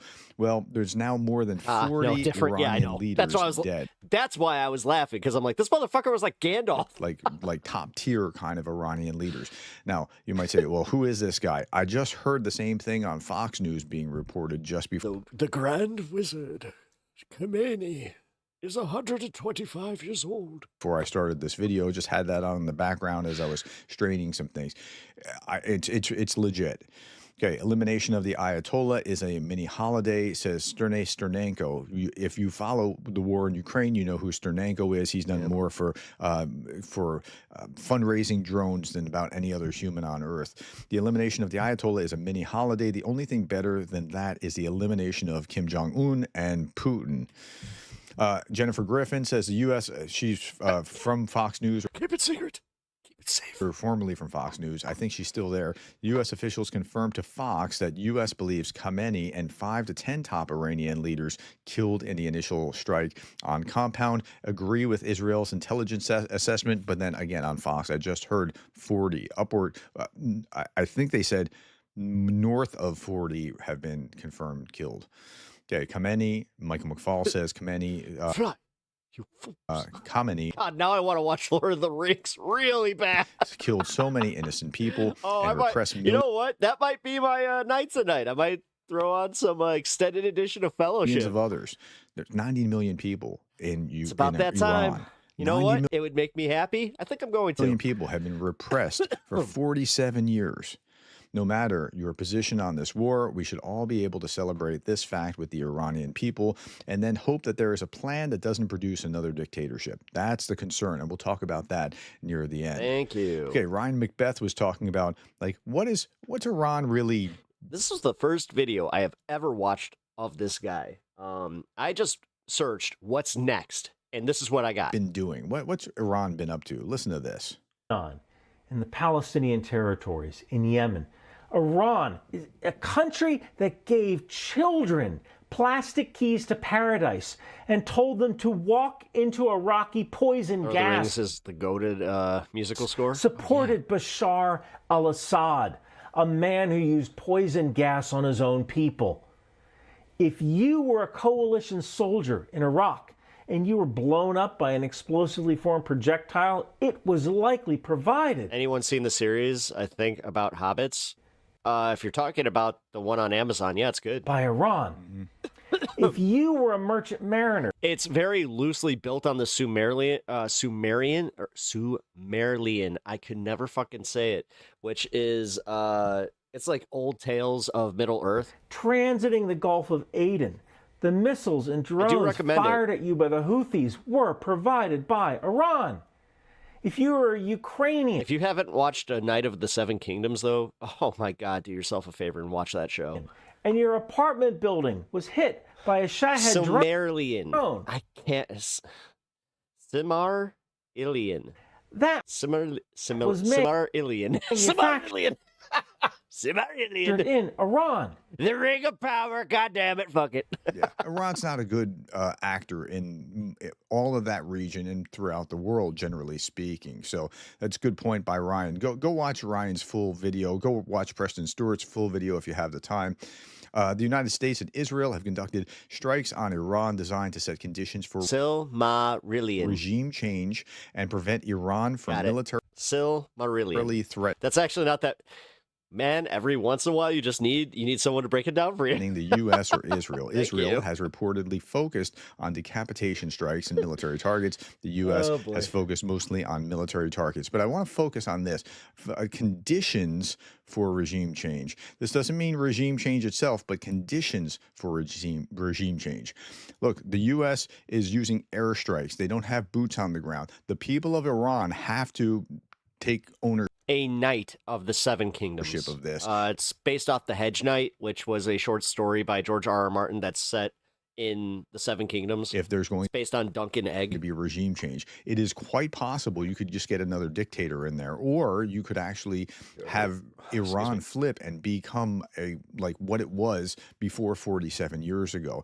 As I said, once I check out of this, I check out of this shit. Like, either way, it's the only way that I can maintain some semblance of sanity. Like the conditions. I mean, you guys could argue that in chat all you want. Are being set because these people are now off the board, and it depends, I think, largely on what the military does. Of it. Oh, dude, so good. Here at this crucial moment, whether they the story of the Hedge Knight is incredible. Duncan the Tall is one of the best characters in all of Game of Thrones, and just as I said, my beard bay, Lionel Baratheon, you know. Try to support the system, or if they stand down. I am embracing the salt and pepper. We'll keep our eye on that. I love it now. Meanwhile, Rubio Before and I was Hegseth trying to are shave it down so you didn't notice it as much. Campaign in Iran. Trump stated that the U.S. and Israel's operation. I envy you. I can't check out my brain. Won't let me. Yes, Iran is going. Mine used to be like that, but I had to force it where it was just like, no, you will not watch political content when you are essentially when I'm upstairs. I try not to watch political content. It's the same way that I deleted Facebook off my phone, and I can only really see Facebook on my computer. Very well, according one of the smartest moves I ever made. To him, there are two opinions or options rather for the situation's development. Either go all Although I walked that one back recently, I'll admit. the way and take full control, or finish the operation in 2 or 3 days and warn Tehran that if it resumes its nuclear or missile program, The Green Knight, yeah, good movie. Washington will Little long, not boring, long. return to the issue in a few years. Now, if they do that, regime change, if they do that latter, regime change is very Tolkien, unlikely in my transcends estimation. political But party. this is where we are right now. Yeah, U.S. Central Command publishes footage of Operation Epic Fury. So they're showing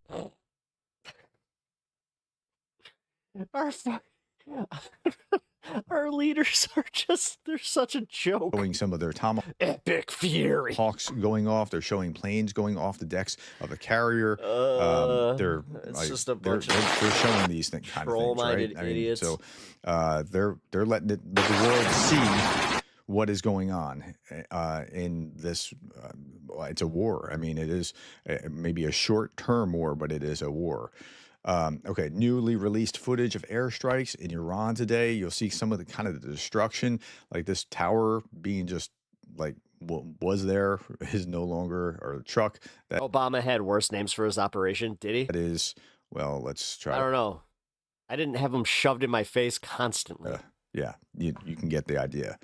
Okay, Israel publishes footage of airstrikes on Iran ballistic missile launch site, and Iran has a lot of these ballistic missiles. I'm not talking like I don't notice Dude, I watch Gundam. Gundam is one of the most political shows that you can get, but it doesn't make me go, you know what I want to do while watching Gundam? Watch a Midas Touch video. And they've been playing with the Russians, supplying military armament. Like, that's a big bang, right? Okay.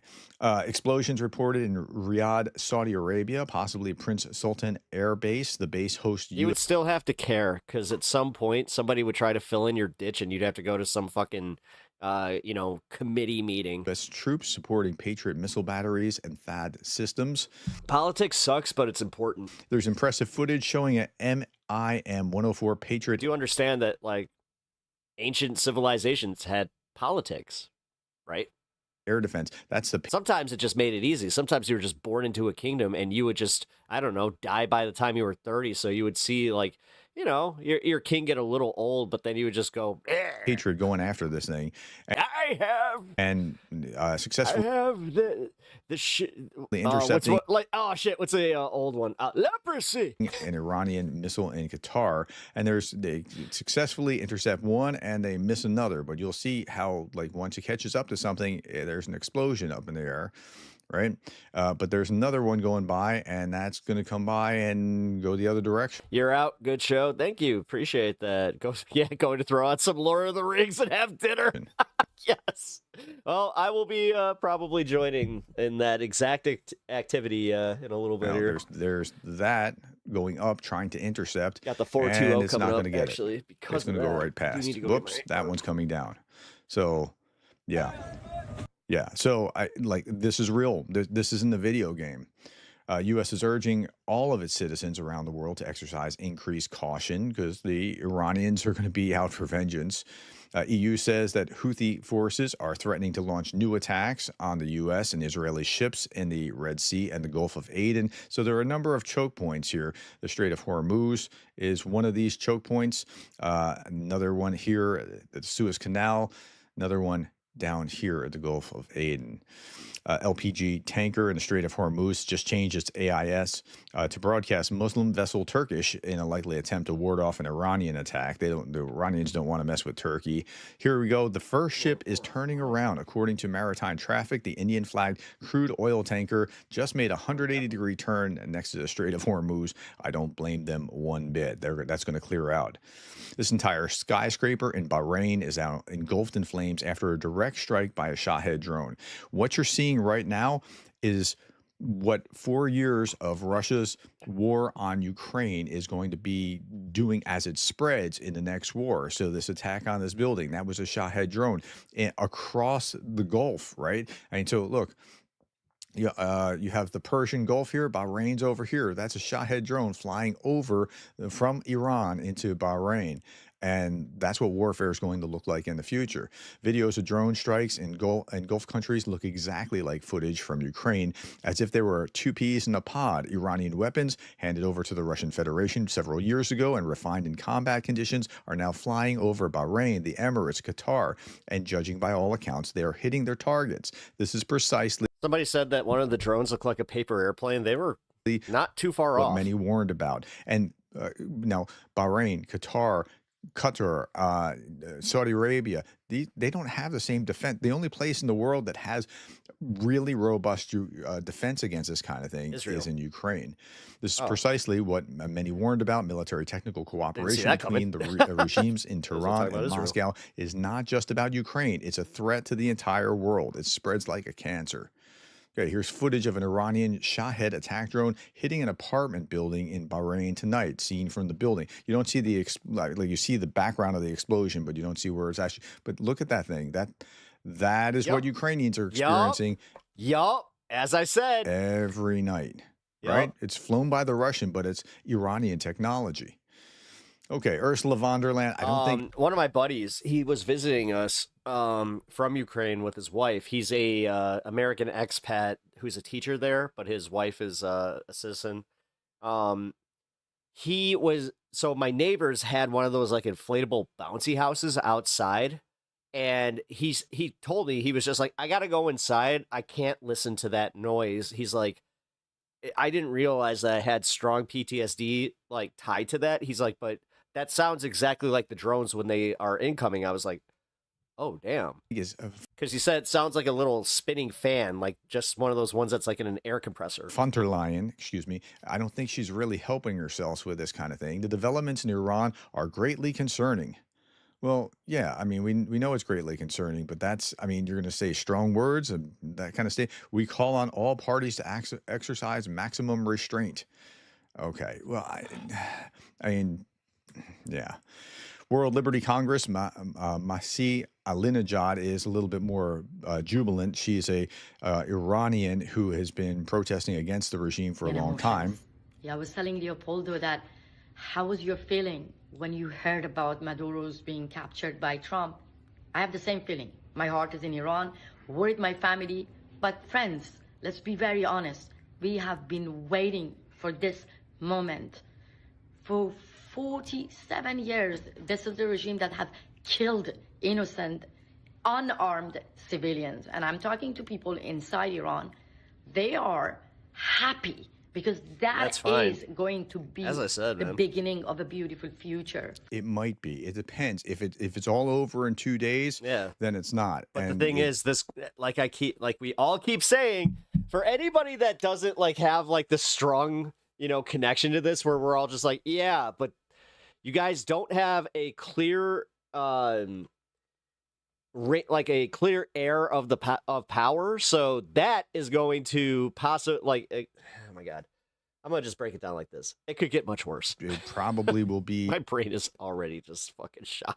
Whoever's left to pick up the pieces, trying to still clamp down a little bit, trying to cut a deal with the U.S. so that they don't do it. But if it extends for some time, there's going to be more likelihood that there's going to be some significant regime change.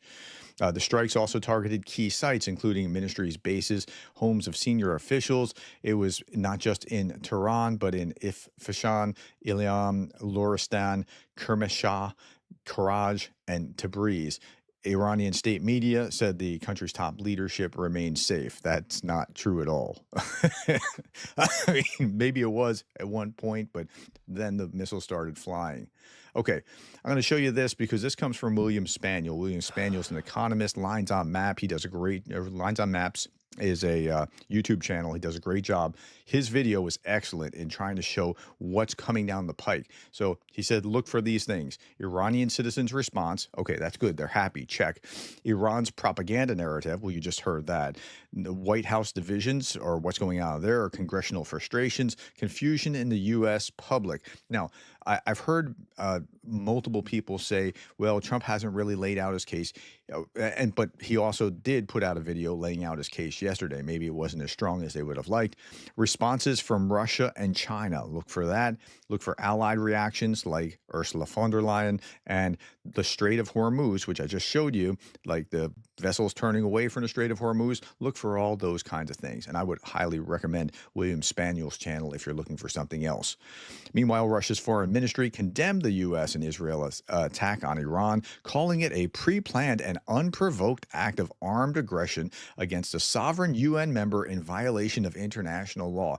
How she can even get those words out of her mouth as the foreign ministry spokesperson of the Russian Federation is just beyond me. Violation of international law. I wonder where we saw that before. Okay, Darth Putin, the parody site, says good news. Good news is that by the time this is done, I won't be considered the only strategic moron on the global stage. All right, my friends, if you're not familiar with me, I do these updates every day. Usually it's about what's going on with Russia and Ukraine, but here we have to keep our eyes on what's going on with Iran. Thank you, my friends, for your time, the likes, the shares, and the subscribes, and thank you for being the kind of person who cares about the world we live in. Actually, don't mind. Let's see. I'm not sure if I'm. Yeah, I'll sub. I can unsub if I need to. All right, where are we at? What time is it? Oh my God. We got a few minutes. Cool. Yeah. 2 minutes. We got 2 minutes till the 420 on the show. Fuck yeah. I might hang out for probably about 20 minutes, 30 minutes after that, and then, yeah, we'll see what happens. We're covering attacks in the Middle East. It is now just after 3 a.m. in Iran. President Trump says their supreme leader, Khamenei, killed in those airstrikes earlier today. Iranian officials have not What the fuck did he say that was so out of pocket? Confirmed that. That's moronic. Oh, okay. The region is bracing for what could be an escalating regional conflict, or, as the senator who joined us moments ago said, call it that, call it a war if you want. U.S. and Israeli forces launching rounds of strikes against Iran in a surprise attack early this morning. The Iranian Red Crescent says over 200 people. Again, if they didn't already run through this with a whole entire generation that grew up. Like, this is what radicalized us in our politics, was the fact that they did this so egregiously while we were in high school.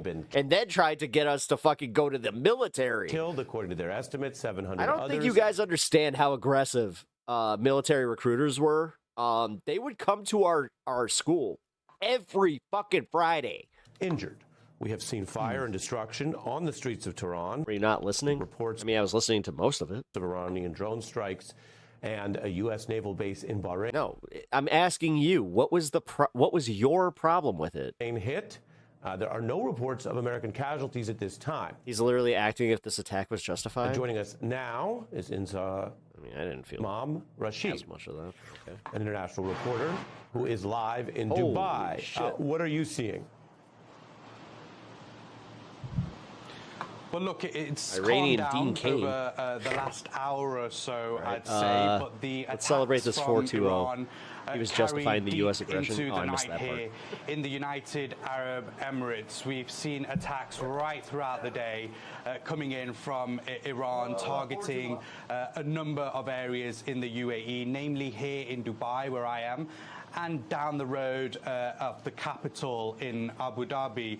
Initially, we saw Iranian attacks coming into Abu Dhabi, where the UAE defense missile systems were intercepting a lot of those incoming missile fires by Iran. But as a result of the interception, a lot of debris was falling down onto the ground, and in Abu Dhabi actually caused the casualty of a South Asian man. A lot of the debris causing explosions on the ground as well, which was... He was 100% running cover for war? Huh. a huge concern for the UAE authorities. Then moving over here to Dubai, it was something that we weren't actually expecting. Targets of US bases here in Dubai. There are 2 small bases in Dubai, and of course just over my shoulder here is actually the Jebel Ali port, where a number of US Navy vessels are based, and that has been the latest target really ripped. of Iran. They have been specifically targeting the Jebel Ali port, and over the last few hours I've seen a few explosions in that direction. The interceptions have been taking place, but debris has been falling thick and fast, and that's been quite visible to see from the balcony here. So look, throughout the day today, the UAE defense system has kicked in. It has intercepted a number of missiles, but there has also been a number of pieces of debris falling to the ground. We've seen it at the Fairmont Hotel on the Palm Jumeirah, that 5-star hotel, which essentially saw a huge explosion because of debris from a drone falling to the ground. Then we saw some other parts of Dubai also targeted, and namely an iconic building, the Burj Al Arab Hotel, the 7-star hotel shaped like a sail, some debris falling near to that and causing explosion right on the side of the building. So the UAE very tense tonight, as it has been all day, and no doubt will continue tomorrow. Inzamam Rashid, thank you for your reporting there from Dubai. We turn now to Aaron David Miller, a former diplomat who's a senior fellow at the Carnegie Endowment for International Peace, and foreign policy expert David Rothkopf, with experience in the Clinton White House, host of Deep State Radio, a podcast. Aaron, I'm curious, just your view, big picture. Okay. You both Deep have State been involved Radio. In this region for decades. Deep State Radio. From the Deep State. If one found out that Khomeini was out, that's what the president says, Iran hasn't confirmed it, of any cause, including natural causes, this would be a seismic event we'd all be covering. Here, though, it comes at the hands of a U.S.-Israeli operation, which significantly complicates it. Give us your view of that potential end of Khomeini, and then, second, perhaps, your views on the U.S. operation, its efficacy, and its risks. Right. First of all, Ari, thanks for having me. It's great to be here with David. Look, we're, a day into this? The Brits would say it's early days, and it really is early days. All right, back to your echo chamber with you, Eric. The enemy has a vote the Have fun. day after, the days after, the weeks after, as the succession struggle evolves in Iran is critically important. I'm not even trying to mince it anymore. Let them think that I suck. I don't care. It's not worth it. Yeah, Ali Khamenei is gone. That's a good thing. Eric's not peoples that I want in this community if he's so unchill anyway. Yahya Sinwar is gone. That's a good thing.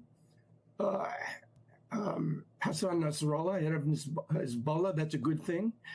But removing these individuals still leaves the structures, the ideologies that created them. Yeah. That's what we keep saying. I love how everybody caught up, like right at the end of stream here when we were saying this. What, at the beginning? This was a war of choice, a war of discretion. There was no imminent reason to do this, and in wars of discretion and choice, the metrics for evaluating success are much higher because the war was not necessary. Shut the fuck up. We ain't liberals here, bud. And when war starts, people die, there are complications. We're very early in the process. So I'm looking to see exactly in the days that follow where the Iranians are putting their primary energies. It's regime preservation. But I wouldn't rule out even a more aggressive response in the days to come. You read it in a Canadian accent. Oh, yeah. Okay, bud. Yeah, bud. Safety meeting. What is going on? Iran fires back at Israel attack. No Americans were hurt.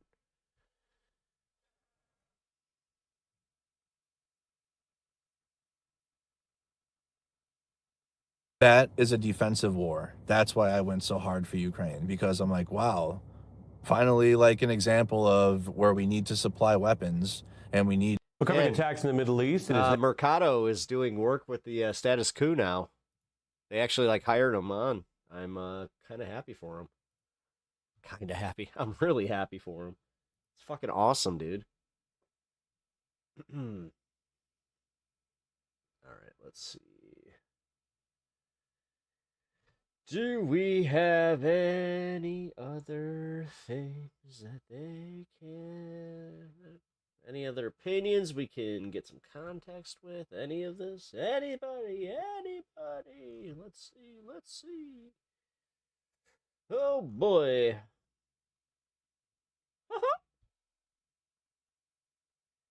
Brilliantly executed.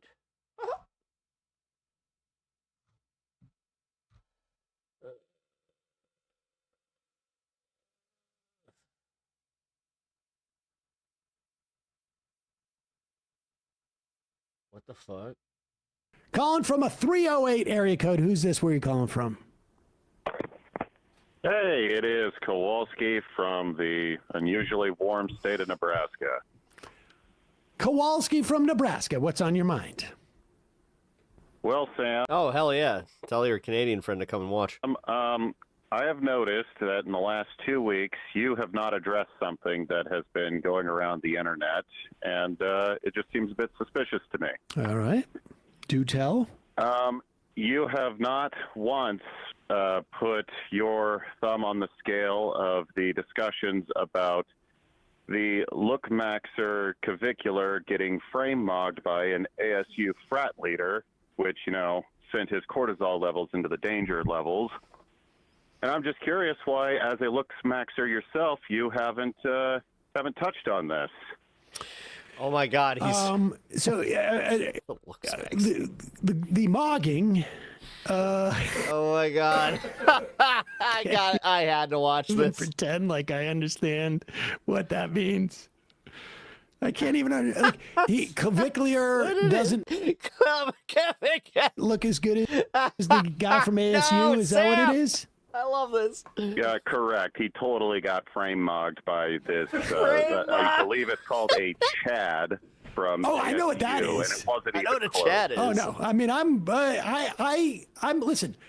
I'm a Alpha Riz. I got Alpha Riz and Chad Riz going on. So.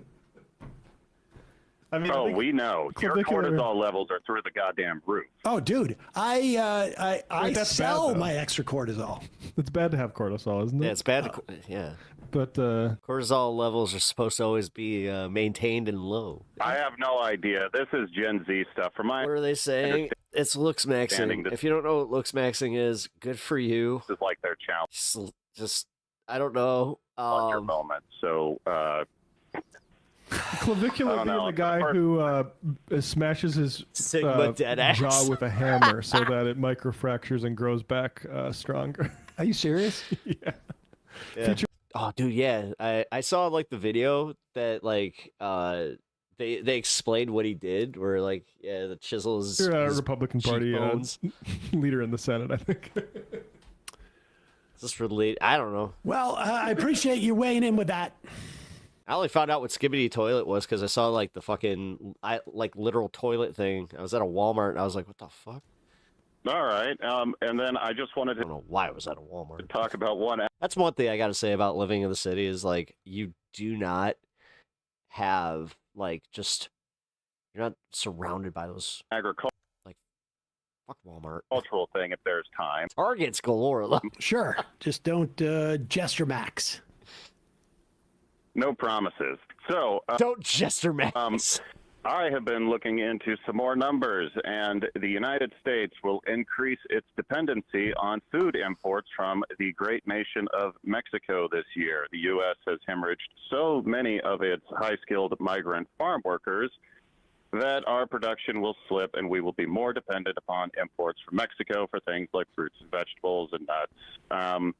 This is going to be extraordinarily bad because this is going to cause American industry to atrophy, which, for those of you unaware, it takes a long time to rebuild those logistics. And as we become more dependent upon northern Mexico to fill this void, we are being ever more reliant on an area of Mexico that is suffering from acute water shortages. So this is just putting our entire supply chain on one of the rockiest foundations. I'm not looking for a full Kowalski report. That was funny, though. This program was made possible by contributions to your PBS station from viewers like you. Thank you. You're welcome.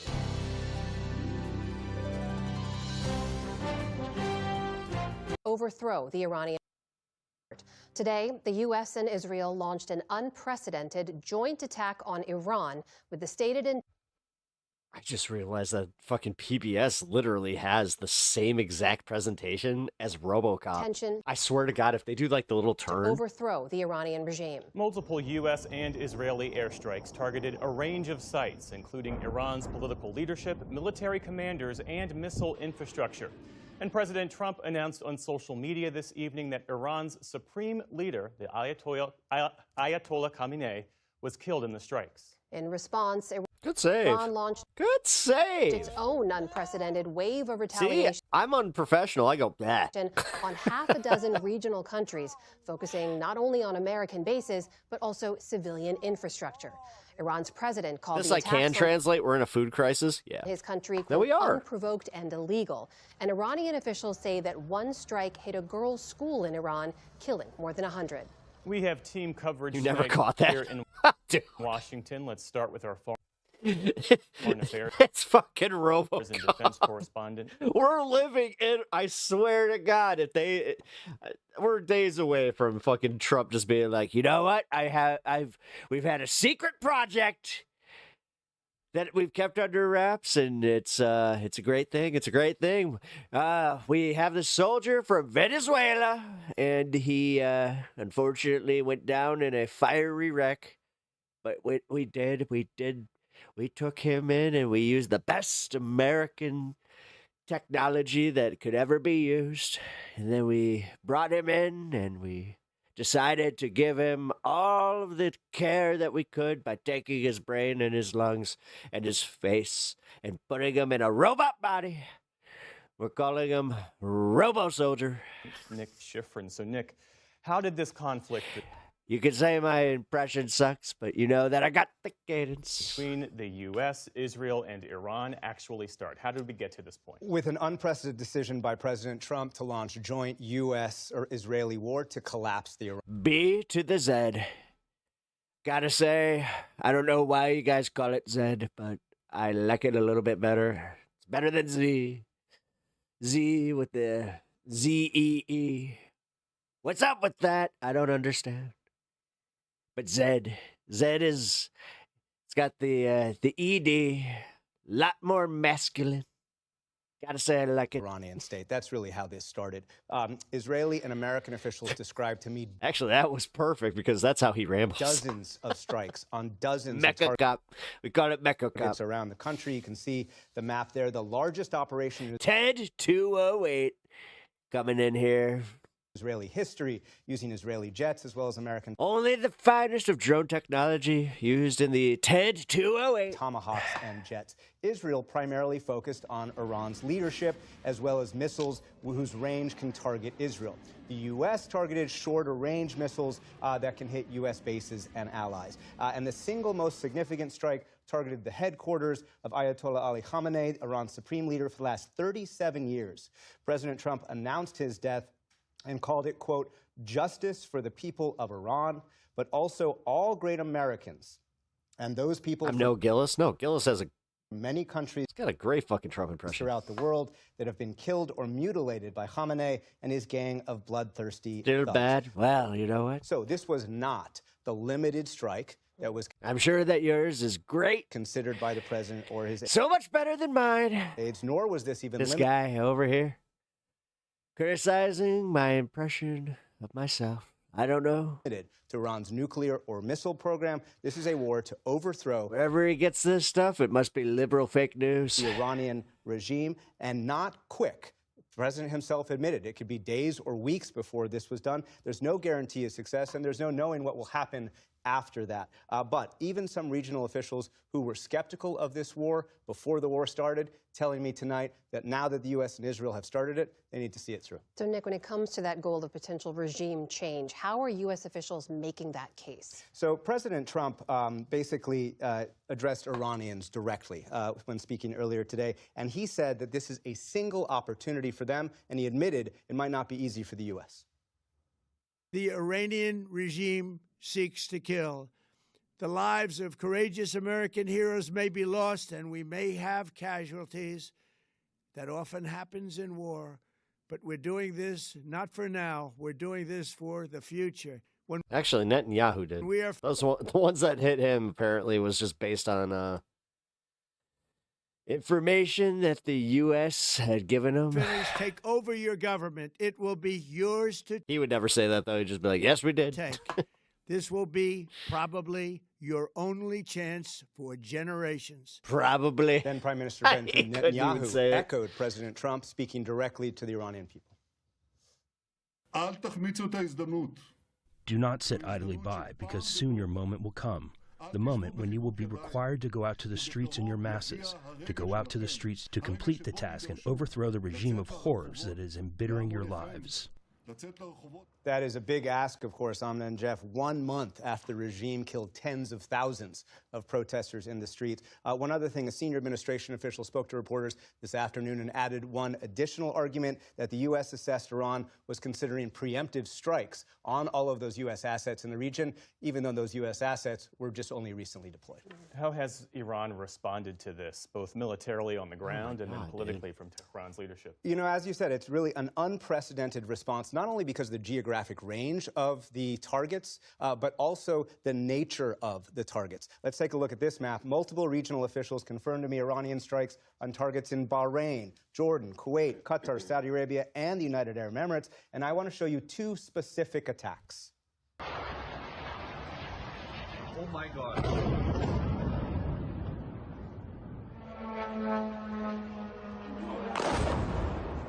Those attacks from downtown Manama, Bahrain, and before that from Dubai and the United Arab Emirates, the first ever Iranian attacks on residential or hotel targets on Arab countries that make up the Gulf Cooperation Council. In addition, we've seen missile attacks on Tel Aviv and multiple missile attacks on U.S. bases, although a military official tells me that they've only had minimal damage. Now, before the supreme leader spoke, we heard from Iranian Foreign Minister Abbas Araghchi saying that Iran was still interested in de-escalation, but he warned that the U.S. and Israeli attacks would fail. You cannot, change this regime because it's supported by the people. All right. Yes, there are also people. Yeah, we saw that. Okay.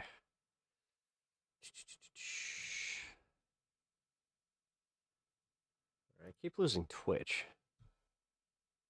Which, that sucks. Okay.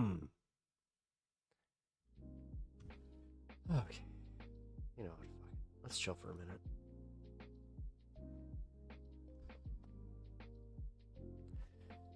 Alright, how are you guys?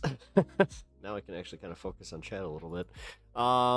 If you have enjoyed this show, please consider hitting that like button and subbing to the channel. Really helps me out. Khomeini confirmed dead by Al Jazeera. Yeah, no, I know. You're not breaking any news. We broke that like 2 hours ago. You're a little late. It's okay. It's okay. You don't have to break everything.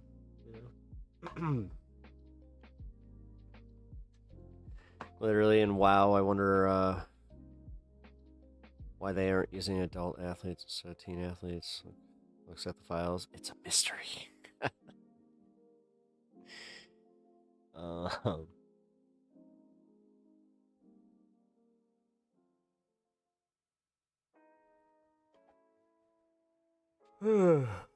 Oh, God. You're doing well? Nice. Was able to get a replacement order for missing books. Oh, good. Hey, you. Oh, what? Why are you being loud? Huh? Why are you being loud, kitty? Do not try to cross that dog. see how his he is not in the mood, man. Come on. Congrats, America. Money well spent. Yeah, no shit. Oh man. Yeah, you got him. Woohoo! What now? Right? Apparently there's already secret groups in the streets of Iran, indiscriminate. Oh, that's fun. That's fun. Let's find some reporting on that, I guess. Oh my god. Reports.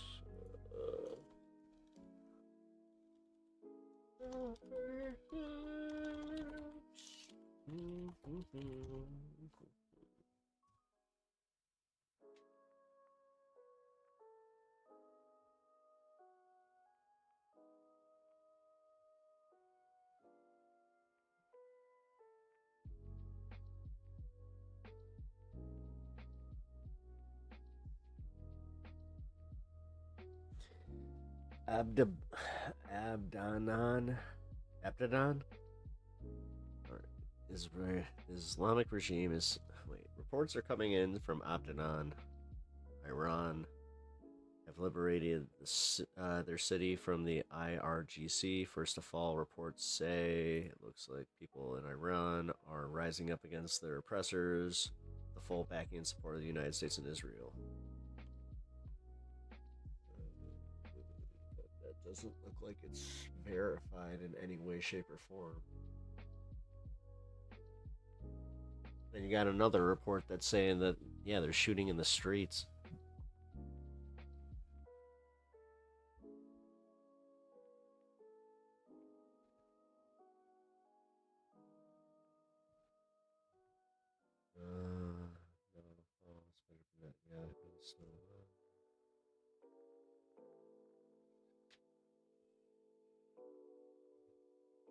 New large wave of airstrikes is hitting targets in Tehran.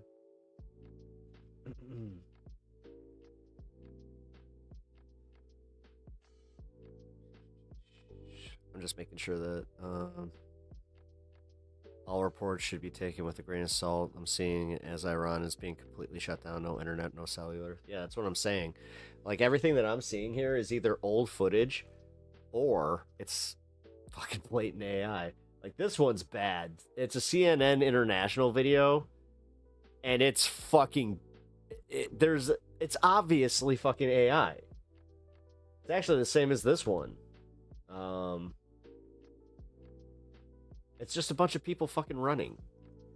Yeah, that's not... Alright, yeah. You know what? Take it all with a grain of salt. I'm pretty sure that we can't trust a goddamn thing from these people, so... My stuff go down. No, yeah, my Twitch has been fucking really messed up. I don't know. I've been having major internet issues today, so not gonna worry about it. Honestly, it only affected all 3 streams once. The rest are just having hiccups because yeah, bandwidth or whatever the fuck. I don't know. I don't know. I keep saying that. Oh, God. Alright, I feel like I should probably go. I'm getting to that point, and I do still want to watch Lord of the Rings tonight, but it's one of those movies that just happens to be, you know, long enough to where if you start it too late, that could be a problem. You won't see much footage from Iran, assume most of it's fake. That was kind of, yeah, no, that's where I'm at. The propaganda machine is going into overdrive, so there's going to... be so much shit. I've been doing CLEs for the past 2 days. I didn't even know we were at war the last time I saw you guys. At Rebecca, yeah, had the cancer. Well, that was her now ex. Rebecca's got quite the life. I'm not trying to laugh. That was more of a, yeah, you deal with a lot. Doing well, so I'm proud of you. Alright, let's see. U.S. Navy. Wait. Missile strikes. U.S. Navy near Bahrain. Oh, shit.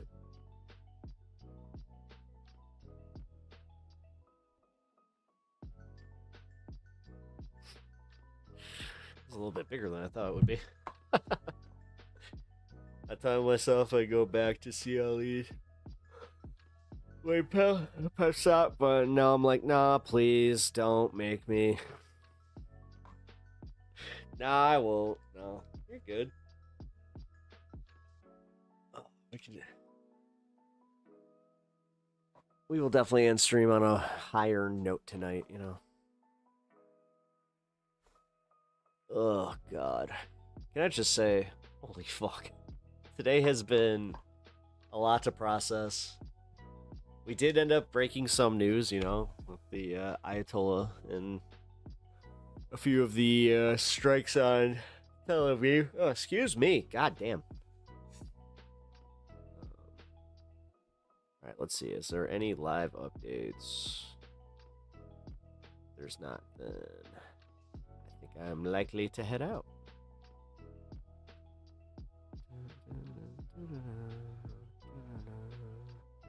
Oh my God, that's right. Is that tomorrow? No, that's on Monday.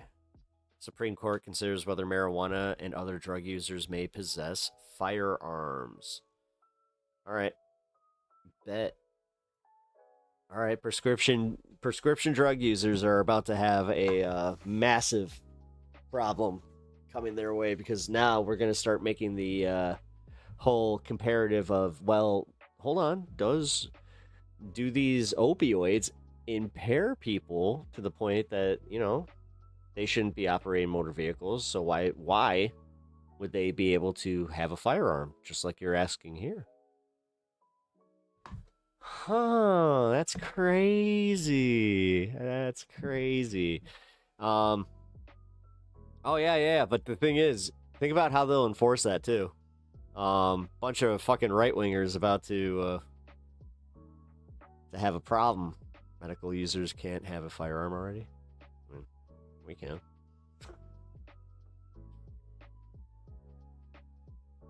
We can. Laughing my fucking ass off. You're a joke. All that would be constitutional. Why am I a joke? I'm just reporting on what the fucking Supreme Court's saying, dumbass. Why are you mad at me? The fuck, bro? Yo, you need to chill your fucking ass. I don't know what the hell that was about. Fucking getting all mad at me for just reporting on something. Fuck. No wonder, like, you guys get all bent out of shape over fake news. Welcome back. For nearly 60 years, the possession of guns by users of illegal drugs have been banned by federal law. The Trump administration says it's essential for public safety. Next week, the Supreme Court is considering whether that ban is unconstitutionally broad. It's a high-stakes case involving marijuana and the states that have legalized it in some form. Our Devin Dwyer has a closer look at the case and growing debate over whether cannabis should get a carve-out in gun law. In the foothills of Pennsylvania's Allegheny Mountains, oil and forestry are big business, Donald Trump is big politics, and for hunters like Rob Green, guns are a big part of local culture. If you don't support the Second Amendment in Warren County, you probably should leave. Green is an Army veteran and father of 3, and until earlier this year was the top law enforcement official in the county for more than a decade. Most crimes that we prosecuted involved drugs or alcohol. I mean, that's a good 85 to 90%. He also happens to be a user of cannabis, one of 440,000 Pennsylvanians with a state-authorized medical marijuana card. So how often do you use? When I was the DA, once or twice every week or two, maybe once a week on an average would be good. I'm not a daily user. Does marijuana serve a medical purpose for you? Yes. Yes. If it did not, I would not be able to get a medical marijuana card. Marijuana as medical treatment has been legal here since 2016, but consuming cannabis also comes with what Green calls an unconstitutional cost. America's a hellhole. What a ridiculous country. Yeah, this is the Trump administration. Where's the guy who was all mad about me reporting on this? As of right now, I have 0 firearms. And why is that? Alan. I could serve 10 years in prison Alan. for having a firearm because I am, according to the feds, an illegal user of marijuana. I mean, it's bull. Congress has prohibited the feds from cracking down on state medical marijuana programs, and President Trump recently signed an executive order loosening restrictions. It's an honor to do this. But cannabis is still banned under federal law. And that means 6 million registered medical marijuana patients across 40 states must surrender their Second Amendment right to own a gun, even when they're not under the influence. Pennsylvania gun dealer Tim Parker says the law is still the law. We have a sign on the outside of the door. We do not like people that smell like marijuana coming into our shop. A lot of times they tell us that they have a license or a marijuana card, and they're legally allowed to have it. I said, well, you're not allowed to come in here. We will not sell you anything. Parker showed us how gun buyers must attest on a federal form under threat of felony prosecution that they don't use marijuana or any other illegal drug. So if you check yes, it's an automatic no correct, purchase. Because the federal law, even though in the state of Pennsylvania they made medical marijuana legal, the federal law still mandates that we cannot sell you a firearm. Since 1998, the FBI says countless drug users have been turned away by gun dealers because of that form, in addition to more than 240,000 customers flagged for drug-related convictions by the background check system. The Trump administration calls the gun ban for drug users a cornerstone of public safety. Those are the kind of people that shouldn't be carrying a gun, because it's all split-second things, and a gun doesn't think for itself. This guy's retarded. Guns don't kill people. People kill people, not guns. You're fucking so stupid, my guy. This is our gun room. The potential dangers of combining drugs and guns is apparent inside the City of Erie Police Department gun vault, lined with boxes of 700 firearms confiscated in crimes since 2023. How many of these guns, Man, Second Amendment really seems to not have much sway. That's crazy. would be associated? That's crazy, man. Did you guys even know? Like, see, this is the fucking fucked up part. I didn't even know about drugs. The federal part. I mean, so 170-ish that we took them and confiscated. Damn, dude. And people like to fucking shit on Chicago and like just Illinois in general for having really strict gun laws. With drugs, but I would probably guess 70% of these I said drug laws or gun laws. probably were involved in the drug. Had some connection. Had to some drugs. connection, yeah. Police Chief Richard Laura says medical marijuana is not a top threat, but does pose a danger when combined with guns. We don't want someone who's under the influence of alcohol or methamphetamine or cocaine or marijuana to be handling a firearm. Obviously, there's some safety issues there. The Justice Department says it prosecutes 300 cases a year in which a violation of the drug user gun ban was the leading charge. One recent high-profile case involved Hunter Biden, a self-confessed recovering crack cocaine addict who was charged with lying on the federal gun transaction form and obtaining a firearm. So was Ali Hamani of Texas, who the government says admitted to using marijuana every other day while keeping a Glock 9mm pistol in his home.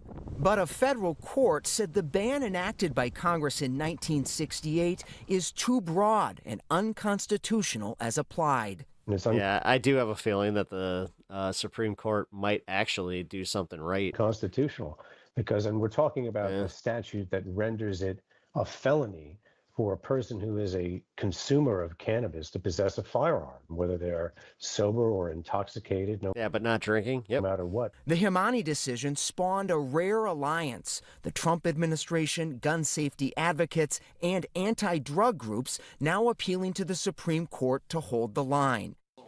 They say a ban on guns for people who use illegal drugs, including medical marijuana, is rooted in the nation's history. Back to the days of the founding, we had laws about intoxication and severe intoxication, even surrounding things like alcohol. And they point out marijuana use has been linked to perpetrators of some of the country's deadliest mass shootings.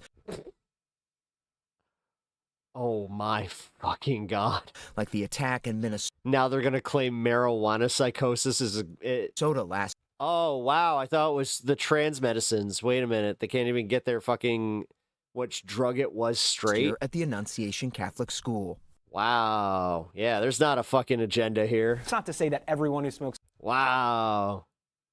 Totally no agenda. It's not like they're totally going after just one group. Marijuana is going to have cannabis-induced psychosis, or even the vast majority. Right. But we need a bright line rule here to prevent against the worst possible scenarios that could Why do they always look like the biggest dweebs? occur? I do agree there are certain circumstances where people should not be able to own firearms. But Green says the dangers of marijuana are overblown.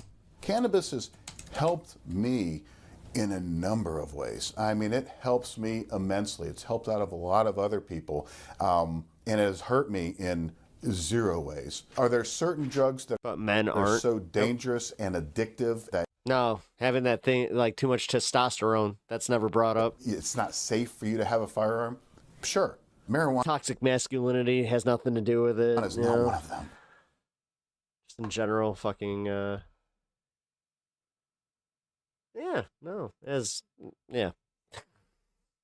Guys, like I said, we live in fundamentally unserious times with some of the most unserious people controlling what the next 3 to 4 decades is going to look like. So, isn't it fun? They're not even going to be here to see the damage that they do. Yay! Like, you understand that half of us are going to be like in nursing homes and still complaining about like a policy that they had to undo that ties back to fucking Trump's administration. This is gonna be fucking wild, man. Yay! Like I said, I'm glad I don't have kids. If you guys got kids, I genuinely feel bad for you. I do. When it comes to this, because this is the world they get to inherit. And on top of it, they can apparently, your kids might be able to read, but statistically, their peers can't. So, bunch of crunch. Sovereign sit. Let's see, just one. All right, I can do one sovereign sit. That's fine. Miss Sergeant Curtis, where are you at?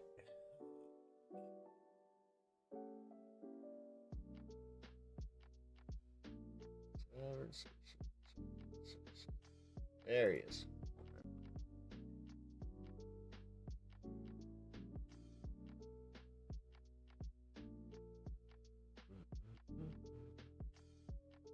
You have 10 seconds. 5, 4, Open the door. Usually 2 sovereigns in the car is double the trouble, but sometimes there's the rare unicorn situation where one of the sovereigns sees the writing on the wall and taps out and leaves the stop. The other decides to keep playing games, loses a window, goes to jail. This is one of those. Hello, how are you? I like how it's just like, nah. Hey, I'm Deputy Gage to the Sheriff's Office. Just have my cameras on. The reason for the stop's the license plate. Yeah. Do you have ID or anything? Okay, can I get that from you? Yeah, you can get a traffic infraction. Hmm? Yeah, it's a traffic infraction, so by RCW you're required to give me a license.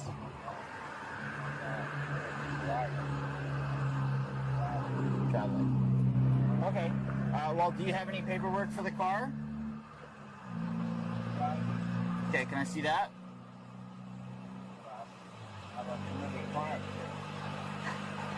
Well, if you fail your ID, it's a crime. But we don't have to go that route.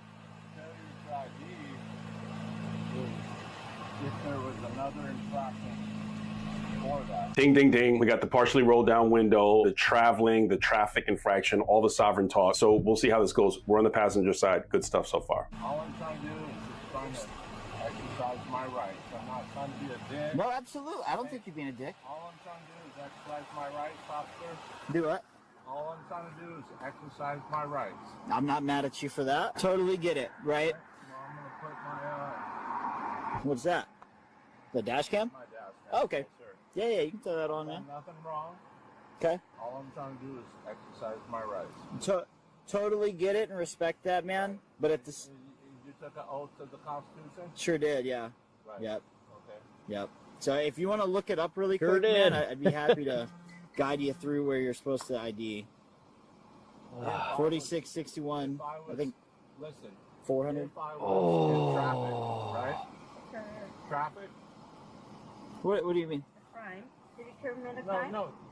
Let me talk to Hold this on, man. no. Did he commit a crime? Let me talk to this man. Meanwhile, I feel like an uncle in If I this was bitch. in traffic, No, you can. Nah, it's continue. nice. Yeah, man. I'm not trying to give you a hard time or anything. Occasionally being able to instill some wisdom, you know. Okay, you notice that the driver reached over and locked the door. That definitely means something. He's dealt with police before because he believes that the officer might try to enter the vehicle. Here's another thing, and this is a police tip, and it's a really good practice. Just ask the driver to keep their hands on the steering wheel because a lot of moving around can cause some dangerous challenges. And you can articulate later that I asked the driver. That's a CPD thing right there. They're just like, hands on the wheel. It's like, all right. And then you have to ask permission. It's like, can I grab my license, my to place their hands on the steering wheel. Several times they removed their hands from the steering wheel and insurance started and to all reach around inside of the vehicle. Dude, I got reprimanded last time by a cop that was just like, how come your insurance card's not on your phone? I was like, oh, I didn't know I was supposed to have it on my phone. It's just like, it's easier. I'm like, oh. And they showed me how to do it. Good practice to have people maintain their hands in one position. And if you're the passenger or if you're the driver getting stopped by the police appreciate if you keep your hands visible and in the same location. Just a driver's license. That's it. let me talk to this man. Unless I've committed a crime, I don't have to provide ID because you know what? Because you know what? Well, right, so here's the thing, okay? Have 82 continue as well. Fine. The license plate is, saying doesn't need to have a license. Sovereign. And all that. Yeah, sovereign. Okay. Okay. Okay. I have the right to travel. Okay. I don't have contact with the state. Right. So therefore, I am 100% free to exercise my rights. Okay. And travel freely at my private conveyance. Sure. Okay. Okay. So I don't know if you heard me. Can you walk? Yeah, actually. Yeah. I'm just gonna walk. Okay. I mean, yeah. Like, is he going to be under arrest? No. Well, I hope we don't get to that. No! I I'd like like how you to- hear him in the background. No! Radio, and you're like, I have a sergeant coming. That's it. Which is something that I do in situations like this, right? get in trouble? You're not in trouble. So like, the way the state law works is you're totally free to leave. I can't detain you. You had your seatbelt on. You're totally good to go. So if you want to leave, you're welcome to leave. If you want to stay, you're welcome to stay. Totally up to you. I'm good. Okay. So this is she bails. interesting because he mentioned state law that you're free to go, you're free to go, you're free to go. There's a case that I'd like you to look up. It's Brennan versus California, and it's a Supreme Court case. I believe it's from 2001. The Supreme Court has ruled that if a police officer stops a car, all of the passengers inside of the car are considered seized under the Fourth Amendment. So you won't see people just getting up and leaving from a car stop. Now, if the officer says you can go, then obviously you can go. However, once on a car stop, it's not that people can just come and go from the car as they please. Obviously, this is an officer safety concern. This officer chose to make the decision. But Brennan v. California is a really interesting case. When you have some time, take a peek. Sorry, man. That sucks. Okay. Sorry, man. That sucks. So, have you been stopped before or no? Like under this kind of situation? No. All right. No? Okay, so like. I've been traveling since June 7th. Okay. 2000. I like how she just was like, no, 2000, like peace. last year. You never been pulled over? 24. All I'm doing is exercise my right to travel. I'm not mad at you. I'm not driving. Right. There's a big difference between driving and traveling. Okay. So you're trying to presume that I'm driving. What's the difference? No, there's a big difference. Well, what is it? The difference is a driver is somebody who's being employed on the roadway for hire. For somebody who's making money, like a truck driver. You know, I thought that he was going to say something a lot dumber than he just said. Still doesn't make it right, and it doesn't make any sense. But, A taxi driver. I mean, Yeah. One of them. No. So like a commercial vehicle. Authority over me. Have you seen any of this online? I have, yeah. I've dealt with this a few times. Well, I'm not for commercial use. Okay. I'm a 100% private traveler. Get it. Totally. I'm traveling at my private conveyance. Absolutely. I've done nothing wrong. Okay. And All I want to do is be on my way. Totally get it, man. Totally get it. However, here's the dilemma, right? So, well, I've listened to you, and I want you to listen to me too, right? We've had a good conversation so far. I don't see why we can't continue that, right? You don't have a license plate, okay, which is required by the state of Washington. That's if you're driving commercially. I'm not. That's required for every vehicle that's going to operate on a roadway. That's a vehicle. If you're traveling fucking privately, you don't have to have a driver's license or a fucking license plate. A lot of people I know are likely pulling their hair out like, why don't you just get him out of the car? Why don't you just do this? There's a method, I believe, to this officer's madness, and I will cover that once we get a little further into the stop. But I believe there's a method to the reason why he's elongating this conversation and engaging in this back and forth. You are traveling privately. Okay. You have the God-given right, and you have the fucking constitutionally protected right to travel. Where does it say that in the Constitution? None of that. It's all about the Constitution. But where is that in the Constitution? I think this guy might be drunk. He might be getting a Dewey. Right, sir? Yep. Right. So therefore, that's all that matters. It's not about codes or statutes for the commercial motor vehicle code. It's all, Oh, he's getting a Dewey. all about commercial. Sure. I'm not traveling commercially. I'm not Oh, driving boy. commercially. I'm 100% private, and I'm traveling privately, and therefore I can do whatever the fuck I want. Cop Right. comes up No, on I understand side. what you're saying, right? Right. But Here at the same time, right? I do need a driver's license from you. I don't have a driver's license. I surrender. You have ID? Okay, we see that what I believe to be is a sergeant has arrived and is on the driver's side. It looks like the gloves are going on, so this might be a sergeant shutdown type situation. You could give me your name. He's got the gloves already on. Oh, You buddy. committed a traffic infraction. A traffic infraction is an infraction to the code, right? Yep, to the RCW, the state law. It's an infraction to the fucking RCW code. No He doubt. sounds like, oh my God, Harlan Williams. Yeah, totally get it, man. So there's my sergeant over there, right? All right, dude, don't drive forward or you're gonna pop the tires, okay? Okay. You guys are presuming that I'm a driver. Buddy is sloshed. No, he's sloshed. By the definition. Yeah, he's gone. And he's about to get taken out of that So car. far, yeah. Let me tell you, buddy. Okay. Let me tell you, buddy. Is somebody employed on the roadway? No, he locked it. Okay, so here's the thing, man. Somebody is employed I want on to the make something roadway. super clear to you, man. I need your driver's license. Employed on the roadway for hire. I need your right? driver's license. I'm not employed on the Okay. roadway for hire. Okay, 1 second. Okay, let me tell you something real quick. I need your driver's license, an ID card, or your full name and date of birth, or an ID card, I surrendered my driver's license. or you can just give me your name and date of birth. Okay, are you gonna take me to jail? Oh, he is so fucked. If you don't give me that stuff, yeah. Yeah, he's so fucked. Really? Yep. Yeah, because it's going to be Dewey on top of all this, too. And all I want to do Oh, is man. fucking just He ain't going to be able to drive forever. It's just something that we do. precautions. I'm shut this fucking thing off. It's a big deal. I totally appreciate that. Look, all I'm trying to do is exercise my right. How much alcohol is in your bloodstream there, traveler? Right. I totally get it. Not mad at you at all, right? Let me put this in because What's his name? Has he you given a don't name? know my name because Hey, I dude, haven't committed you're a being crime. audio video recorded. I am going to break your window if you do Fuck, not give us here your we go. identification. Here we go. Guys, I have done nothing wrong. Okay. Told you what road we're going down, man. All right, you have 10 seconds. Wait, 10. Boston Brian's on with Hal Sparks? Fuck yeah, man. Glad to see it. Let me Nice. tell you. Listen And to Boston's a fucking bass ass dude. him. I gotta have him on my show. 7, 6, 5, Wait, 4, open the door. 2, 1. You're under arrest. Get out of the car. Bluff called. Unbuckle yourself. Get out of the car. Get out of the car. Sorry. Get out of the car. Get out of the car. Under arrest. Get out of the car. Hold on, God damn. Why are you guys doing this to me? Oh, he is so fucked up, man. God damn it.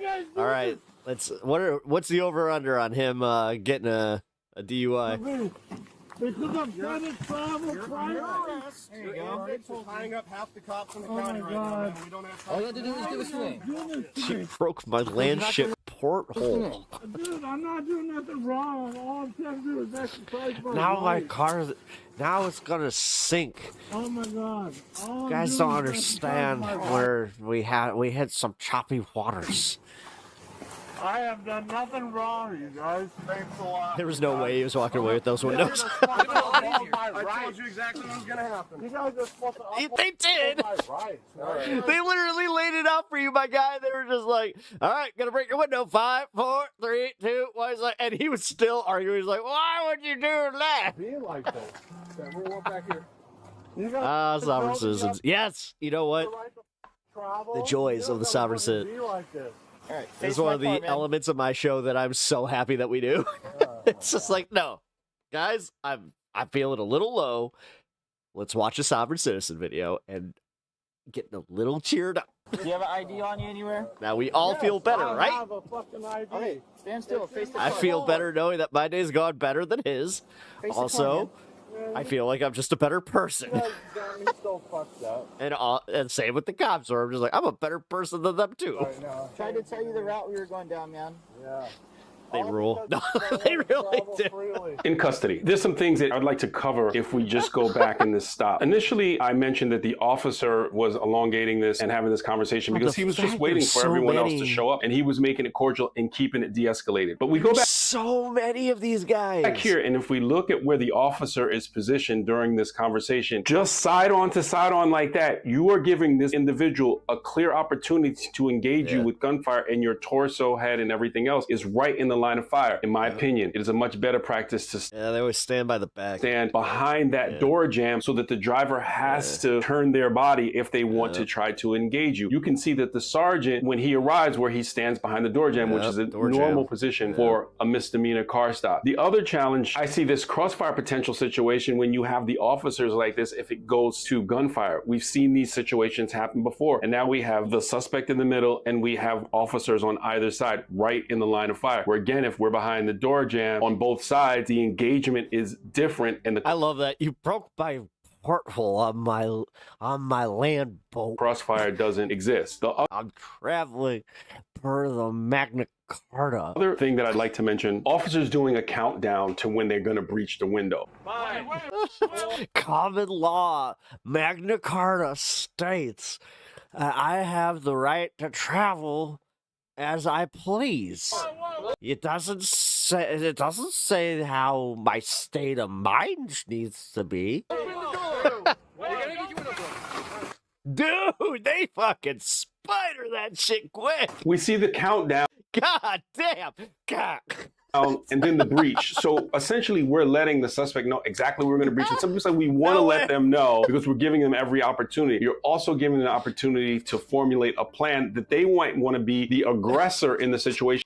And you're counting with a flashlight or a breaching tool in your hand as opposed to being ready on gun. And I know there might have been someone on lethal and someone else on low lethal. Hey, fucking. Boom.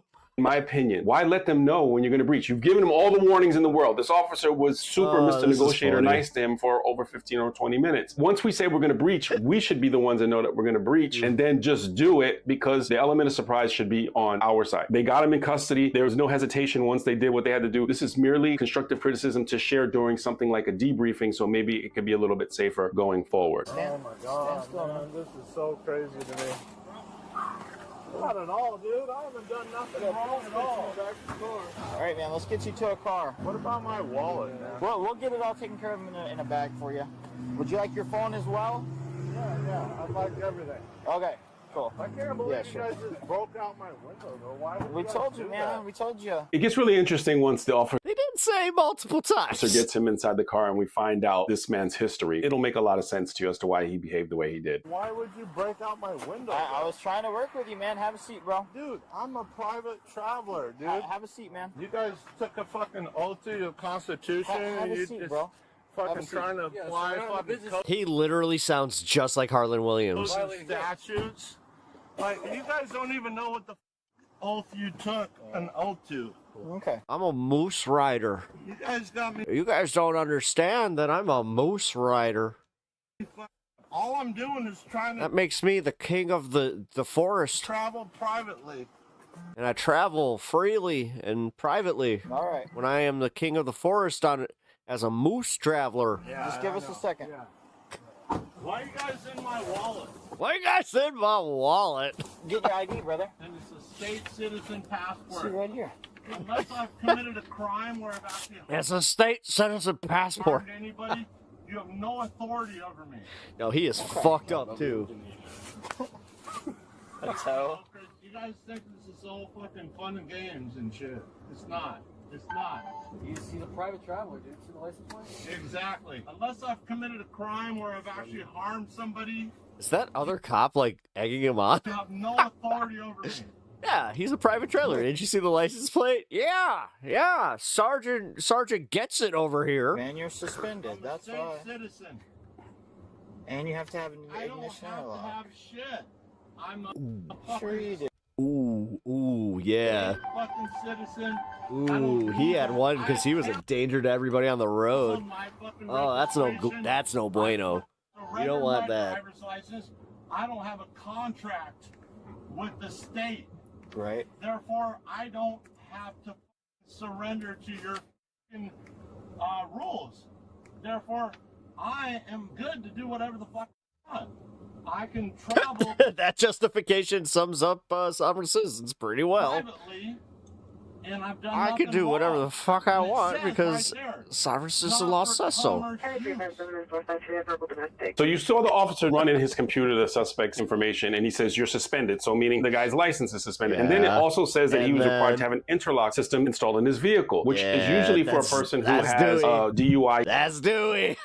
God damn, I called this guy. charge or driving under the influence Oh, charge, my and they have to God. blow into My it in order to God, get the my car God. started. So a lot of times people engage in the sovereign ideology because they want to try to get around the violations that they committed before. They get around the fact that he has a Yeah. suspended license and has to use I don't have a suspended license. As I said, I'm a traveler. this interlock system. I don't know for sure that The courts have not been able to prove me wrong on this one. that's the case, but I heard the officer say that, and one could reasonably deduce that this guy is trying to circumvent the whole legal system because he doesn't want to pay the Dude, consequences. the fact that he is legitimately just like, hey, so you're telling me that it costs this much, and like this was in his sober moment. He's like, you're telling me it was $2,000 for me to get my license back? Oof. But hold on, you're also telling me that there's a sovereign citizen's license plate that is only $20, and then I could just give them a whole spiel about how I'm traveling and that works? And one of his buddies just went, yeah. And he was just like, all right, get me one of those plates. Let's go, Amazon. This is for his One-day delivery. previous actions. Done nothing wrong. Well, your driver's license is suspended. You have an ignition interlock. Driver's license, I surrendered it. No, you did not. That's not how. You surrendered it involuntarily. And when you surrender it and you cancel the contract, Oh my God. He literally was like, it was a court order. He had to give over his fucking license. therefore, it doesn't matter whatever Oh, happens oh no. after that. I'm telling you right now, dude, I can't Oh, dude, this guy's so cooked. wait to fucking go to fucking court with you, dude. I already got Oh no, he got fucked up. He is too. I already He's got about to get a fucking breathalyzer.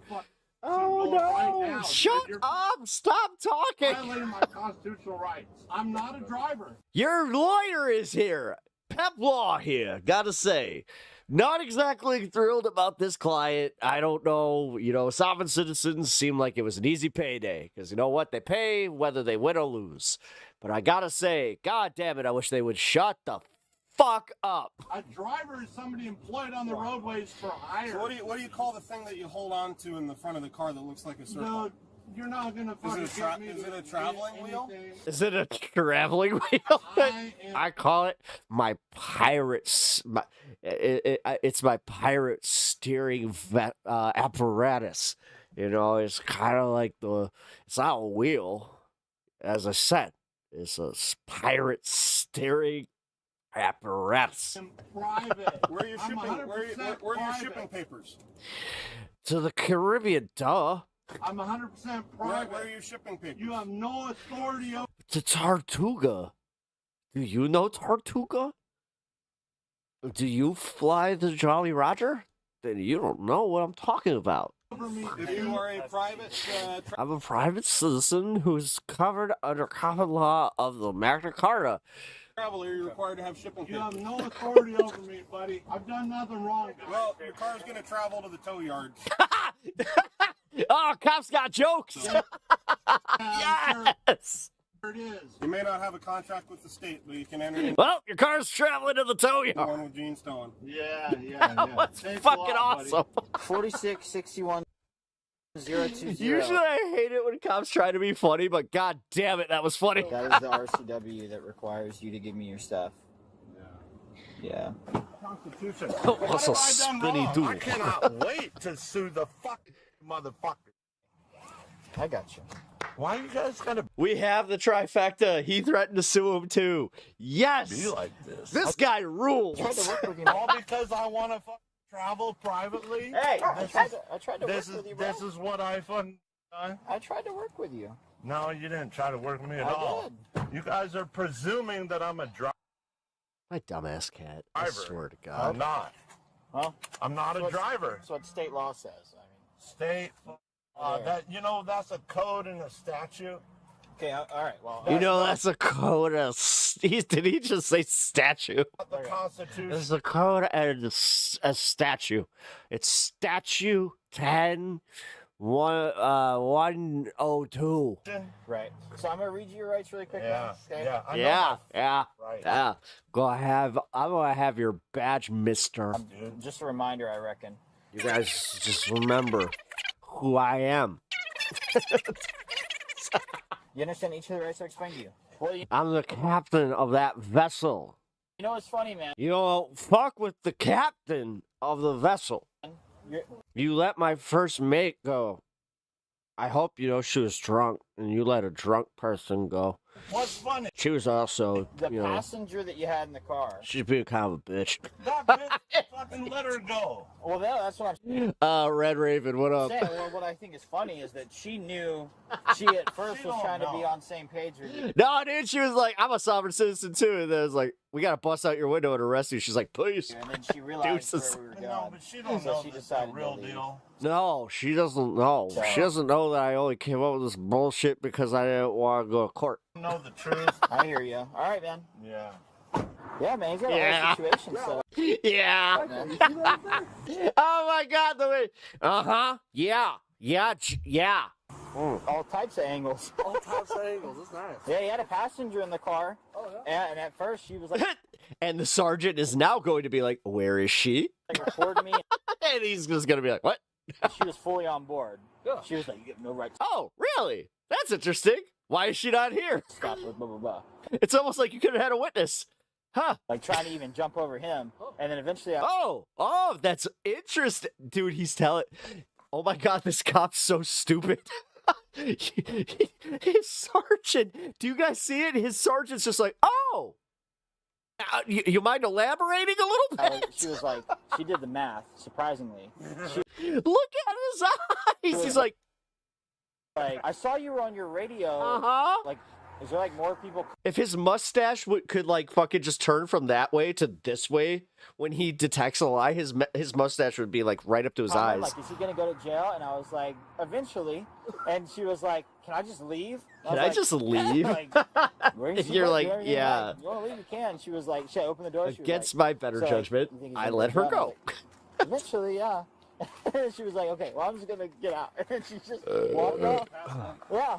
And like I was telling him, she was fully on board with him, like even stepping over him, man, trying to tell me I was wrong until she did the math, which I thought was impressive. It's a me, Sergeant Mario. I've seen how these videos end. Yeah. When I look back at this, You're going to jail. Okie dokie. we heard the officer mention the charges for the suspended. He initially pulled him over for the traffic violation with no plate. It sounded like he had booze on board the more Another sovereign citizen. Why? that I listened to him talk, but again, I didn't hear them move forward with that charge. But there's something else that's interesting that I like to mention is that you see this sovereign ideology with two different people in the car, and one person folded I love how she was just like, pretty quickly. I don't know him. The other person bought in. She literally went out just like, I will never see you again. I don't care. To it quite a bit more because it's good luck. People on the internet still continuing to sell this stuff to people, and some people are gullible enough to buy it. If you're watching someone on rules, he does on the internet. He does. I can't get over this one. This one was funny. All right, one more. This brought my spirits back. All right. Cops can't stop laughing during funniest traffic stop. This might not even be a sovereign, so fuck it. Let's do it. All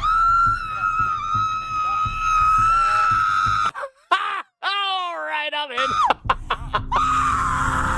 And policing drunk driving is just a daily occurrence that that's not my friend's mom, by the way. We have to deal with. But it's God, really rough when you stop a car. I do have a little update on that one, by the way, because car that the driver has no. Yeah, she found out that like through my buddy, he kind of slipped up and he let her know where he's just like, "Mom, I hope you know that you're like all over the internet." And she looked at where the original video was. Number one, it was Log Crime was the first person to report on it. No idea that they're missing. And now she wants to go sue Log Crime. A wheel, scream at the top. It's gonna be. This is interesting. Top of their lungs, and you got to transport them after they pee in their pants. Thank you, Pat. You got this. This is one of those. Hope your wife is doing well. She's doing okay. She's doing really well right now, but yeah, come Monday, we know that it's gonna like she goes back to like full-time treatment, which is it's rough.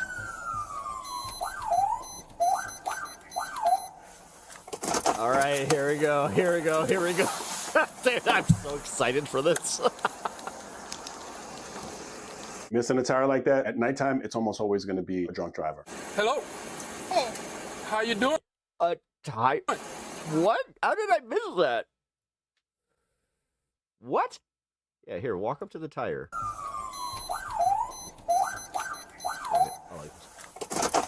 right. Show me the tire. Where's the tire?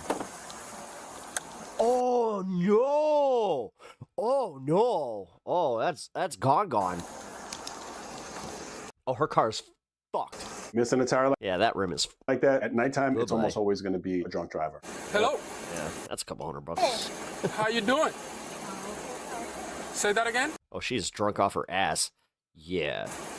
I said I'm okay. How are you? I'm okay. How are you? You're okay? I'm okay. What are you I'm okay. looking for? I asked how you are. You didn't say how you feel. Officer, I can't continue this conversation if I don't know how you are. Huh? Did you want to talk to me? Why are you talking to me? Hold on. This isn't my wallet. I asked you what are you looking for that I see you.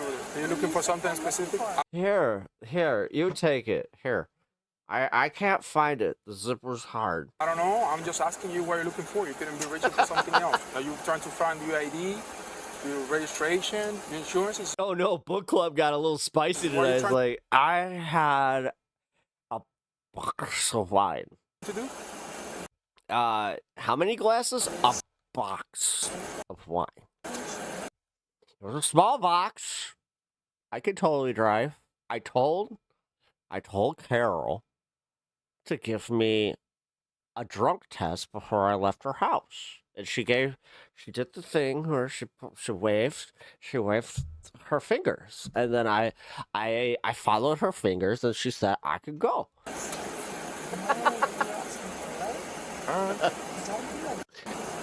I'm not been. You know your tires on your tires burnt out. It's because I'm Ghost Rider. I'm just asking you where you're I don't understand. It's so hard. Be the spirit of vengeance. I had to go through tires. Because I didn't ask you. They don't give me discounts. Where are you coming from? It's something they don't tell you when you become the spirit of vengeance. Look me in my eyes. Look at me. Look at me. Look at me. I'm gonna do my penance stare. Where are you coming from? Not where are you going? It's where you coming from. That way.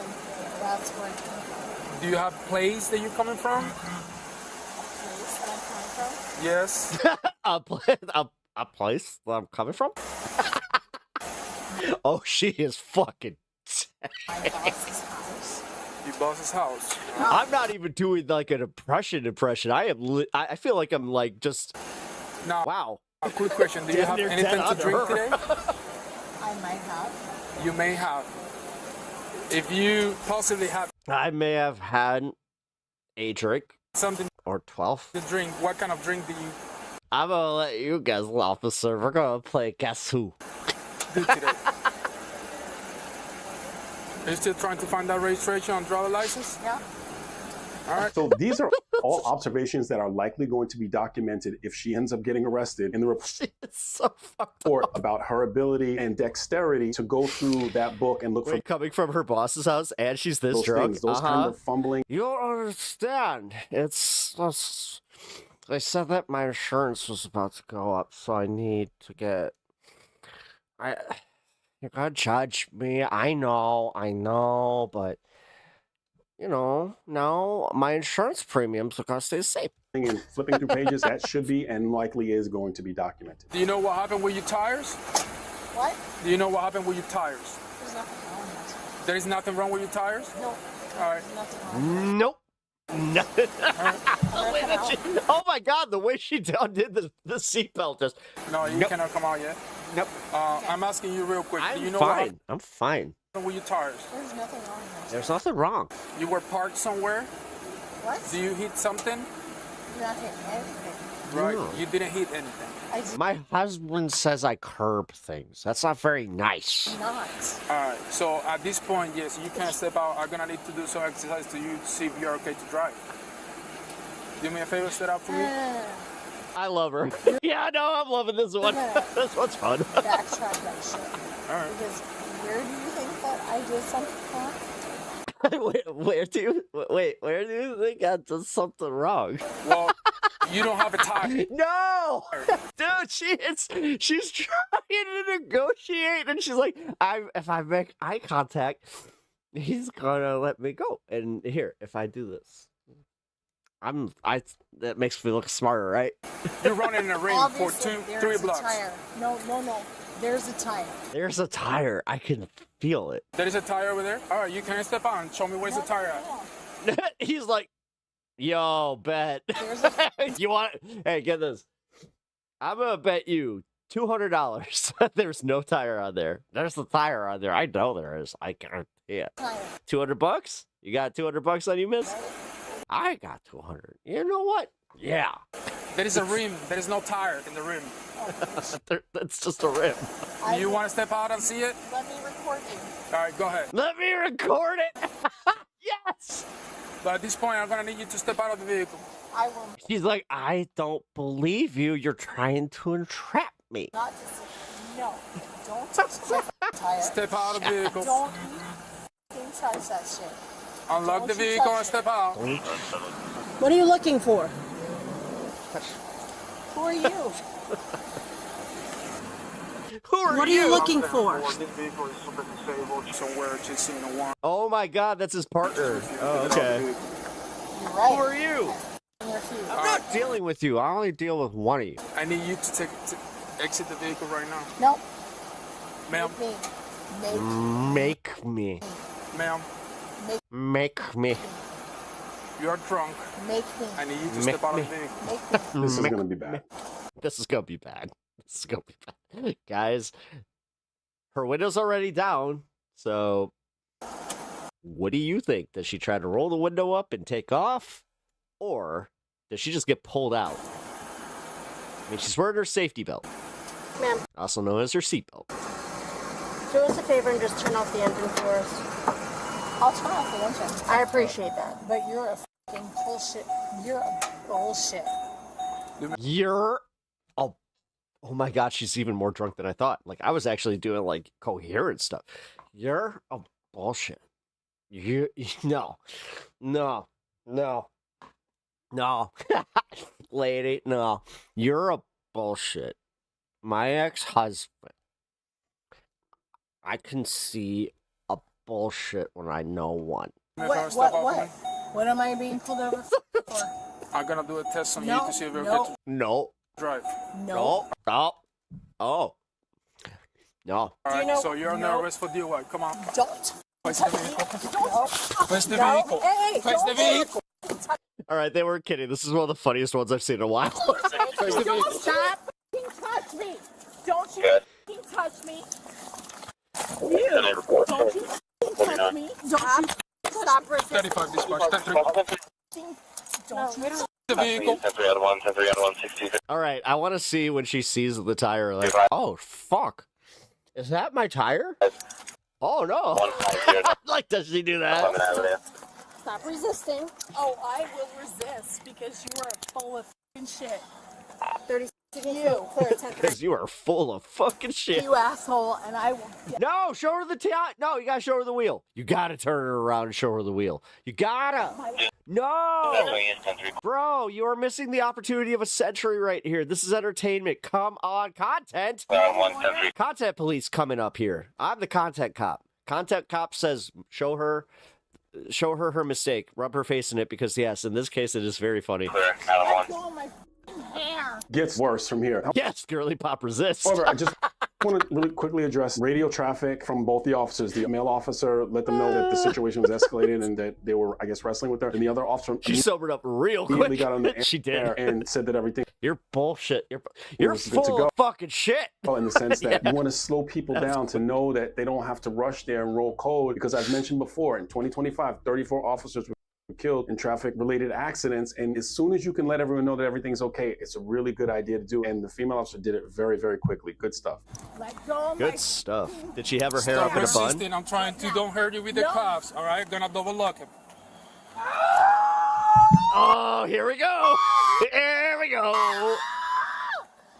Let go of me. Let go of me. Stop. You. Oh, bullshit. Oh, bullshit.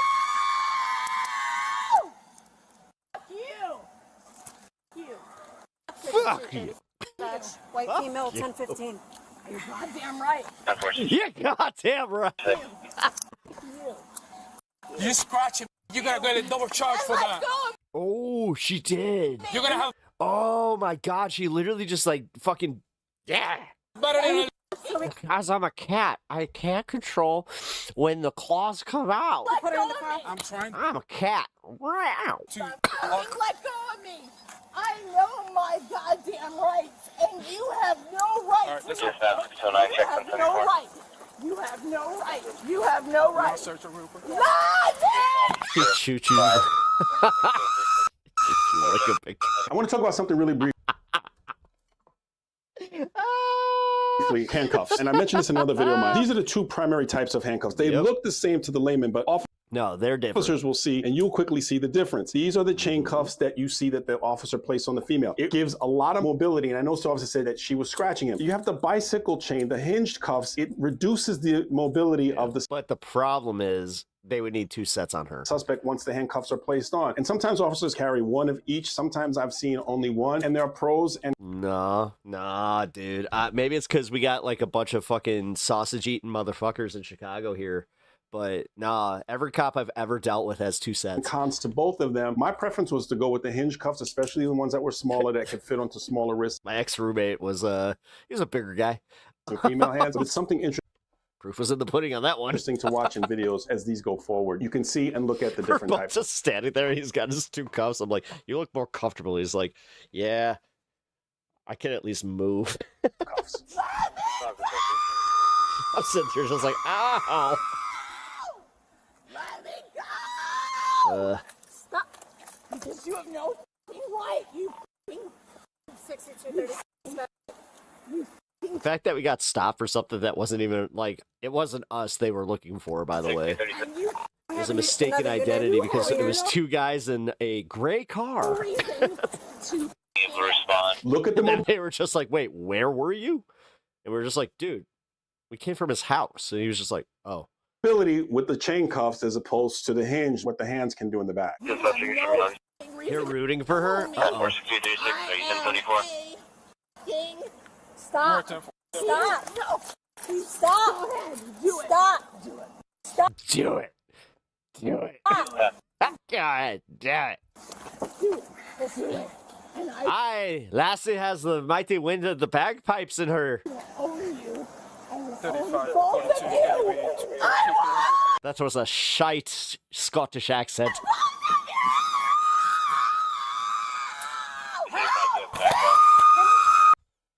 God damn. God damn. Hold her while I search her, please. Yo, turn it down. Wait, I control the volume. It's almost like I'm the streamer or something.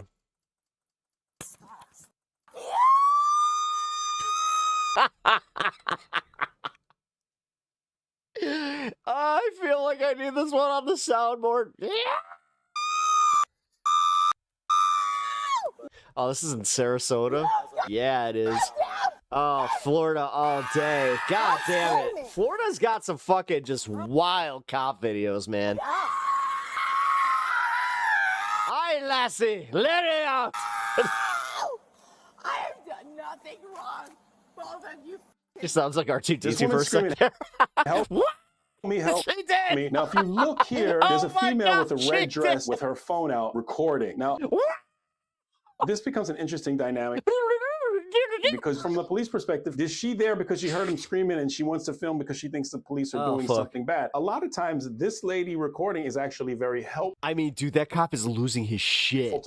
That cop is all right. That guy Sometimes- losing his shit just made me like, oh It my hasn't god, I been. love this. I love this. This traffic stop was so worth it. We know this, but it's interesting because we talk about distances, Fucking and this is in A. Florida, and I know that there's a I hate propaganda. I really do, but goddamn, every once in a while, the people that live in our society that are, you know, a little problematic, like, I'm sorry. She was the Ghost Rider. Like, goddamn. law that's been enacted is about how Or call her the Ghost Rider. far or close a person can be to recording. Chime in the comment section if you haven't chimed in already from your jurisdiction. Actually, no, we'll call her the Toast Rider. How far a person should be in if this lady is at a good distance. Oh, this one woman's just like, is everything okay?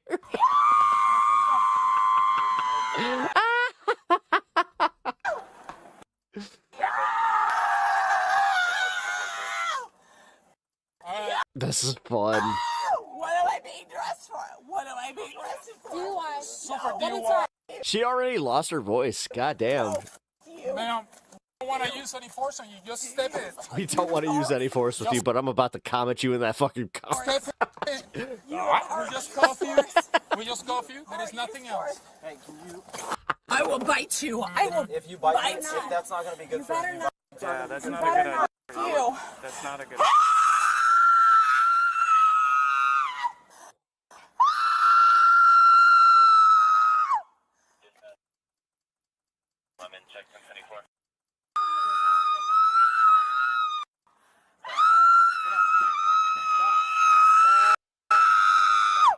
Damn.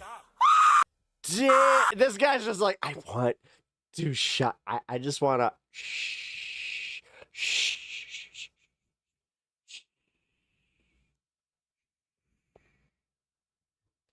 Shh. You piece of shit. You. Sergeant Curtis. Sergeant Curtis. Record it. Record it. These motherfuckers are recording me for no reason. Let go of me, you piece of shit. You remember what the Let time's go at? of me, you piece of shit. Let go of me. Jesus Christ! It's like she's going Super Saiyan.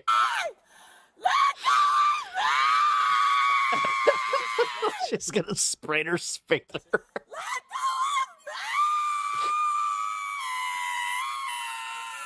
Dude, you won't believe what happened. What?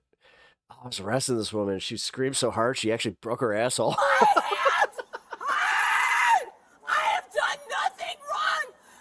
All these pieces of shit. All these pieces of shit. Oh. You. Fuck you.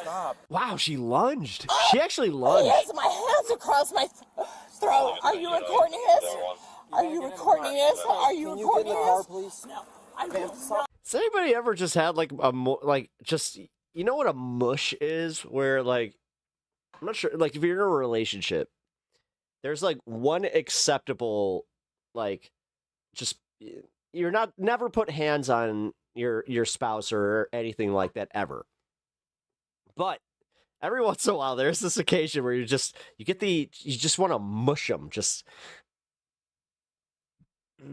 and you just want to like, and this is the mush. It's like, what are you doing? Just no, go away, just go away. I need a minute. Stop.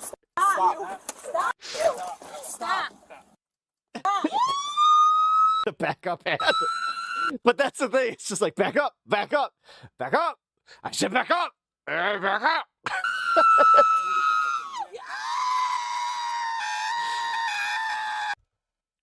What the fuck? How does she still have this much air? Speaking of, she sounds like a fucking broken air compressor.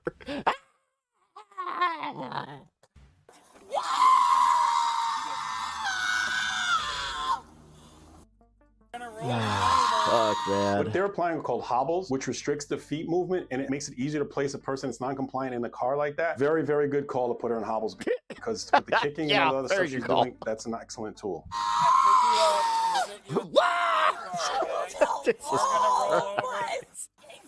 Okay, we're gonna roll you over and pick you up and sit you in the car. Okay? I have so many. Oh, they are hog tying her, and they're gonna throw her in the back of this cop car. I have so many.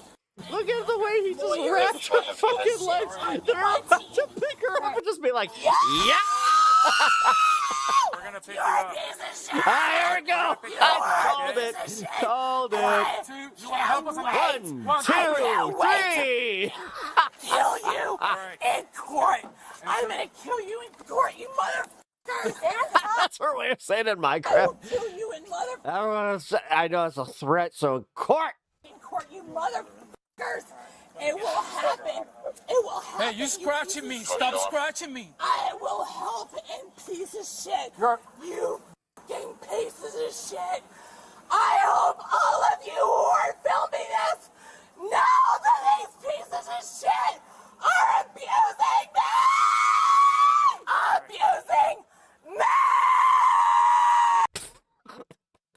If it hurts your ears now, imagine what it sounds like that you're standing right there with that. Oh my god, I want to like remix this into a rock song, just like, you are abusing. Throw me in the car, you motherfucking piece of shit! Abusing me!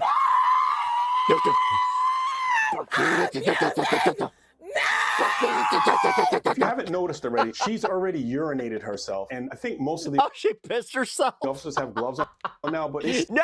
still have to. Oh my god, I was not expecting. Think about the fact that the way she's moving around, you're gonna get some of that on you. You!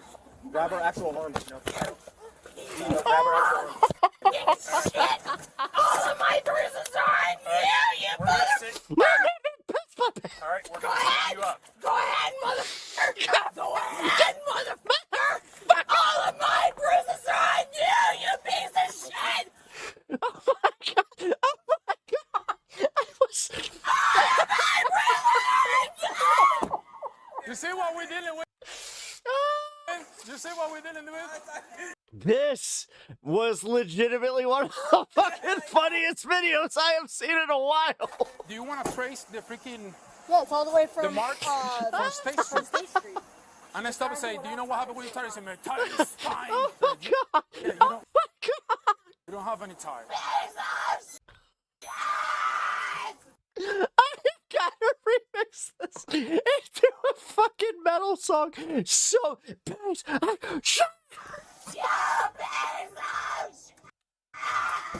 You think that now that she's in custody and on her way to jail that it gets easier. She's actually increases, and you have to be cognizant of the fact that this type of person, if they're placed in a holding tank with other people, it can be very dangerous for them. So most times they will separate them and put them by themselves. Oh my god! I gotta get This made my night. Fuck you! I gotta need somebody.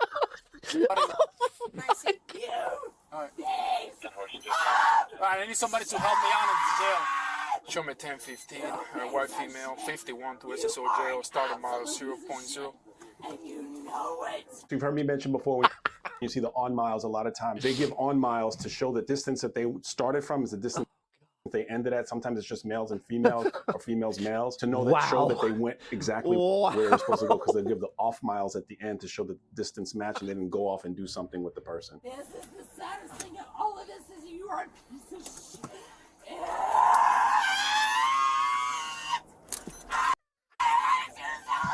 Another good thing that would have been done, and I think the officers likely did, is get witness statements from those people that were standing around there to show this woman's behavior. Yes, we have the body cam, and that is great. But when you have independent witnesses speaking about the behavior, it's also very helpful to couple those two things together. Man. Body cam, officer statement, and witness statements who are independent. She's gonna be hoarse for weeks. Oh yeah. Ooh, she's having a crash out in the back of the car. Ooh.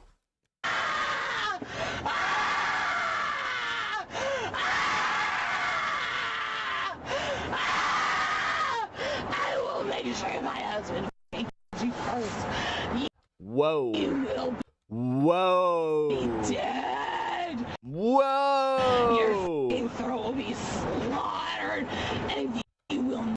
Whoa, Donna. Never I don't know what her name is, but I don't know. She strikes me as a Donna. know what it's like to live a f***ing life.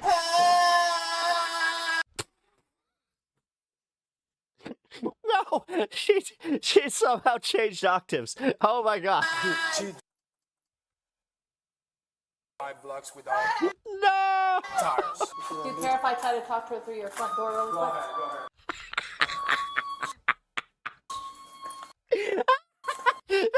To close the door to business. Shut the fuck. Hey, Samantha. She's just, at this point, she's just doing the little kid thing where she's just trying to run out of breath. You remember when you would just scream until you could, like, run out of breath when you were a little kid? That's exactly what she's doing. This has been the entire time. Hey, Samantha. I'm a police car! What? Samantha. Can I ask you something? I'm just doing what I see the cars, and I just gotta do a impression of all your cars. That's dude with the mask just. Oh boy. Yeah, she gonna spit on me. Yeah, I'm definitely getting spit on. I'm getting. Ow. Samantha. You said she pissed herself? Oh, I'm totally getting spit on.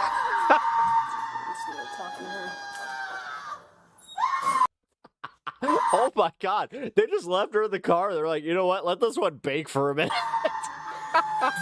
Who's that? No, I don't know. Dude, he's like, I don't know what to do. Dude, they brought her here. I want nothing to do with this. I was not part of this. If there's an ass there, I'm not talking to you. The corrections I don't make enough for officers are likely not happy that this person got brought into the jail. It's a really interesting dynamic when we bring people in and they act like this. The cop just fucked up, just like, you deal with it. You get your hands off me, motherfucker. Oh my god.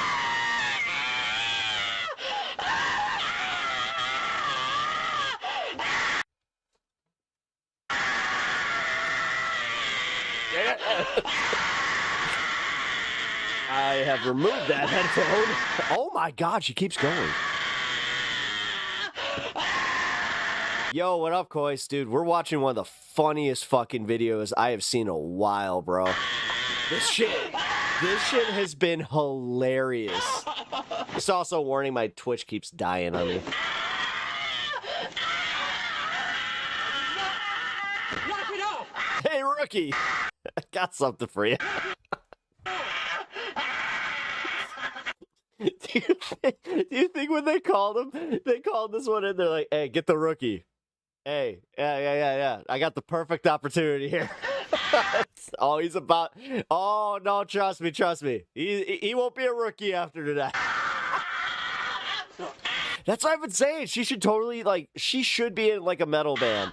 Like, my God, Screaming Karens would be fucking, like, I'd go see it. This is illegal. Okay, go ahead and take a seat. Oh my god, she has a periodic table of the Star Wars elements. Take. I love Star Wars. You don't get it. you're like Darth Vader and the Emperor, and I'm like Leia, and you guys are you're being mean to me. Where's my R2? Help me, Obi-Wan Kenobi. I need to make a phone call. Okay, I don't think that she made the switch like that. Looking at the body cam time difference, it looks like well over 2 hours has elapsed. Sometimes people, dude, the way it's been 2 hours. People like that have to go to the hospital before they'll admit them inside of the jail. If you're from Yeah, Sarasota, can you just chime in if this looks like one of the hospital facilities? I'm not from Sarasota, so I don't know. I can't do that. You're arrested. You're under arrest. Take a seat. You can undo Take my a seat. arms. You can't undo my She looks exhausted. Imagine why. Take a seat. I mean, she's probably sober by now. She's probably screamed out her fucking. Okay. You can go to court and do all that. I need you to get inside the vehicle properly. Stop being a bad person. I'm trying to Stop being a bad person. do my job over here. I'm trying to do my job. Listen, you are not. I am pack leader. You're not pack leader. You.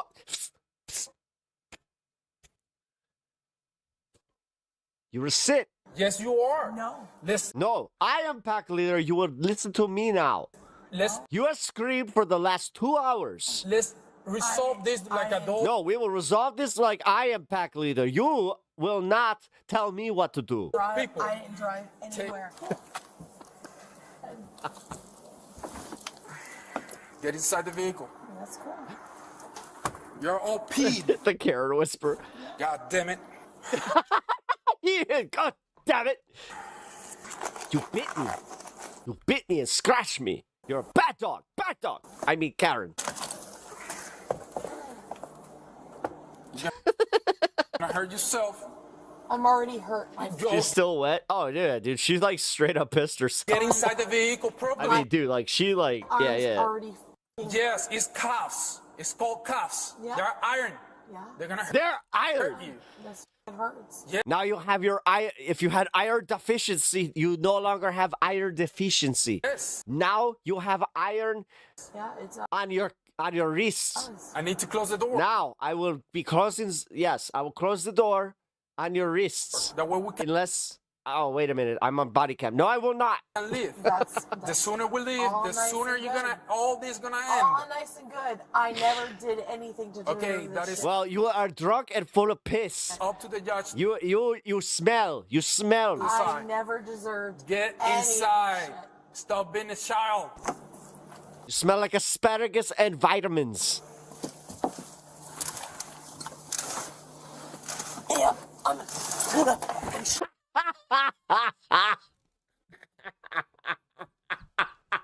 Oh my God! Here he.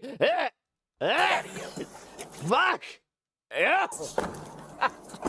So we see the. Oh my God.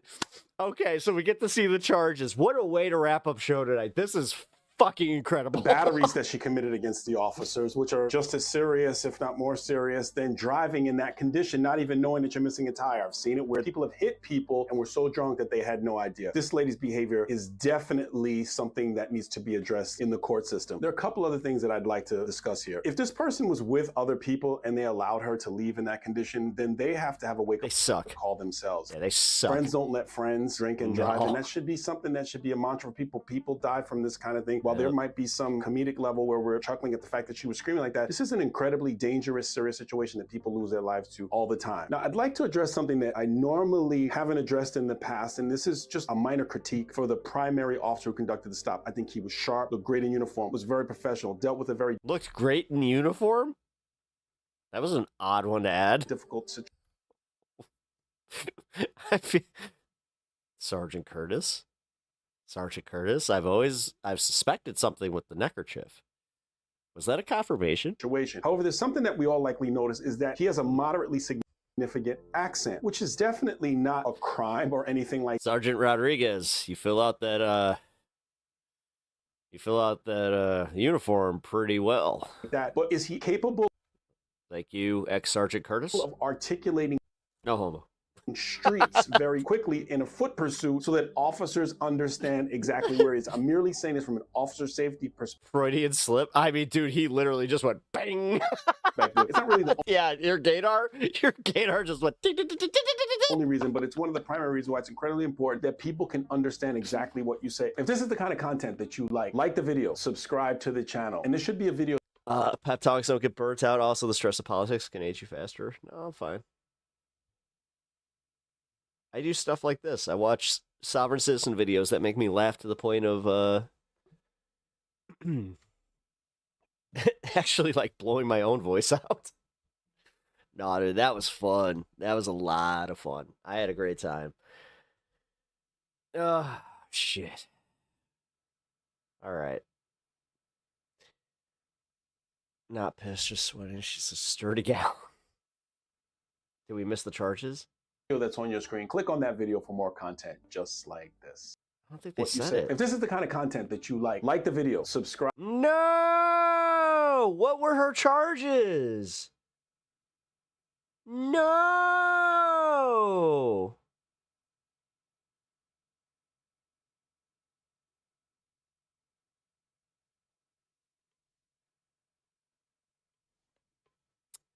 Well, son of a bitch.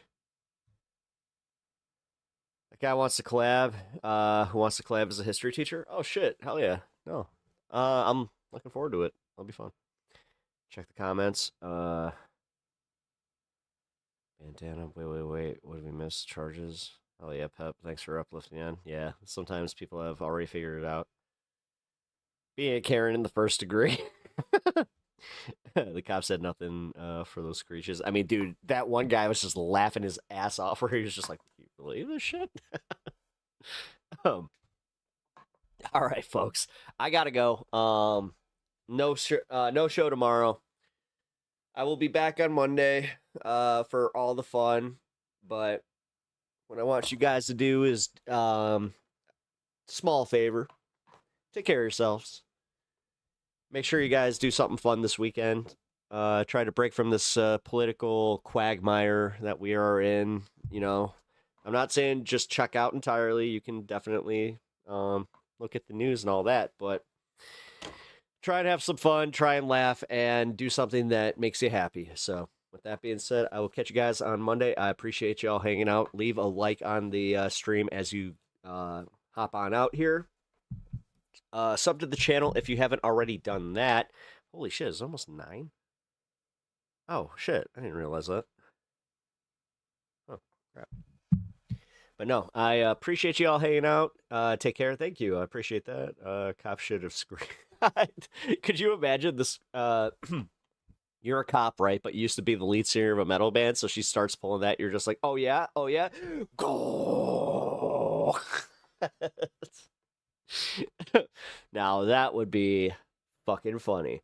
I'm not even kidding though. I feel like I need to clip that video and do like some kind of like metal collab kind of thing. I think that would be really, really funny. But all right, like I was saying, guys, now Midwest goodbying. I appreciate y'all hanging out. Like I said, please hit the like on the way out. Really, really helps me out, and I truly do appreciate it. And subscribe to the channel. I will catch you guys on Monday. See ya. That's not my end screen. This is my end screen. Boom. Who the heck is Pep Talks? I'm not gay, but I fantasize about Marco Rubio. Pep Talks. Pep Talks. Pep Talks. Let's eradicate the Kung Flu. I'm literally coming. Pep Talks. Pep Talks. Who the heck is Pep Talk? They want our women. They want our children. Pep Talk. Sometimes no means yes. Grab them by the pep talk. Grab them by the Marco Rubio. Obama is a racist. Pep Talk. I'm literally coming. I'm literally coming. Pep Talks. We found weapons of mass destruction. My fellow Americans, it has been confirmed today from Pep Talks that we are indeed all high on politics.